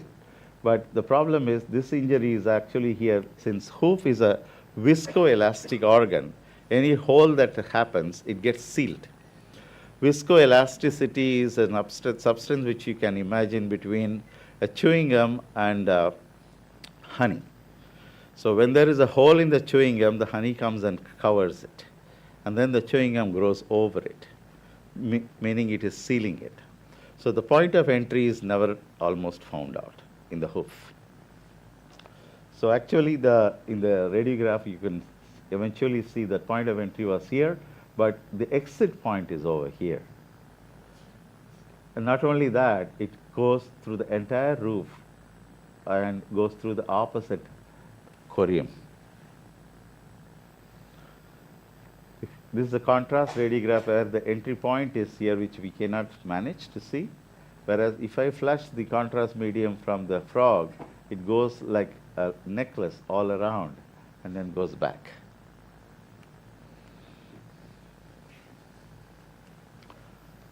So we've got a video of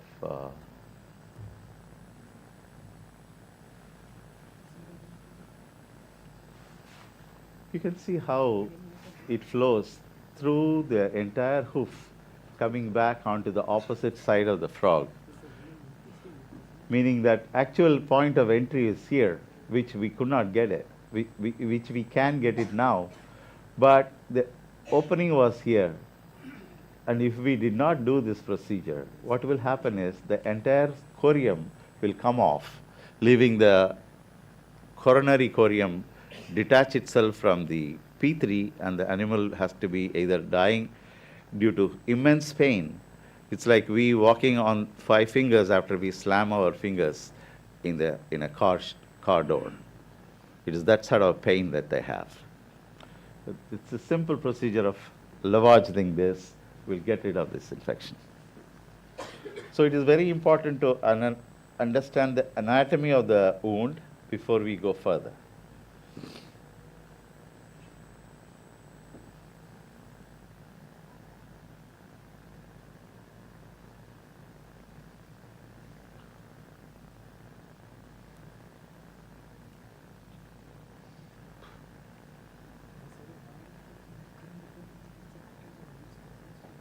So the point of entry is over here. I've used a sterile catheter and the whole thing goes through this. We can flush almost 2 liters of fluid with causing no pain to the animal because the entire thing is drained off. All we are looking at is the abscess wall that we are looking.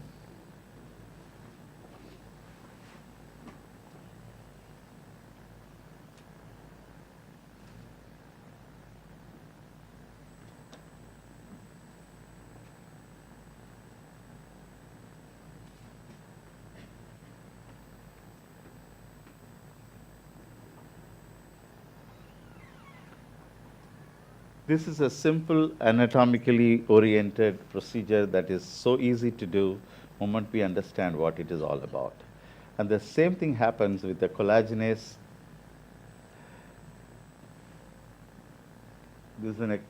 Elephant is an exception to this rule as they are panangulates, as we told you in the past. See, the same collagen can enter from here and then exit from here in an elephant feet, because the entire thing is made of collagenase, but secreted by the microorganisms, especially anaerobic fungus. So you can see how much it has eaten and then how much I have removed over here, whereas the hole might be very small to start with. If we let it be, this entire section would come off and the animal will be unable to get up.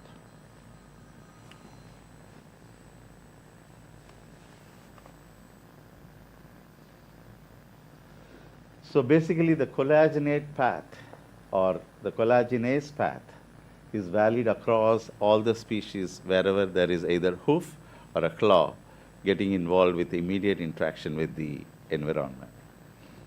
So you can see the whole thing I have removed, and I wish we had a picture before that because it was looking entirely a normal nail with only a small opening here.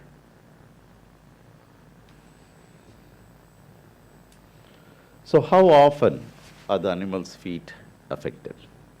If you have seen rabaris and pastoral people walking with the bunch of sheep and goat, you will always see 8 to 10 of them going lame in the last. It's always there. If you see cattle walking, about 30, 40 of them, you'll see always the last one walking, a few of them. Some of them based on the timeline of the year, like in monsoons, there will be almost 30% of them going lame. And in summer, it is relatively less. So the faster ones are the ones which are having no lameness. The ones which are at the back are the ones which are almost always lame. So the common causes of the wounds: a biomechanical factor, which is including a congenital defect. The underfoot conditions are different to their natural environment. Trauma or infective wounds, nutritional oriented, metabolic disorders, and managemental causes. When you see a wound, it might have a play of all these factors put together and then act together or separately, and eventually meet at one point, which is the wound. So if you see the biomechanical forces, an ungulate, a typical ungulate, when he bears weight, the entire tendons and ligaments take it up to the shoulder joint, and from here, the muscles take over, because the ungulates don't have a collarbone. Their limbs are attached with girdle muscles, muscles which hold their axial body to their limbs. So it is those that take the weight.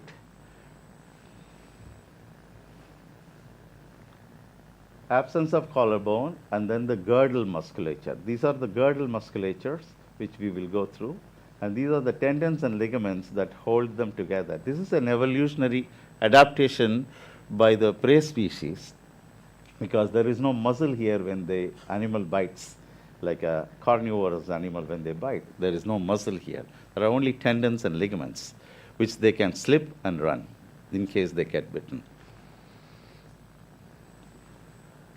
So these are the girdle muscles that attaches both the forelimbs to the entire body structure, especially the pectoral muscles, the serratus ventralis and the brachiocephalicus. All these come together to attach, and this is the toughest muscle in the front of the animal across all the ungulates, called it's the third pectoral muscle.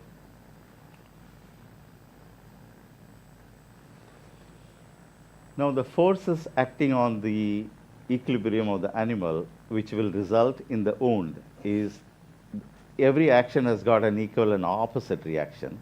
So when the animal stamps the foot, there is an opposite reaction coming from the ground going towards it, which we call as ground force reactions. These ground force reactions decimate the entire force upward towards the body of the animal against the tendons and ligaments. And the gravity is the same for all across the species. When it comes to the elephants, if you see, it's the same thing that is happening. The nail does not bear weight, the foot pad bears weight, and it straight away goes to the shoulder point. Whereas these do not bear weight. When a lame elephant, what happens is that the limb over here flexes over here, and this starts bearing weight, and that makes the elephant's head move one way or the other to show the lameness. Gravity falls in straight lines. No matter where it is, whichever animal it is, it's almost always a straight line. And this happens with giraffe very specifically. The entire thing applies to giraffe as well. The ground force reaction forces in giraffe is not through the bony column, but through their hooves, because of the anatomical arrangements of giraffe. If you see the giraffe's body positioning and the kind of hinge joints, these are called the gyn-glymus joints. They move in only one direction. So eventually, when the weight distribution is wrong and the weight falls in straight lines, the hoof starts deforming. This is the deformed hoof of a giraffe. which eventually led to pain in the foot. So he's using the knee to get up more, so leaving a huge hygroma in the knee. This will lead to hoof fracture, which we removed successfully.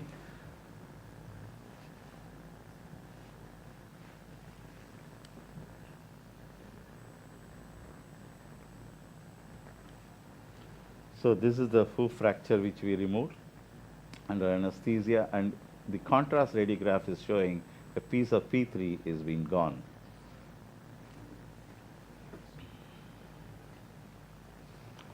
In young giraffes, what happens when they start bearing weight unevenly, one set of the hooves will get smaller because where the wear and tear is more, and there is another set of hooves which are not bearing enough adequate weight, will be growing bigger. And you can see this difference in the radiograph very, very clearly if you see the joint distances between the two. These are all red signs that you can predict, almost always predict, that this giraffe, as he grows into an adult, will require hoof care. And we need to do a proactive thing by doing something to this, which we will talk about. Another very important feature is that every animal has this mediolateral deviation. Elephants don't escape that. So when the elephant starts bearing weight in a mediolateral way, you can see very clearly this side nails are all worn out completely, whereas the opposite nail is wearing much more. So these are all points of injuries.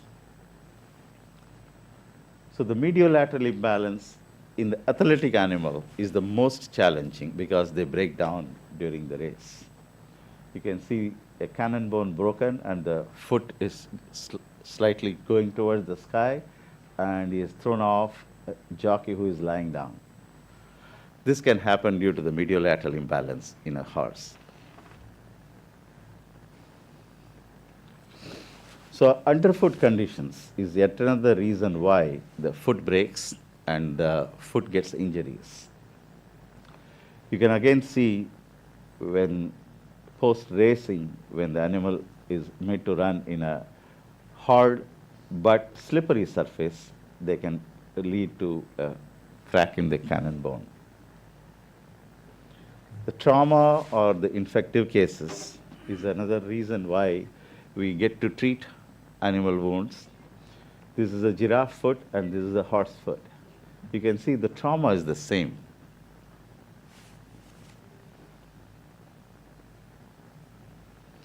Infective processes can happen. This is a horse foot with histoplasmosis, that's the organism from this. And the horse is cured right now because you see it is before and this is after, and this is the organism. So it can be an infective process with a specific organism that we are going to deal with.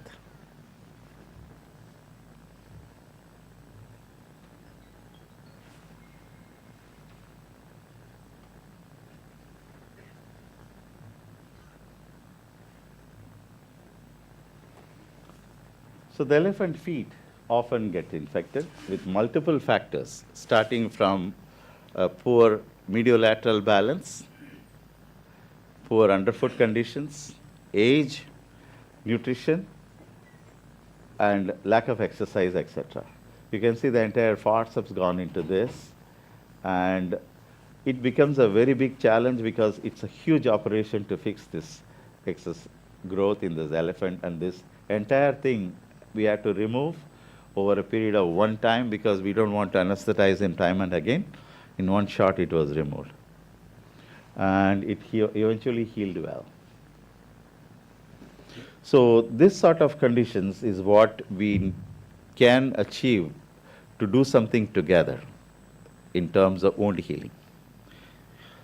So conventionally we use antibiotics, we use lavages, we use drainage, we use excessive removal of the affected non-viable tissues. But what do we do beyond that? That's where we are here. So the metabolic and nutritional costs laminitis is yet another condition which every single animal with lamella can result in laminitis. 90% of the cattle intensively reared in the United States get into the McDonald's burgers because they just can't walk after 4 years of milking. They don't see sunshine, they eat, they produce babies, and they get milk, and they just fall, their feet fall off. 90% of the cattle in the intensive cattle rearing, which we don't see in India because the cattle have the access to the sky, to the ground. They can walk, they can graze. They may not give 47 liters per time, but they will be happy cows. So this is again a laminitis in okapi, which is one of the rare species of Giraffidae family. So she arrived with a feet overgrown like this, and this, Dr. George would know, it's a special animal with a special condition where we cannot sedate, because people have tried sedation in the past and then they have failed because she quits breathing and the heart stops, and then they have to revive it. So we had to do all the trims without any sedation, but the question is, the laminitis is caused, and laminitis has resulted in this. Laminitis is yet another major issue, because this is the picture of Secretariat winning the Belmont Stakes. He is the first Triple Crown winner, and he died of laminitis. So that's the reason why I say, but in the end, laminitis won. So when he died, he was estimated to be about $6 billion. So it can happen to a cow, and it can happen to an elephant, it can happen to a $6 billion thoroughbred racehorse. So that is, I think, is the importance of the distal limb injuries and distal limb things that we can do together to solve. Another laminitic cause is the metabolic. You can see the insulin dysregulation leading to fat deposition effectively on certain areas. This is the insulin dysregulation. The feet comes off literally out of the hoof, leaving a raw surface of the foot, and then the animal eventually dies.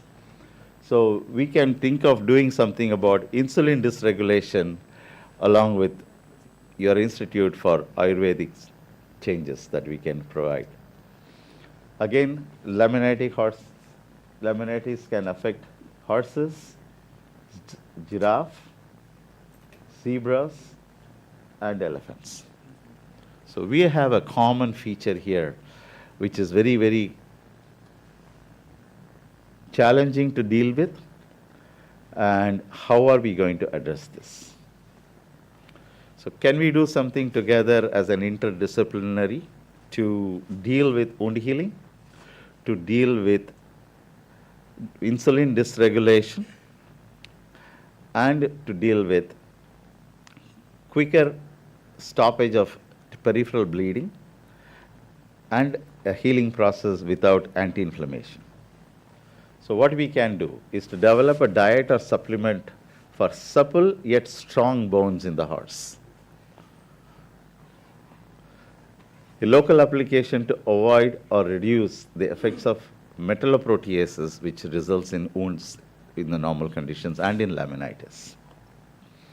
Effective substance as anti-collagenase activity, agents to reduce the inflammation but not wound healing, wound disinfectant that lasts longer than 48 hours.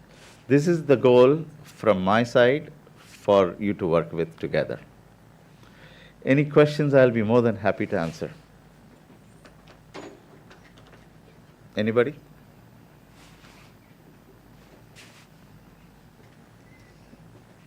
We are done? It's getting late. It's Garba time. They also got to go home, get dressed, and then go back.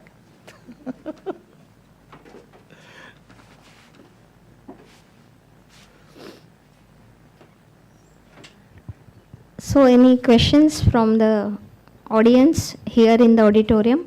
Also, we ask our online participants if they are having any questions, just they can raise the hand and we can connect them to the screen. If anyone from the online participants also, those who have joined the Zoom meetings.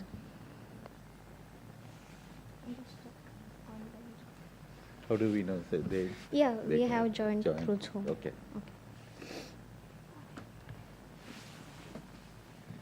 Can I disconnect? Yeah, sure.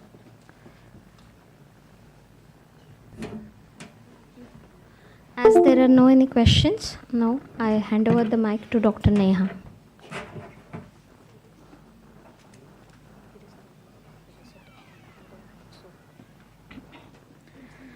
Thank you so much, Dr. Ramanathan, for such an amazing session on this topic. I now request Professor Virendra Kori sir and Professor P.J. Patgiri sir to present a token of appreciation to Dr. Ramanathan.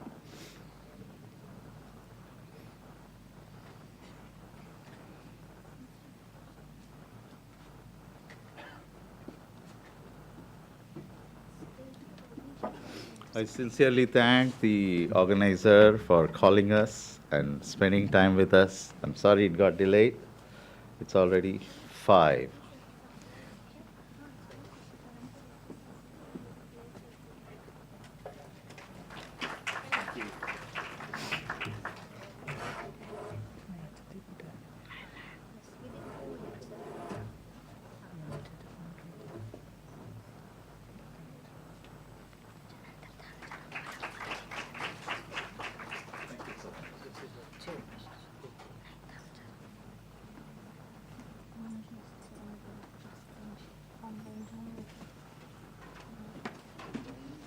Yes, sir.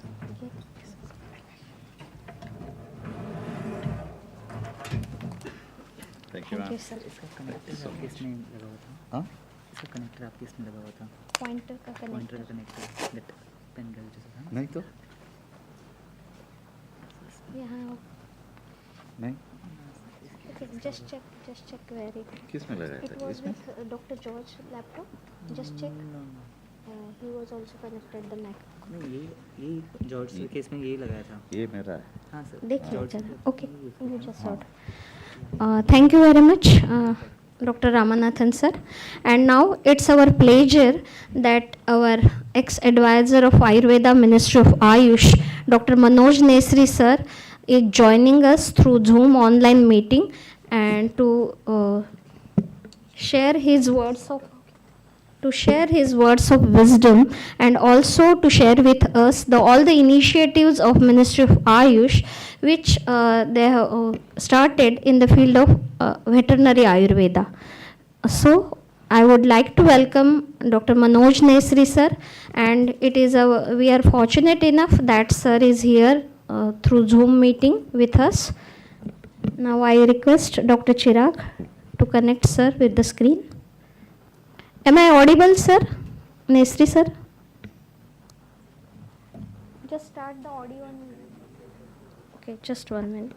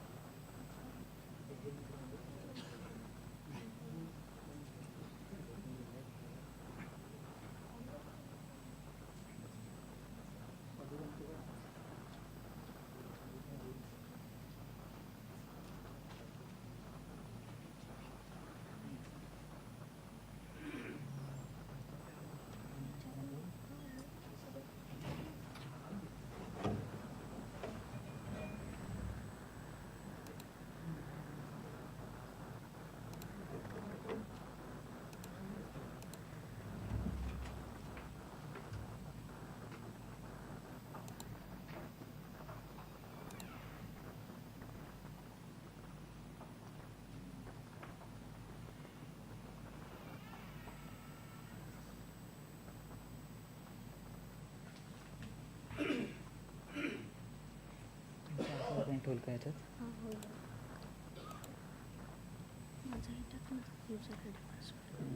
ते हेच येत नाही connect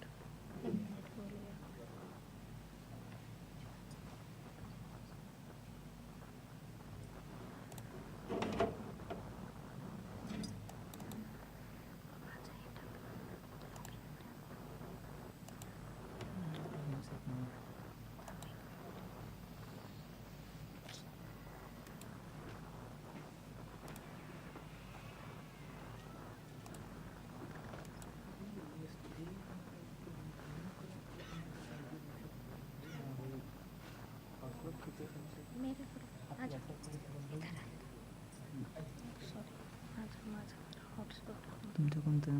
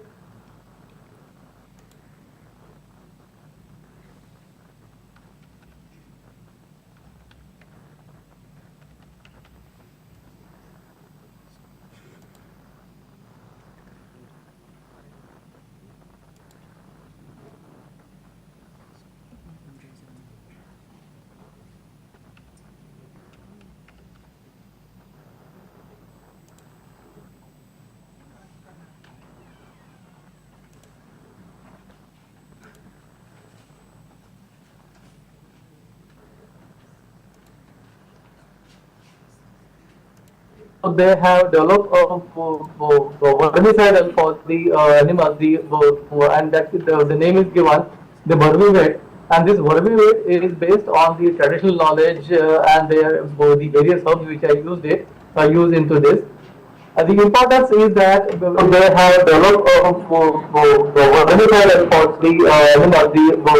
and that the name is given the vermivet. And this vermivet is based on the traditional knowledge and the various herbs which are used into this. The importance is that they have developed vermicidal for the animals, and that the name is given the vermivet. And this vermivet is based on the traditional knowledge and the various herbs which are used into this. The importance is that they have developed vermicidal for the animals, and that the name is given the vermivet. And this vermivet is based on the traditional knowledge and the various herbs which are used into this. The importance is that they have developed vermicidal for the animals, and that the name is given the vermivet. And this vermivet is based on the traditional knowledge.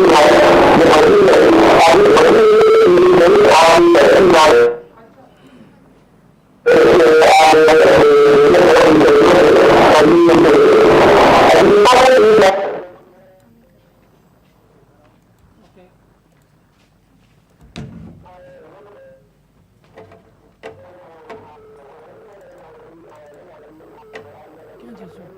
करता हूँ sir.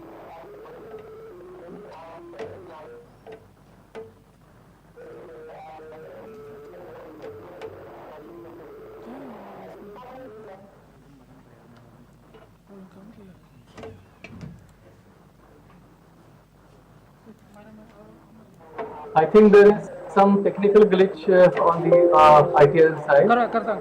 because I'm listening to my voice again and again. Sir, now you are audible. Sir, Shall I can you hear continue? me? Hello? Sir, can you hear me? Hello? I think there is some technical glitch on the ITL side करता हूँ. No, because sir. I'm listening to Now, my voice again and again. sir, just wait 1 minute. Just few seconds. Give us, please. Shall I continue? Yeah, I can hear. Sir, now you are Sir, audible. can you hear me? Hello? Hello? I think there is some technical glitch on the ITL side No, because sir. I'm listening to Now, my voice again and again. sir, just wait 1 minute. Just few seconds. Give us, please. Shall I continue? Yeah, I can hear you. Sir, just 1 minute.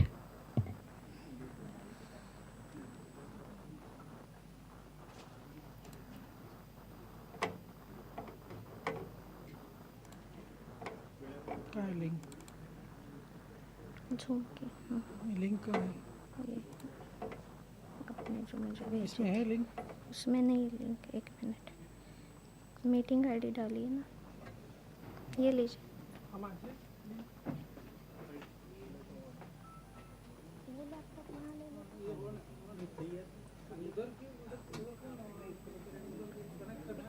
ये laptop वहाँ connect करो. हाँ, फिर कर लो.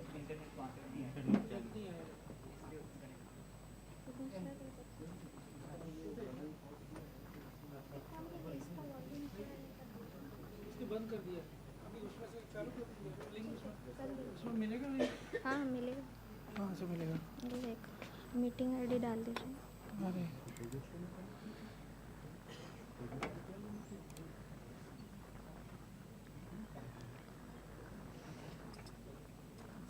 Meeting कर दीजिए. अभी connect नहीं हो रहा, लॉगिन नहीं हो रहा. नेटिव बंद है. मैम हॉटस्पॉट हॉटस्पॉट दिला है ना. हॉटस्पॉट कनेक्टेड है. दिला है ना. हाँ वही है इसमें. ये है इसमें. डायरेक्ट ज्वाइन किया था मैंने. डायरेक्ट ज्वाइन किया तो लिंक कहाँ है? सर वो कोड से किया था. करो करो.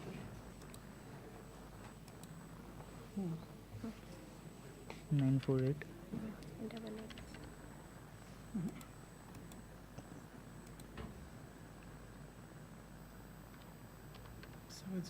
70 5126.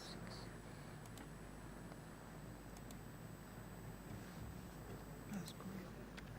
592409.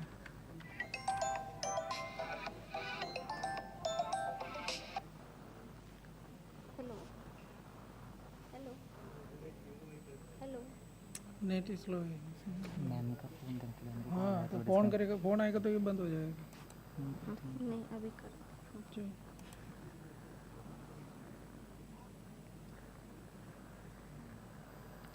एटलीस्ट सर का आवाज़ हम ये कर सकते हैं.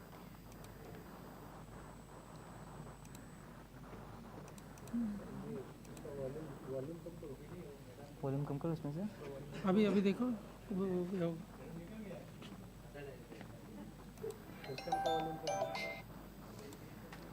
हाँ सर, झाले कनेक्ट. सुरू करू का? हाँ, यस, जस्ट 1 मिनिट. हाँ, झालं. हाँ, अभी बड़ा करो सर. हाँ sir, yes, you can. Sir please. Am I audible? मेरी आवाज आ रही है? हाँ सर, आ रही है sir. Yeah, thank you.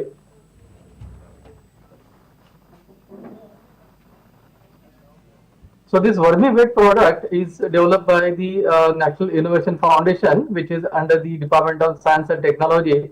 And this Vermivate product is developed on the basis of the traditional knowledge. The specialty of this particular product is that it is for the intestinal parasites or the worms, And usually when the vermicidal is given to the livestock, so that time the milk withdrawal period is required. But when this vermivate is given, so during they do not discard the milk. So this is the important aspect of this. So likewise, we can minimize our dependence on the chemicals and the antibiotics, and this will definitely help in minimizing the issue of the antimicrobial resistance, which is a great issue, and it was discussed even at the G20 level also. And there is a lot of this potential in the Ayurvedic herbs and the Ayurvedic formulations. So likewise, even for the horses also, the various the medicinal herbs like the ashwagandha, or the that is the Vidania somnifera, the Asparagus racemosus, or the Tinosporea cordifolia. So they can be used, and they are being used to improve the performance and the endurance of the horses. So likewise, the shampoo based on the Ayurvedic herbs, so they are used especially for the cleansing of the sheep, so that the quality of the wool it can be improved. So likewise, there are various interventions which are there, which are being happening. There are various companies at present who are manufacturing such kind of the products. The ICAR, that is the Indian Council for Agricultural Research, as well as the NDDB, the National Dairy Development Board. So they are also providing the technical support to the farmers to develop such kind of products. The Minister of Ayush has signed a MOU with the MSME as well as the veterinary, the Ministry of Veterinary Science and Animal Husbandry and the Fishery. And because of this MOU, it is possible that the various farmers and the rural people, they can also enter into this business. They can do some marketing, they can do the manufacturing. From the technical point of view, the Minister of Ayush has developed the pharmacopoeia of the veterinary products, and this pharmacopoeia of veterinary products. So this is the one volume is already published. In this, the total 50 formulations they have been now published. In this, there are 26 powders, the 7 type of decoctions, one dhoop, one asava, 5 types of oil, vati, anjana, and lep. These kind of various products, they are the standards of this is being developed. The formulary has been developed now, and this formulary contains the 50 formulations. Say for example, the Kutajam Madhu Shigruvadi Asava. So there is one Asava for the veterinary one, or the Agni Pradipika Pinda is there, or Agni Sandipaka Churna is there, Bruhatyadi Lavan Yog is there, Haridradi Kavala is there. So there are different formulations which are there, and this work is ongoing. The standards of 640 single articles, they have been already developed and published, and they are now available in the market. When we interact with the various pharma companies, there are certain products which are there which can be given supplementary to the antibiotics, or they can be used as antibiotics. So some companies, they have brought out these kind of products for the treating the various the infective conditions. At the same time, for the milking cows, it has been observed that when we support the cows with the Ayurvedic herbs, so that improves their milking yield from 10 to 20%. Yesterday, the Ministry of Animal Husbandry, they had organized a countrywide program, and in this countrywide program, the various farmers from the different part of the country, they shared their experiences, and they said that with the use of the Ayurvedic herbs, the yield of the milk, so that improves from 10 to 20% depending upon the various products they are using. There is a lot of science behind this, and it has been observed in the clinical trials as well as in the research, that especially when in the bovine mastitis, the bovine mastitis leads to the damage of the milk secreting cell, that is and because of that, the milk clots in the ducts, and the less milk is the yield of the milk is less. But with the use of the Ayurvedic medicines, these problems, they do not happen. The teats, they are not blocked, and it doesn't cause any fibrosis. And for this, there are various lab, or that is the applications they are used, which may contain the Eucalyptus globulus or Glycera azagrabra or the Curcuma longa. So these kind of herbs, they are used in these various applications, and these applications, they help in improving the bovine mastitis. When we talk about the zoonotic diseases, in the zoonotic diseases also, the Sushu Samhita has explained that the vertebrates and invertebrates, they transmit the zoonotic diseases to the human being, and these various animals, what actually have been described in the Sushu Samhita, so they are horses, cats, monkey, crocodile, frog, fish, wild and domestic lizard, the cattle, other animals like goat, deer, rodent, various insects, flies, snakes, centipedes, and bees, etc. So a wide range of the animals, it has been described in the ancient text, and they transmit the disease through their bite, nail scratch, sting, the droppings, the body fluid like saliva, urine, semen, bones, meat, eggs, and many other secretions, even through the meat as well. And the clinical presentation and the management we did describe, so it is very wide depending upon what kind of the animal it is. So different zoonotic infections have clinical manifestations depending upon the toxicity resulted by the infecting organism. But the common symptoms which are described in the social Samhita, they are the fever, respiratory symptoms like the cough, cold, excess of watering of eyes, the vomiting, diarrhea, abdominal pain, severe body pain, skin eruptions, swelling, the confusion, and the delirium. And for that, the various kind of Visha Chikitsa principles, so they have to be applied, and accordingly the treatment is to be given. The Social Samhita has given various formulations for treating these zoonotic diseases. So considering the various textual references which are available in the Charak Samhita and Social Samhita, and the various text dedicated to the animal husbandry, the Ministry of Ayush is working with the ICAR, with the animal husbandry. At the same time, we are also developing the formulary and the pharmacopoeia. And one more addition to these various efforts is the Ministry of Ayush has developed a draft syllabus in collaboration with the Ministry of Animal Husbandry. And this draft syllabus now is especially to integrate Ayurveda into the BVSC course, and this has been now submitted to the Ministry of Animal Husbandry. So now they are working on that in the consultation with the Veterinary Council of India, and we are hopeful that in the coming the academic year, probably the integrated course on the animal husbandry, where the traditional medicine, that is Ayurveda, is mainly integrated into it, and the work is in a very advanced stage. So there are various developments at the government level also for promoting the Ayurveda and the integrating Ayurveda in the veterinary science, and also encouraging the farmers and the entrepreneurs to develop and manufacture the various veterinary products, and for their export as well. I would also like to mention that as on today, the Ayurvedic products are exported to more than 100 countries across the world, and there is a lot of potential from the economic point of view in this science. And I request all of you to come forward and do the research. We are willing to join hands with the various industries as well as with the organizations in having the more research in the veterinary field. Thank you very much.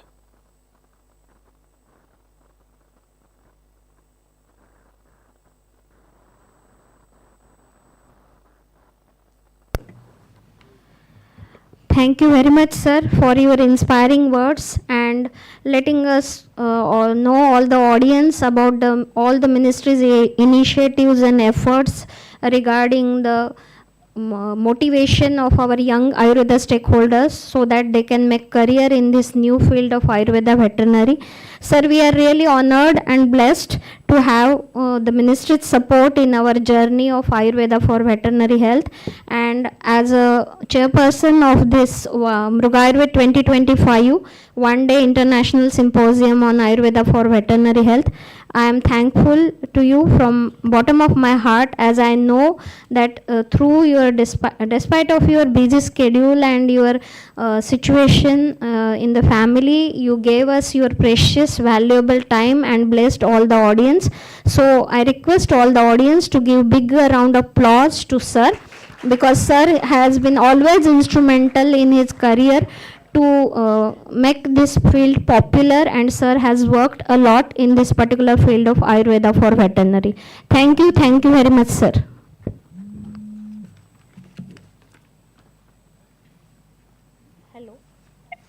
तुमचा आवाज येत नाहीये.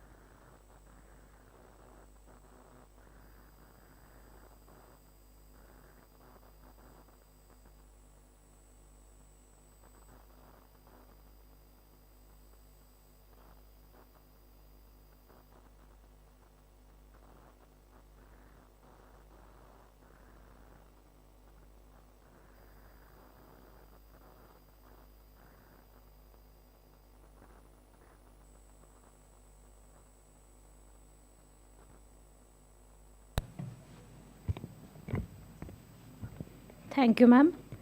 Our next session is by our esteemed guest, Dr. G.P. Prasad, sir. Dr. G.P. Prasad, sir, currently in charge Assistant Director Ayurveda at National Institute of Indian Medical Heritage, NIIMH, Hyderabad. With over 2 decades of dedicated service in the field of Ayurveda, and he has worked in various CCRS institutes across India, leading and monitoring more than 50 research projects.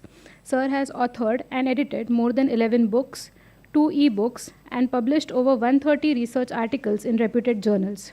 He has conducted and participated in more than 150 workshops, trainings, and webinars, delivered guest lectures, and actively engaged in medical camps and public health awareness programs. In recognition of his contributions, I request Professor Udmal sir to welcome Dr. G.P. Prasad sir with a floral bouquet and bandhani shawl.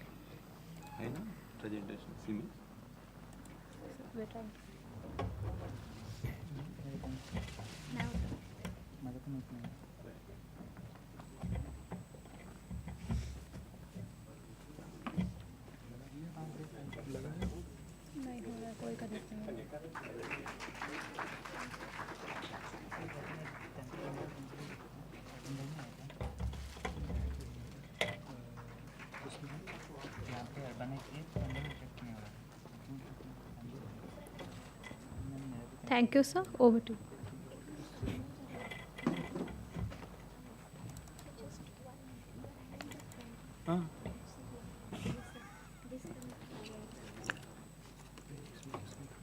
मैं backup रखा था.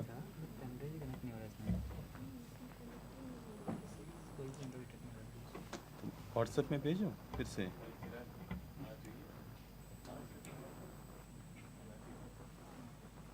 एक बार लगा के देखो. अपना pen drive वाला है. इसमें कोई पेन ड्राइव अटैच नहीं हो रहा है. व्हाट्सएप करूँ नहीं तो.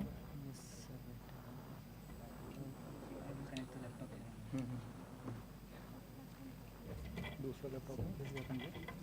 Wait.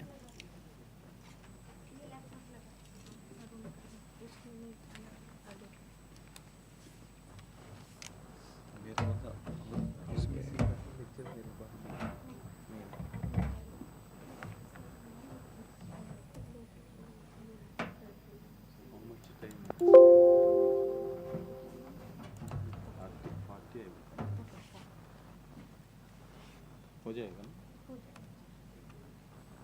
मैक्सिमम ट्राई करूँगा.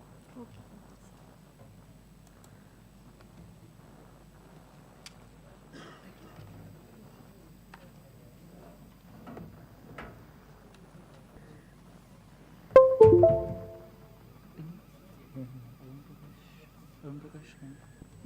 Arun. Pink.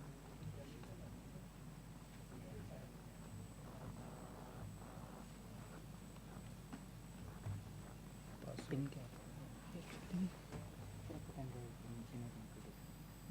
We don't know about security issue. You try once you connect and you try it. How can I get the ticket in this? Actually, we can't connect it completely. They won't access me. It will completely secure. आपका नहीं है कोई?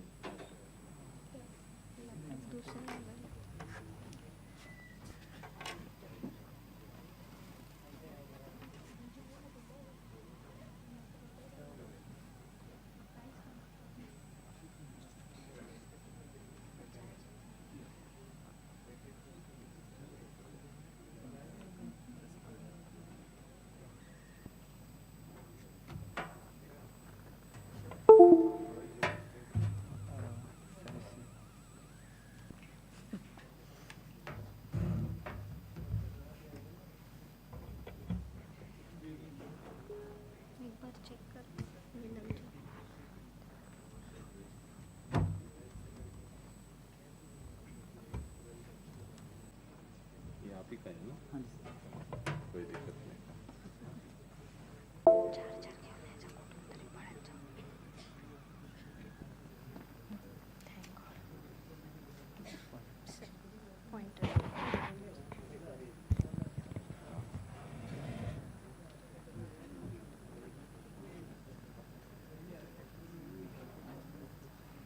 So first of all, I am very thankful for inviting me.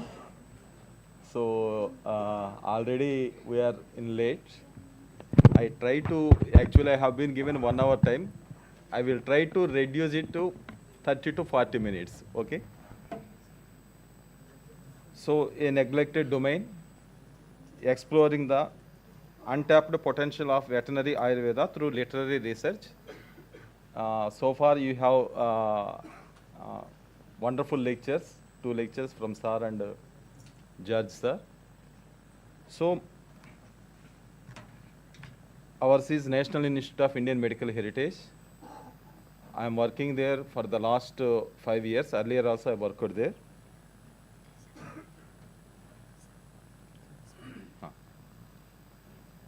So this is our institute. So CCRS has contributed so far. You can see clinical evaluation of the efficacy of Ayurvedic formulations, Ayush V13, Ayush V24, Padmakanta Yoga. And if you see the literary research also, CCRS has translated Hasti Ayurveda, Asva Vaidyakam, Asva Chikitsakam, Turanga Ratnamala. We are going to publish, already translation has been completed. Now it is under waiting stage. So coming to the development of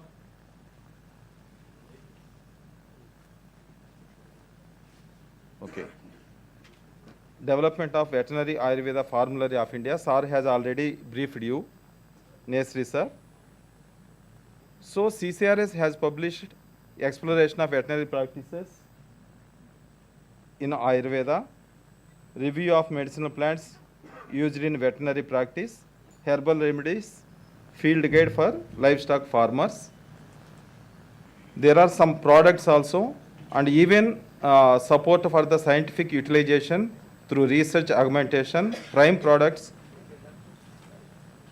You can see the prime products from indigenous cows for medicine and health, prime products for indigenous cows for agriculture applications, and in the same way, indigenous cows based utility items. So these are the major contributions from CCRS. Coming to the veterinary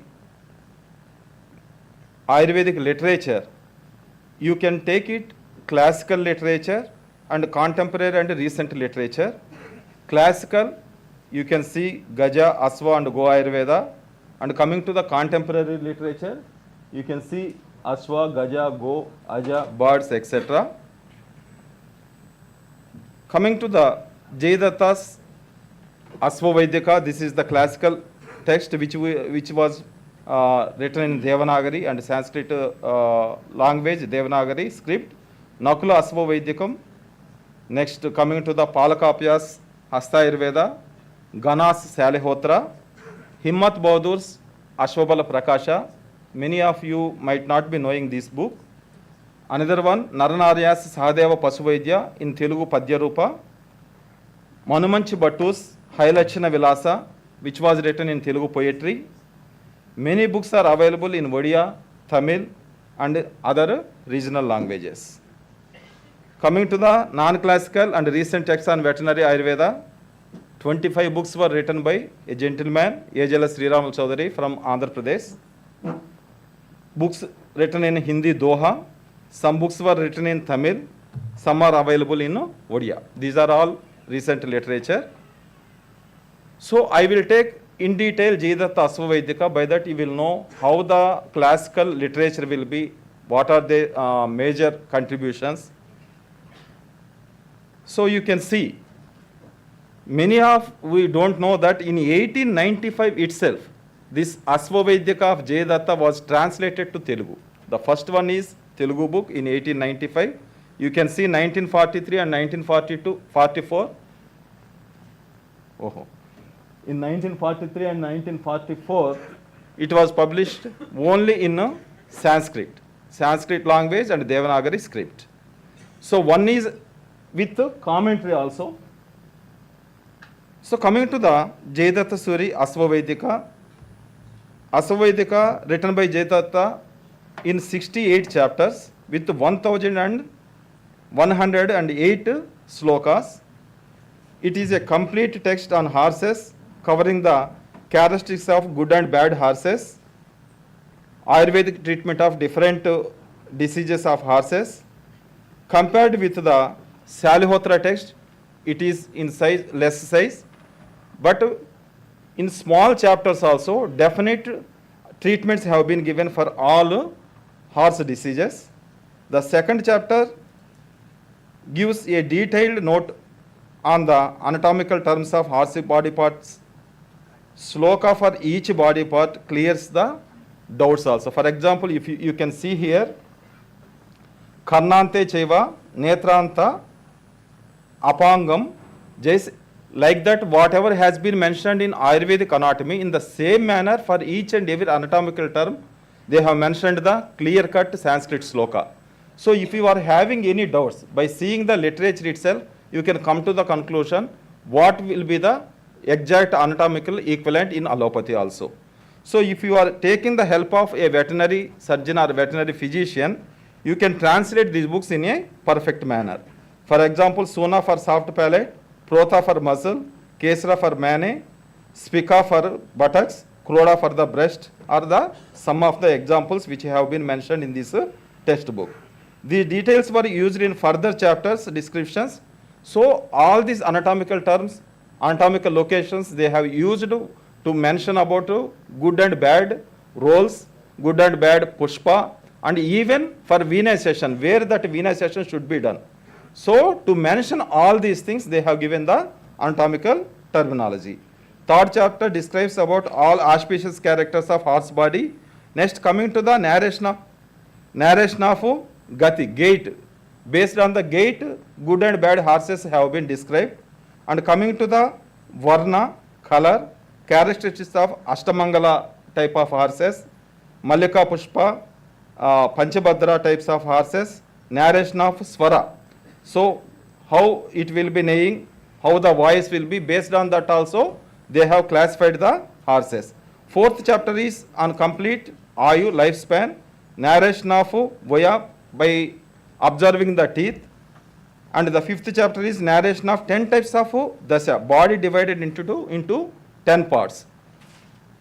Sixth is on the features of Uttama, Madhyama and Adama Asva. Seventh is mentioned for the riding of the horse. Like this, eighth is on the treatment of the infertile mare. Ninth is the characteristics of pregnant mare. 10th is treatment of the mare after partition. 11th is narration of the dosage. It covers the dosage of dry dravya like yava, etc. 12th chapter is exclusive on Nigantu. So he had given the total synonyms of each and every drug.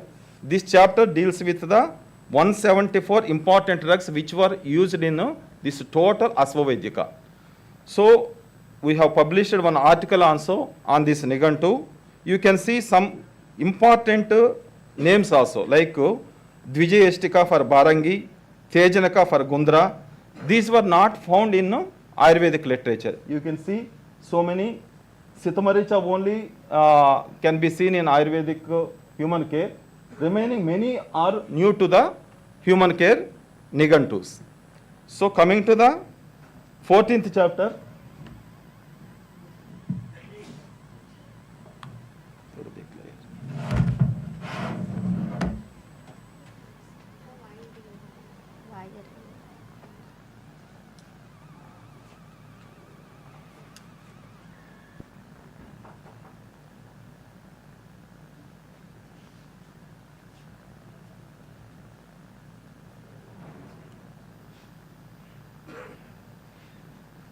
So 14th chapter deals with Shara Karma and Daha Karma, and 15th chapter is on Sirovedana. I have already told you on the bloodletting. 16th chapter is on Niruha and Anvasana Vasti. 7th chapter is on Nashya Karma, Erain therapy. 18th chapter is Svedadhyaya. 19th chapter is Sneha Prayoga. So why I am mentioning all these chapters? Because as if in Ayurvedic literature for human care, everything has been mentioned for horses, elephants and other animals also. So 23rd is on Swastha Arishtadhyaya. 24th is Veda Arishta. Sir has mentioned if they are in stress, how the horses will be. So that is Veda. Veda due to excess heat, Veda may be due to seasonal variations. So this Veda chapter exclusively mentioned in that based on the season, how the horse will be feeling and what treatment should be given. Everything has been mentioned. In the rainy season, due to the defect arising from the bites of mosquitoes and flies. So even those days also, they have considered this stressful conditions and the treatments have been mentioned. So worm infestation, exclusive on worm infestation. 26th is Mrugaroga and 27th is Vatadikopa Adhyaya on all Vata disorders. 28th and 29th Mukaroga, diseases of mouth and its treatment. 30th exclusive on eye diseases. 31st Siroroga Adhyaya, diseases of the head. 32nd is Langitha. So limping due to that laminitis or any other cause, foot and mouth disease. So many diseases have been mentioned. So for that, separate treatments have been mentioned. Khanaroga Adhyaya, Khasa, Pikka, Swasa, Vrana. Exclusive chapters on wounds and ulcers. And 37th is on Singana, mucus discharge from nose. 38th is Granny disease. Granny means shining. There will be some what you call identified where there is occurrence of eruptions or wounds or swellings inside the nose. That is called as Granny disease. 39th is Padaroga Adhyaya, exclusively on feet.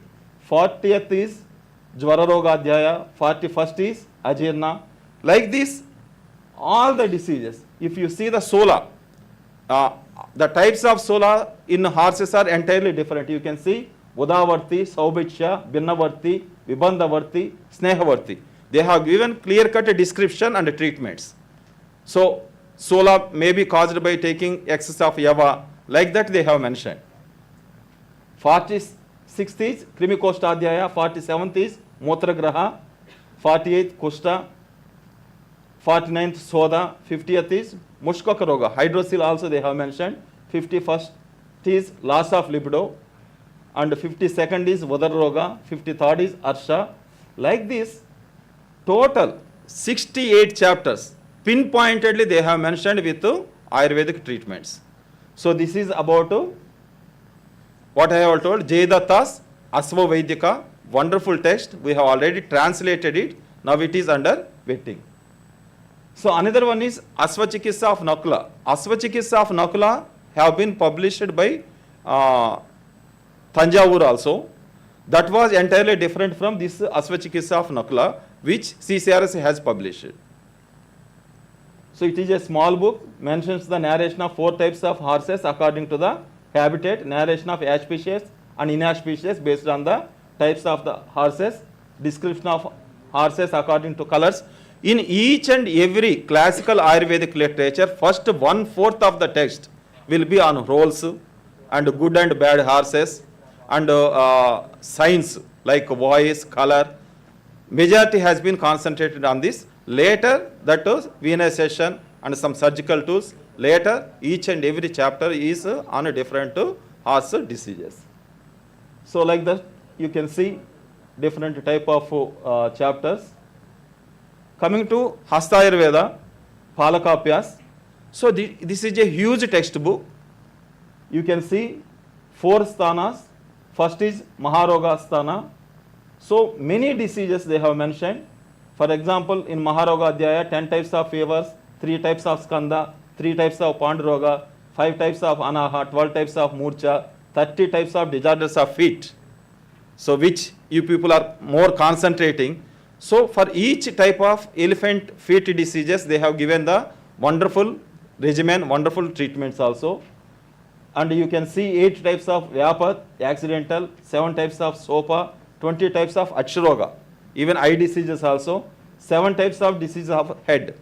So where we can collaborate, where we can support the modern veterinary doctors also, vast literature is there, vast pharmacopy is there, vast formularies are there, and we have to translate. We're translating, it should be vetted by the veterinary doctors, and anatomical terms we have to identify. Why already there are Sanskrit publications, but why nobody has attempted to translate it? Because we don't know the exact anatomy.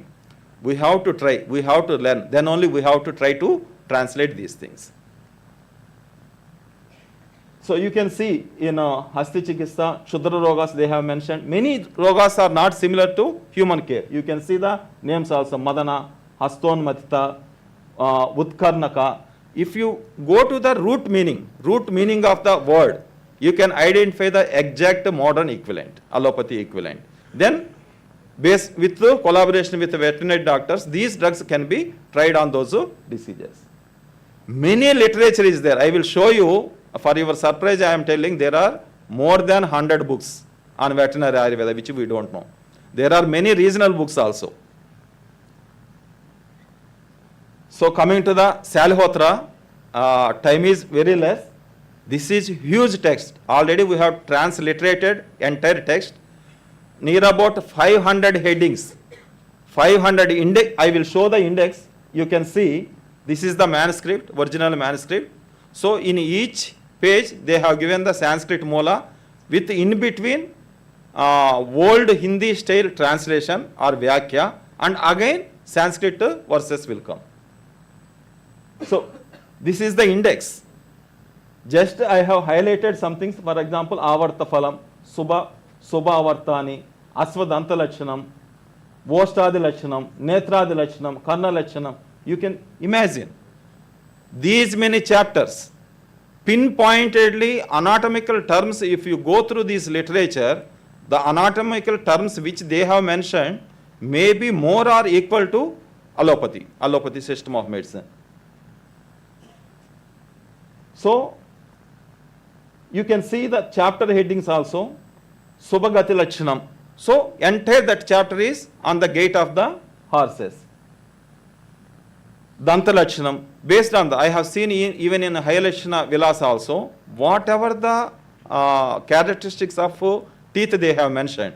If you see in the modern books also, if you see in the veterinary manuals also, the same literature is available in Ayurvedic books also. This is next page, you can see. So even Gandha, the smell of the horse, based on the smell of the horse also, you can find certain diseases. So different desas, based on the habitat, where that Aswa lives, the characteristic features have been mentioned.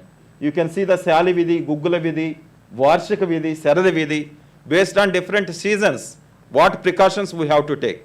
Those have been mentioned. You can see Masha Vidhi, Yava Vidhi, foders, diet, they have mentioned in detail.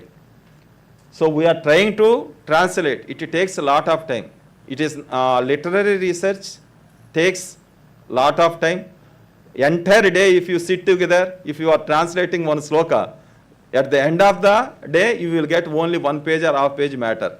So if you want to translate, near about 800 pages are there. Even Sanskrit Mula has come 600 pages. So if you want to translate, it will be more than 3000 pages. 3000 pages, sometimes we don't know. We have to sit together with veterinary doctors, or it should be vetted by veterinary doctors. Then the dialects which have been used for drugs also, those are also not similar to Ayurvedic literature, human Ayurvedic literature. So it naturally it takes time, it needs collaboration.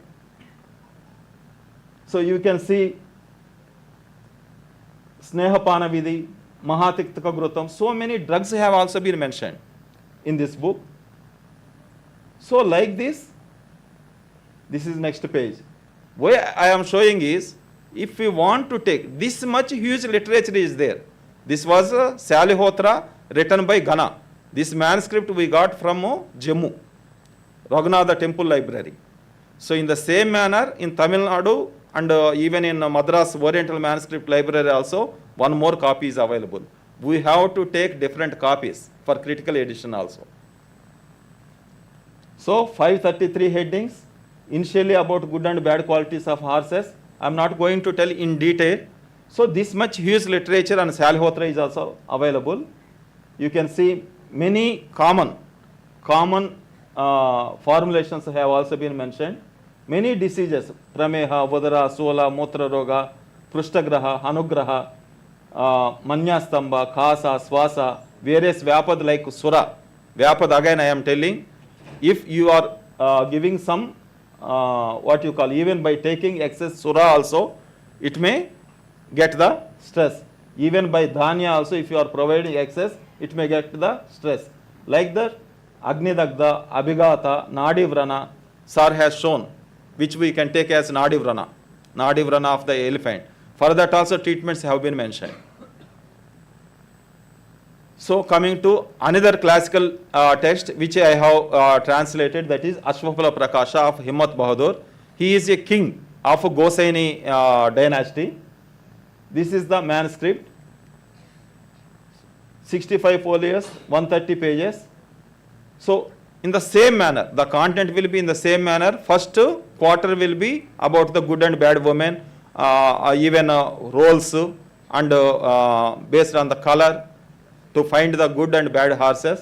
Next comes the Vena session. Next comes the treatments. So you can see the figures also. So if horse is suffering from any disease, how it behaves, those images also they have given. So pictorial manuscript. Coming to the Turanga Ratnamala, it was published by Tanjavur Library. So it is also divided into two parts. First part is, as I have told you, it deals with only features of the horses. Second part is Ashwashastra Chikitsa, which is having many formulations. This book is going to be published within 1 month. You can get the copies from CCRS also. So 216 diseases 255 plants are used in this textbook. Coming to Hailakshana Vilasa, it was written by Manumanchi Bhattu in Telugu poems. This is Telugu version of the Sanskrit book published by Tanjavuru, that is Ashvachikissa of Nakula. So this is the textbook which was published by Telugu University. So a gentleman has given, that Surya Devara Ravikumar, he is a veterinary doctor, he has given 130 pages introduction to this textbook. So each and every anatomical term he has taken, he has given the equivalent from the Sanskrit literature. So you can see the total textbook. So different types of roles, based on the roles, whether it is good or bad, like that, the descriptions have been mentioned. Lifespan, it was calculated as 32 years and it was divided into 10 parts, and the total body has also been divided into 10 parts. You see, that has been mentioned as kshetras. So to pinpoint the disease condition also they have mentioned each and everything. Even if you see the anatomical description also, the tongue of the horse is radiant and beautiful, much like the petals of the red lotus. Arunam Boruha. And even for Upajihva also they have mentioned the anatomical terms in Sanskrit. You can see how he had explained the total eyes. Sukla Mandala, Krishna Mandala, Drushti Mandala, for pupil, sclera, and everything they have mentioned. Even that occipital, that furrow has also been mentioned. So Kaninaka, even you can see the excellent horse, how many inches it should be. The medium horse, how many inches it would be. Like that also, they have given the description.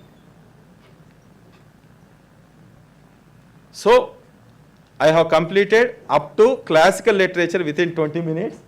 Now, non-classical veterinary literature, for your surprise I am telling, there are people who dedicated their entire life for the veterinary care, especially in Andhra Pradesh. So, from 1850 to 1970, Ayurveda was the only answer for the veterinary care. So, that time there was no allopathy system of medicine, in prevalent at least we can say. So, that time these gentlemen has dedicated his entire life. Yejala Sri Ramulu Chaudhary, he had written 25 books. I will show those books also. One book he has written by the name of Anubhava Pasuvaidya Chintamani, 650 pages. He had given anatomical description, physiology, entire anatomy of the cattle has been written in Telugu language.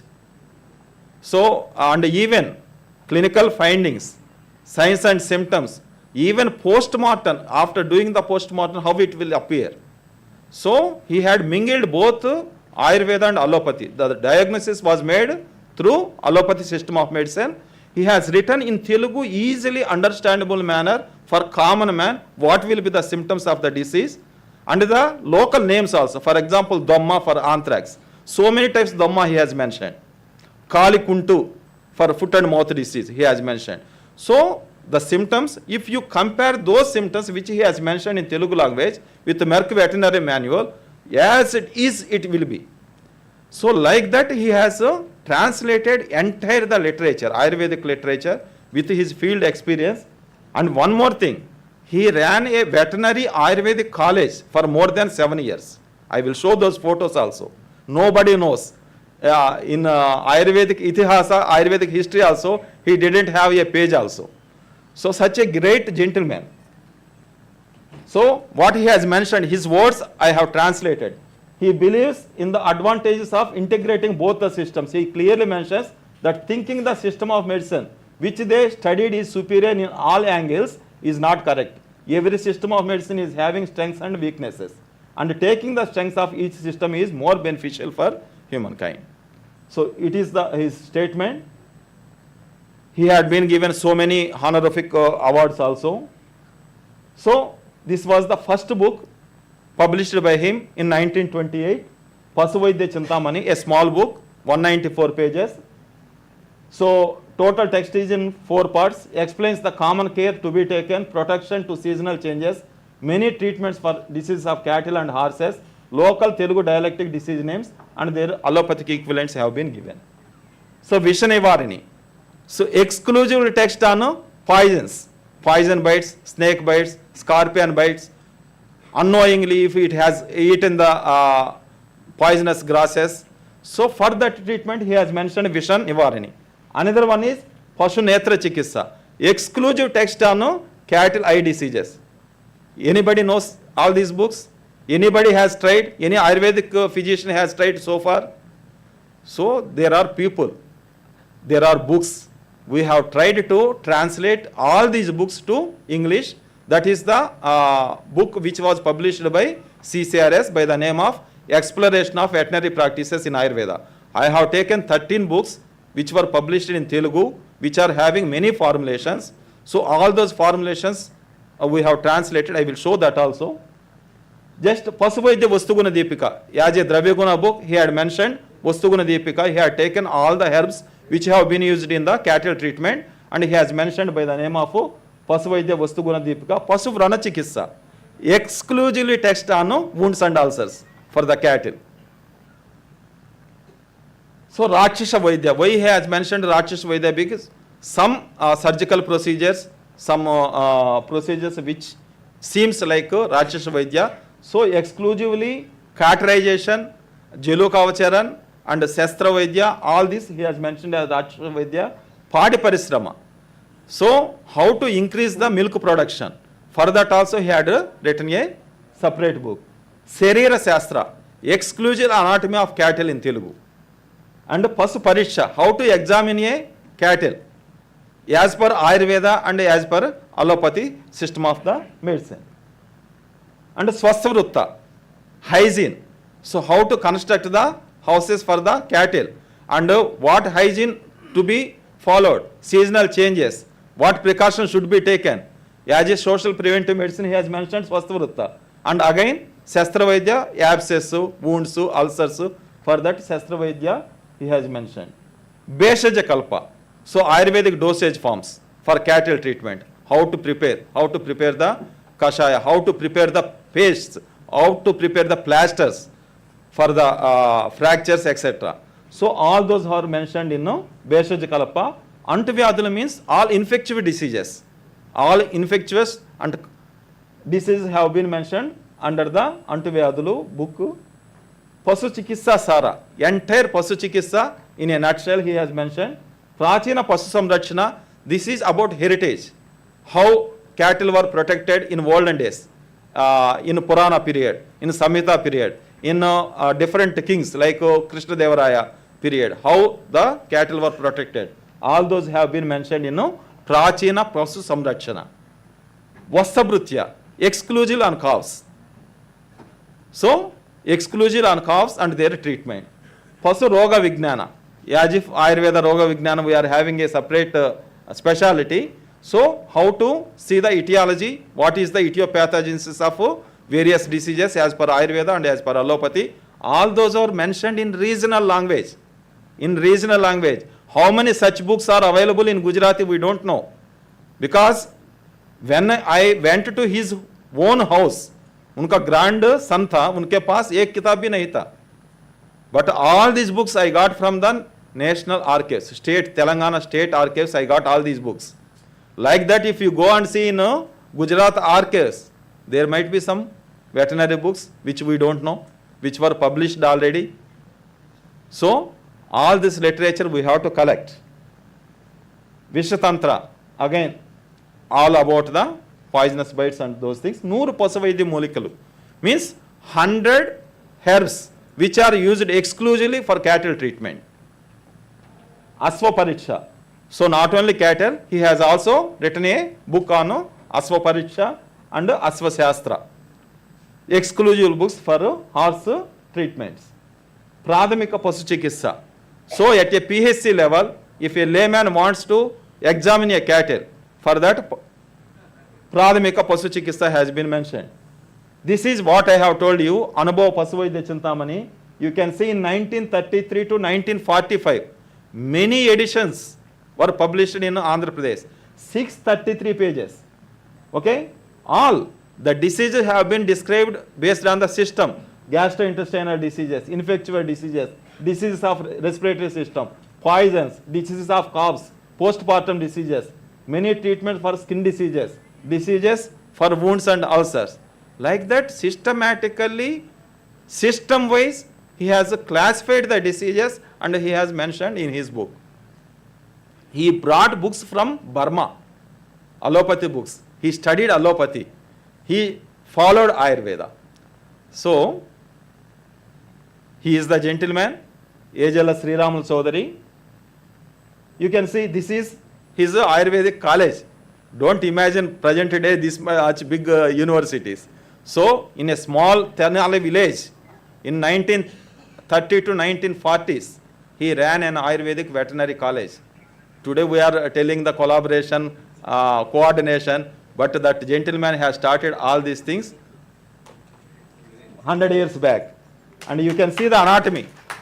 So, dissecting the body, and he is showing to his students, that time students.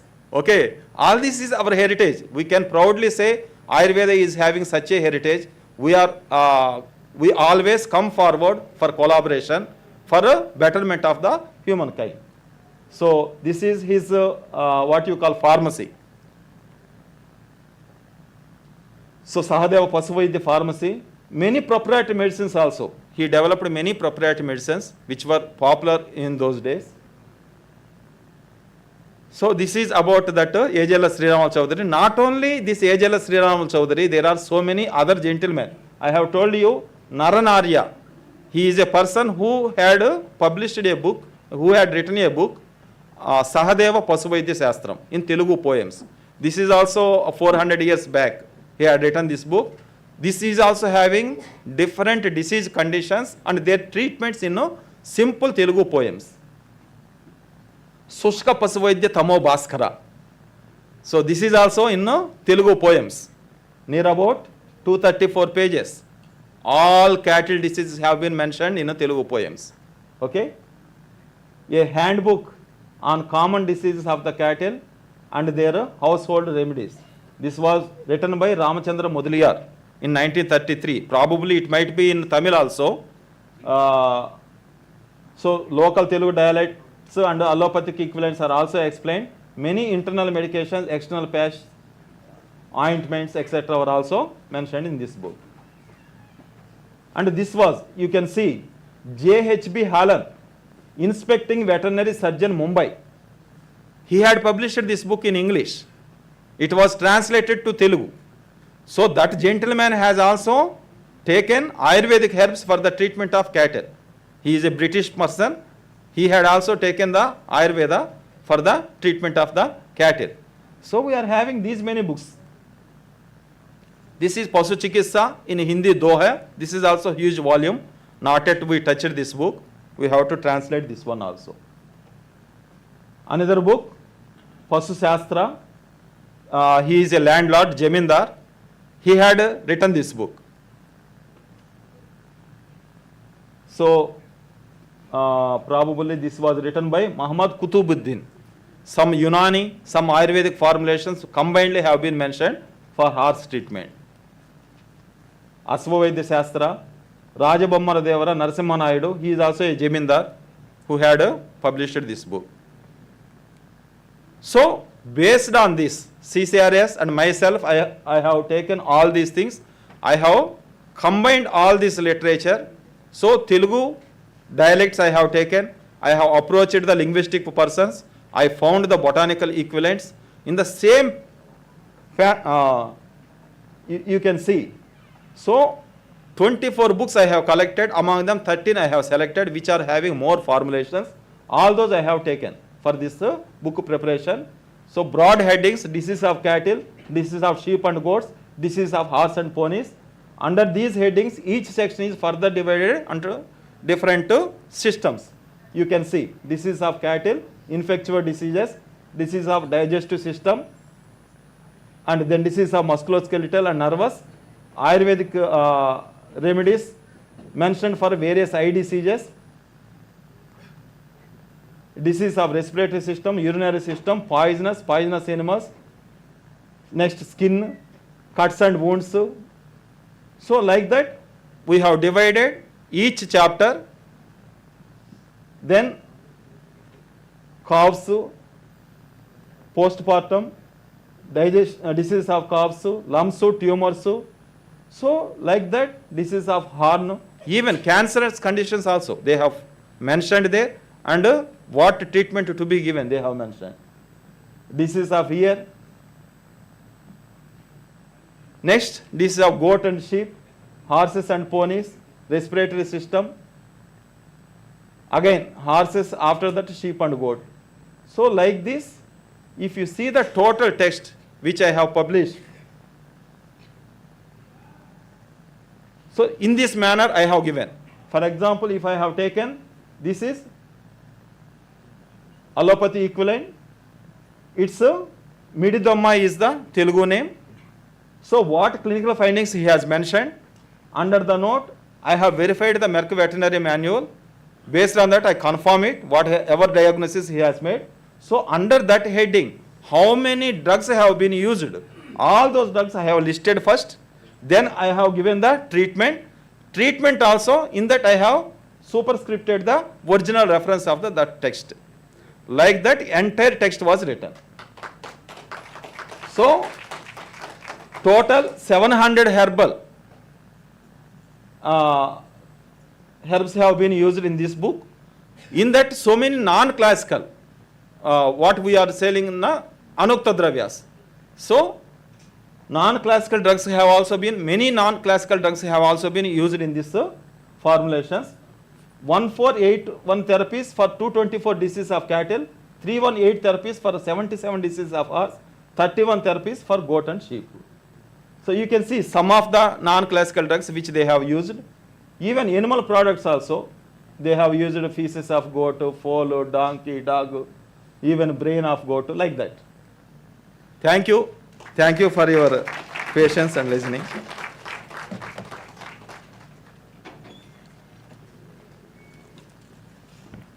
Thank you so much, sir, for such an eye-opening session. Any questions, queries?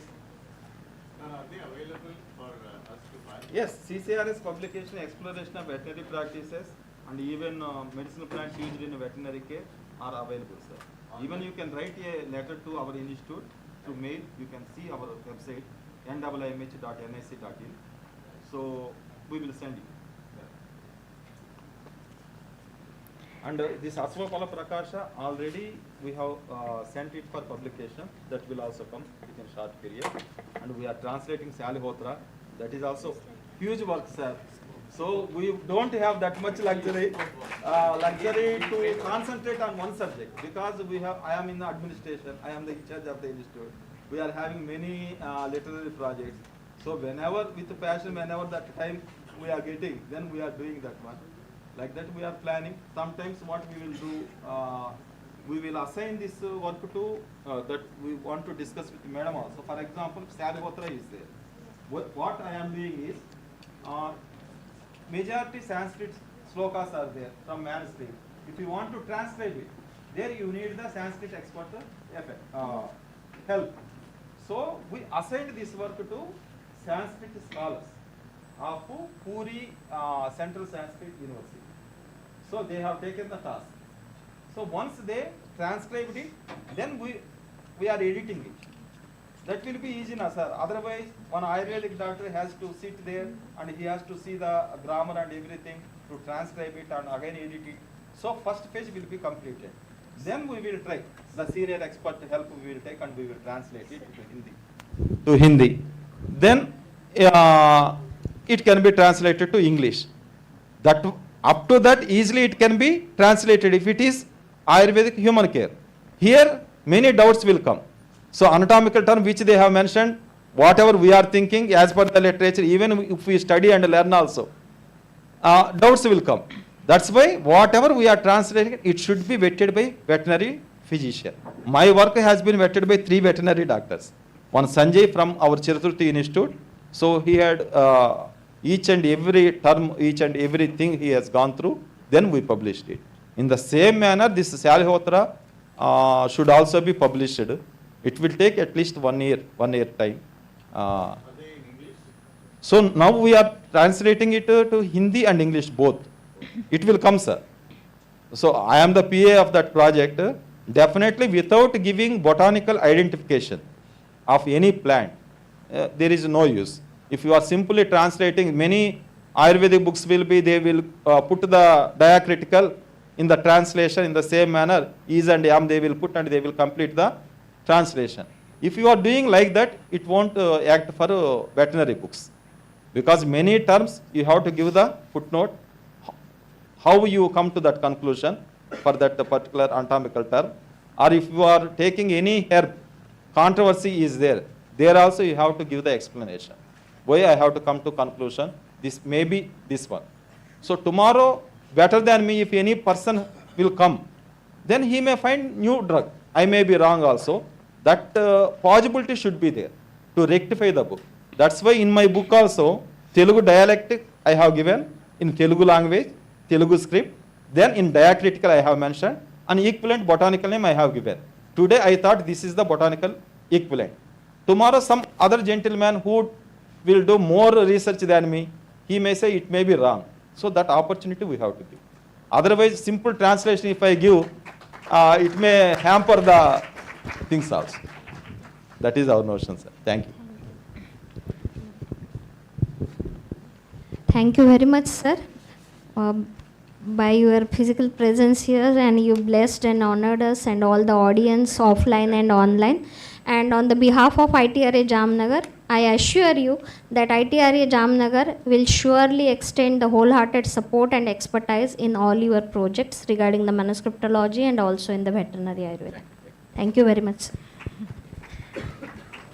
I now request Professor Shubhangi Kamble ma'am and Professor T.S. Dudmal sir to come on stage and present a token of appreciation to Dr. G.P. Prasad sir for taking the time to share his expertise with us today.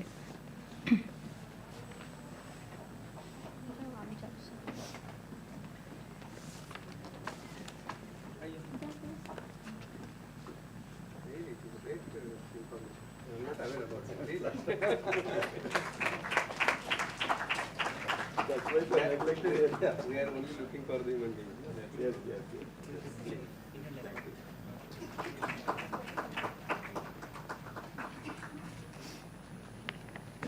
We need help in future also. Thank you. Thank you.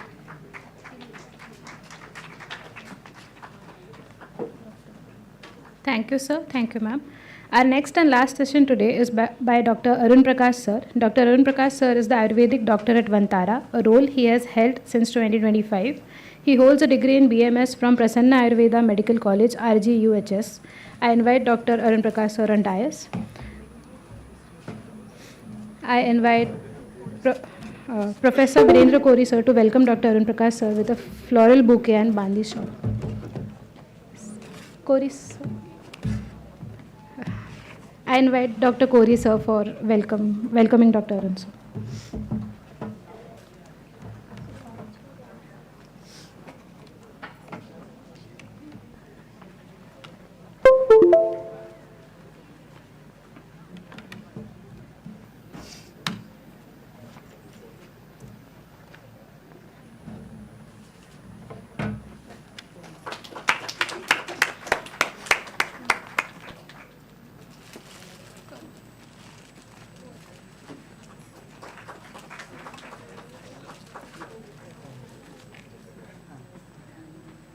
Thank you, sir.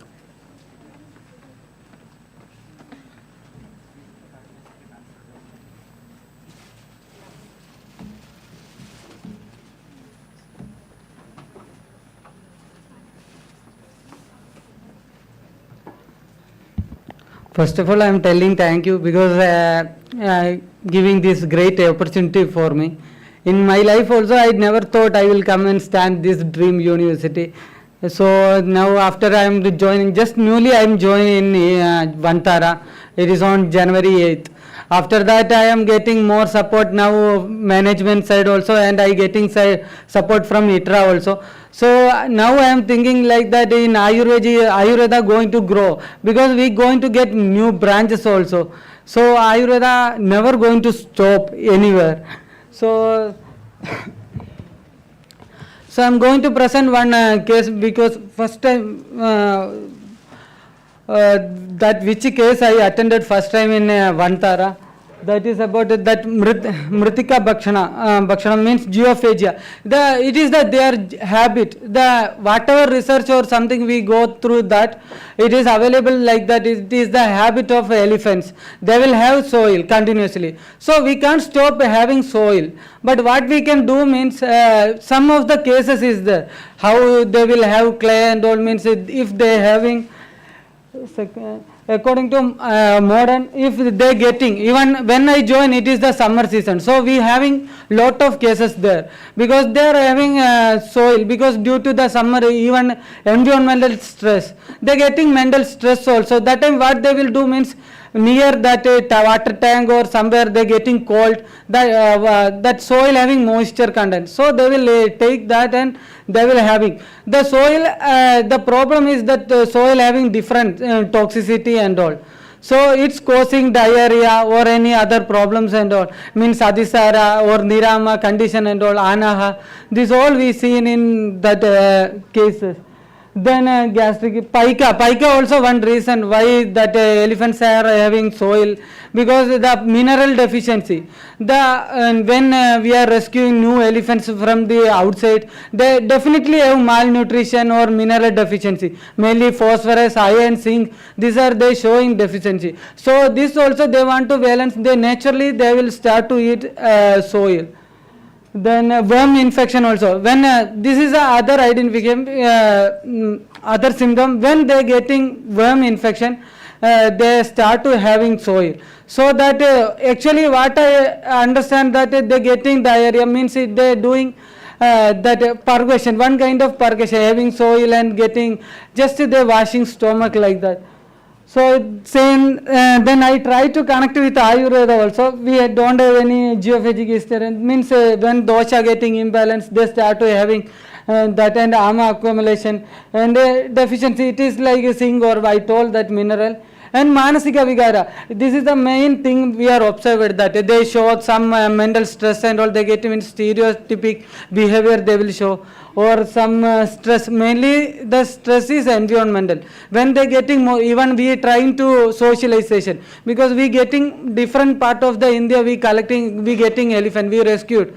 When they coming there, they showing like we try to socialization and all, that time also they getting that stress and all, that time also they start to having soil. So this is just a samprapti, how I can correlate it with Ayurveda, I try to make, but like that only I will go first. Then main like symptoms are like this only, because decreased appetites. If they night we means elephants are freely walking. So when they getting any problems or something, they will have soil. So next day mouth are noticing like that decreased appetite. So they will not consume food, means that grass and all, or they not ready to drink water and all. So that is, then the adisara only, the water is stored. Decreased movement of leg, weak swinging of ears and tail. These are the main symptoms. Then they getting colic pain. That time some of the elephant, they are having natural habit. When they getting some stomach upset or something, they will try to lie on downside. Then they will do their self only. If they getting more stomach pain and all, they will scrub their body with that petri and all. So they will only show symptoms. But when the mouth are more close to elephants, we can only identify what are the symptoms, what problem they are having. So then the sleepy eyes, they will show like that they are weak like that. Then abdominal bloating also we can observe there.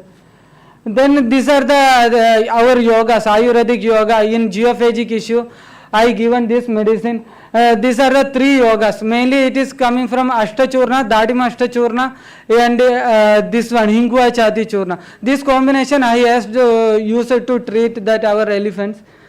So I got result also. You can see that red mark, this much soil is there. Next day morning after giving, this is the second day of picture. First day they getting diarrhea. So we want to stop diarrhea after consuming our churnas and all.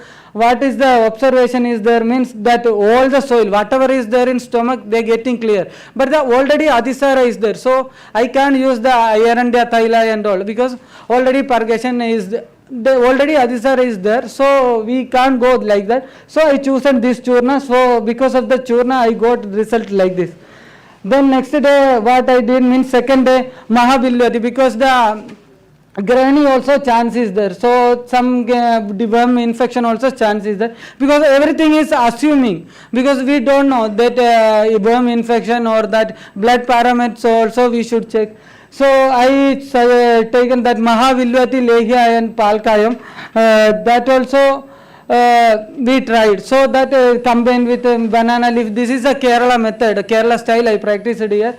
So I am feeding orally. Then next day how the dung is observing, see it is gone normal only, without soil, everything got clear and their stomach gone healthy. Then one more.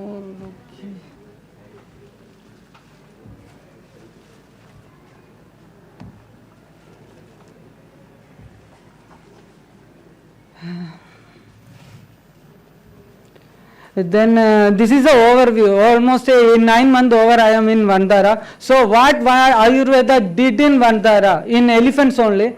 So that this is the in geophagic, that is I mentioned already.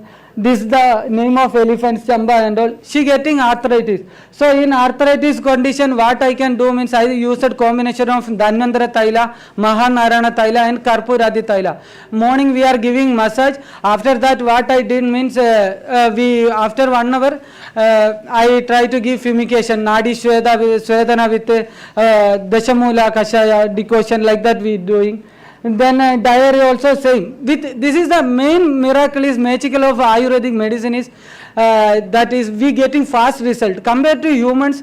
Their elephants are showing more fast result for us. So then papilloma, this is the Padaroga condition only. Charmakila, it's look like Charmakila only. For that also what I suggested means stone rub. Means elephant's foot, I told them to mouth, I told to rub with stone. After that what I chosen that Dasotamadi leva, that is the which having that antifungal or antiviral action. So then irritable IBS and that is a one old age elephant only, Chanjal 3. She also observed, I frequently I observed that she getting this one day it is a normal dung getting, next day it is going diarrhea, like that Adisara condition. So what I given like that is this only Mahavilyati Lehya and Palkayam combination. So next what we observed that she getting some relief from the IBS condition also. Then geophagy, this all okay. This is the one Ledu, one case is there, means that elephant now not there with, she is not with us now, but she is also having chronic arthritis condition. In Ayurveda what I can do means I start to give our Patrapinda Sweta and oil massage and this only Swetana only, Nadi Swetana. Then here also here must management is the other side. The main problem is that the some of the elephant having aggression. In Kerala also this is a very famous elephant is there, Guruvayur Keshavan. That Keshavan also what they did in olden days, they start to give this Manasa Mitra Vadagam and they start to give Kalyana Grida. Means it's showing more aggression and all. We want to control that aggression, so we used this all our classical medicine only. Then some in rainy season what we are facing means the elephant can't walk much because of old age elephants. So they what I observed means they getting ventral edema. So for ventral edema what I did means it is I think Kafaja Shofa only. So what I suggested means the Muringa, Shigru leaf and honey, Vacha and common salt, fenugreek, Devadaru, like that. The one combination I made and I applied that leva. So what I observed means within 3 days we getting result that ventral edema got reduced from this combination. Then rejuvenation therapy I am using that this only. Mainly I am giving geriatric care, I am giving that this Chavanaprasha, and the babies also we are giving Chavanaprasha only, calf elephants also. Oh, thank you.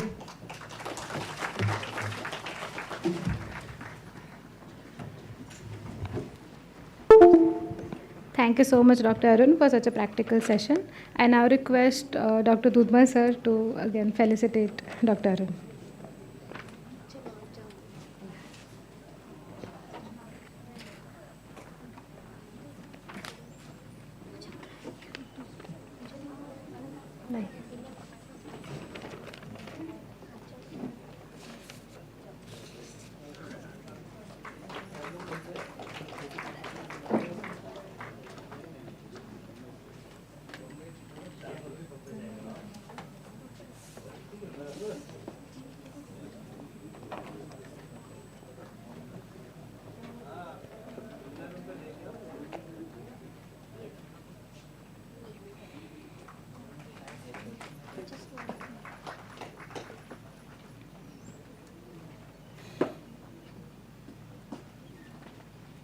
Thank you, sir. Thank you, ma'am.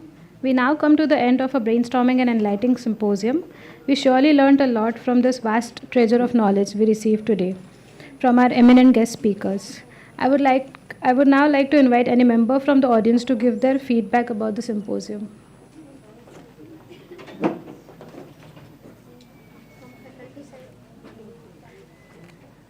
Anyone from the faculty side, if they are willing to give their feedback.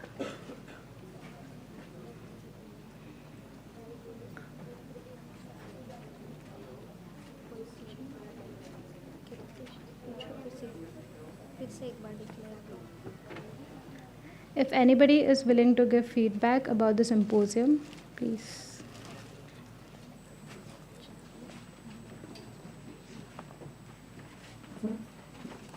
Hi, I'm going to take only 2 minutes. Wow, it's already empty. Yes, okay. So, sir, first of all, thanks to ma'am for hosting such a beautiful session. We are actually coming back to our roots. I'm telling from the beginning of this, from morning, see, I have a PhD in wildlife medicine. I've been working in a zoo. Here I've been working here in the rescue center. There is no drug that is unturned. I have gone to pediatricians. Wherever I got something, I learned from them. I went to, like Dr. George, we have 12 other doctors who have come. We have learned from them. I feel that the answer to this diagnosis, the answer to the treatment has never been fully 100% not reached. And when we have all this, what sir has done, I think, sir, this is like, I don't know, you should get one Guinness Book of Record, something like that. So, and thanks to the entire faculty here who has brought us all together, which has opened us a new facet. So we deal with everything. We say that today in Instagram, seeing reels in 30 seconds, we say that we can do this here, but this is all, in Tamil they say Pokusham. This is like a biggest treasure. And I sincerely, as a veterinarian who's gone through all the hurdles, I just ask ma'am to collaborate with a lot of students, postgraduate specializations in veterinary, so they understand. And thank you to Dean sir and all the faculty members. I think it's a big salute to the entire team for organizing all these things. And thank you to everyone. Thank you all. Thank you so much, sir. Now I would like to request Dr. Deepak Pawar sir for the vote of thanks. Thank you, Neha. It is my privilege and honor to extend a vote of thanks on this special moment. On the occasion of the 10th Ayurveda Day, the Ministry of Ayush, Government of India, who has entrusted ITRA Jamnagar with conducting the sub-theme Ayurveda for People and Planet. We express our sincere thanks to the Honorable Minister of State, Independent Charge, Ministry of Ayush, Shri Pratap Rao Jadhav ji sir, Secretary, Ministry of Ayush, Padma Shri Vaidya Rajesh Koteja ji sir, for reposing this trust in ITRA Jamnagar. Our sincere thanks to the respected Director, ITRA, Professor Dr. Tanuja Nesari Madam, whose constant support and guidance made this program possible. On the behalf of the organizing committee, I express our heartfelt gratitude to our guest speaker, Dr. Devan Nambudiri sir, Brahmashri Vasudevan Nambudiri sir, Dr. G.P. Prasad sir, Vaidya Manoj Nesari sir, and from the GZRRC Vantara Jamnagar, Dr. Ramanathan sir, George Soares sir, Dr. Arun Prakash for joining us and sharing your valuable insight. I thank all the physical participants and online participants, especially Dr. Boone and Dr. Thiru from the GZRRC Vantara Jamnagar, Dr. Manjit Saluja and Dr. Vinay from the WHO GTMC, Mrs. Daksha Ben from Kijadia Bird Sanctuary, Jamnagar, all the members of the Natural Club Jamnagar, the students and the delegates for your enthusiastic presence, which has added great value to this symposium. I thanks to media team, Mr. Chitragan, Mr. Chetan Mehta ji, PPS to PI team, Mr. Biju John for support and cooperation.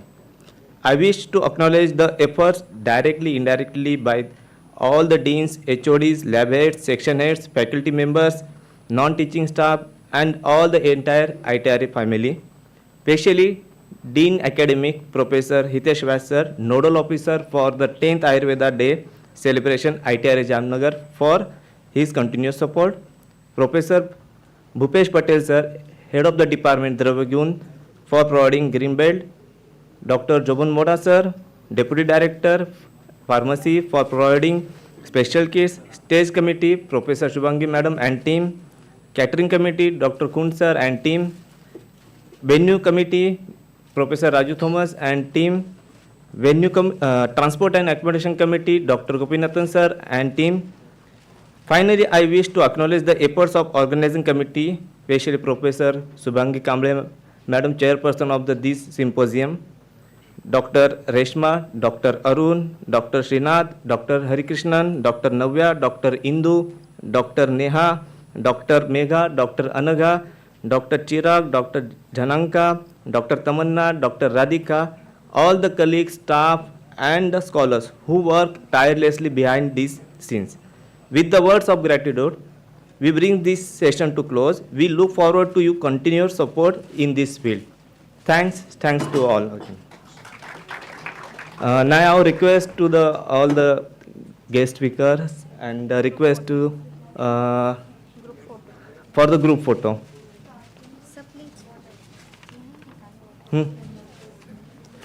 Sir.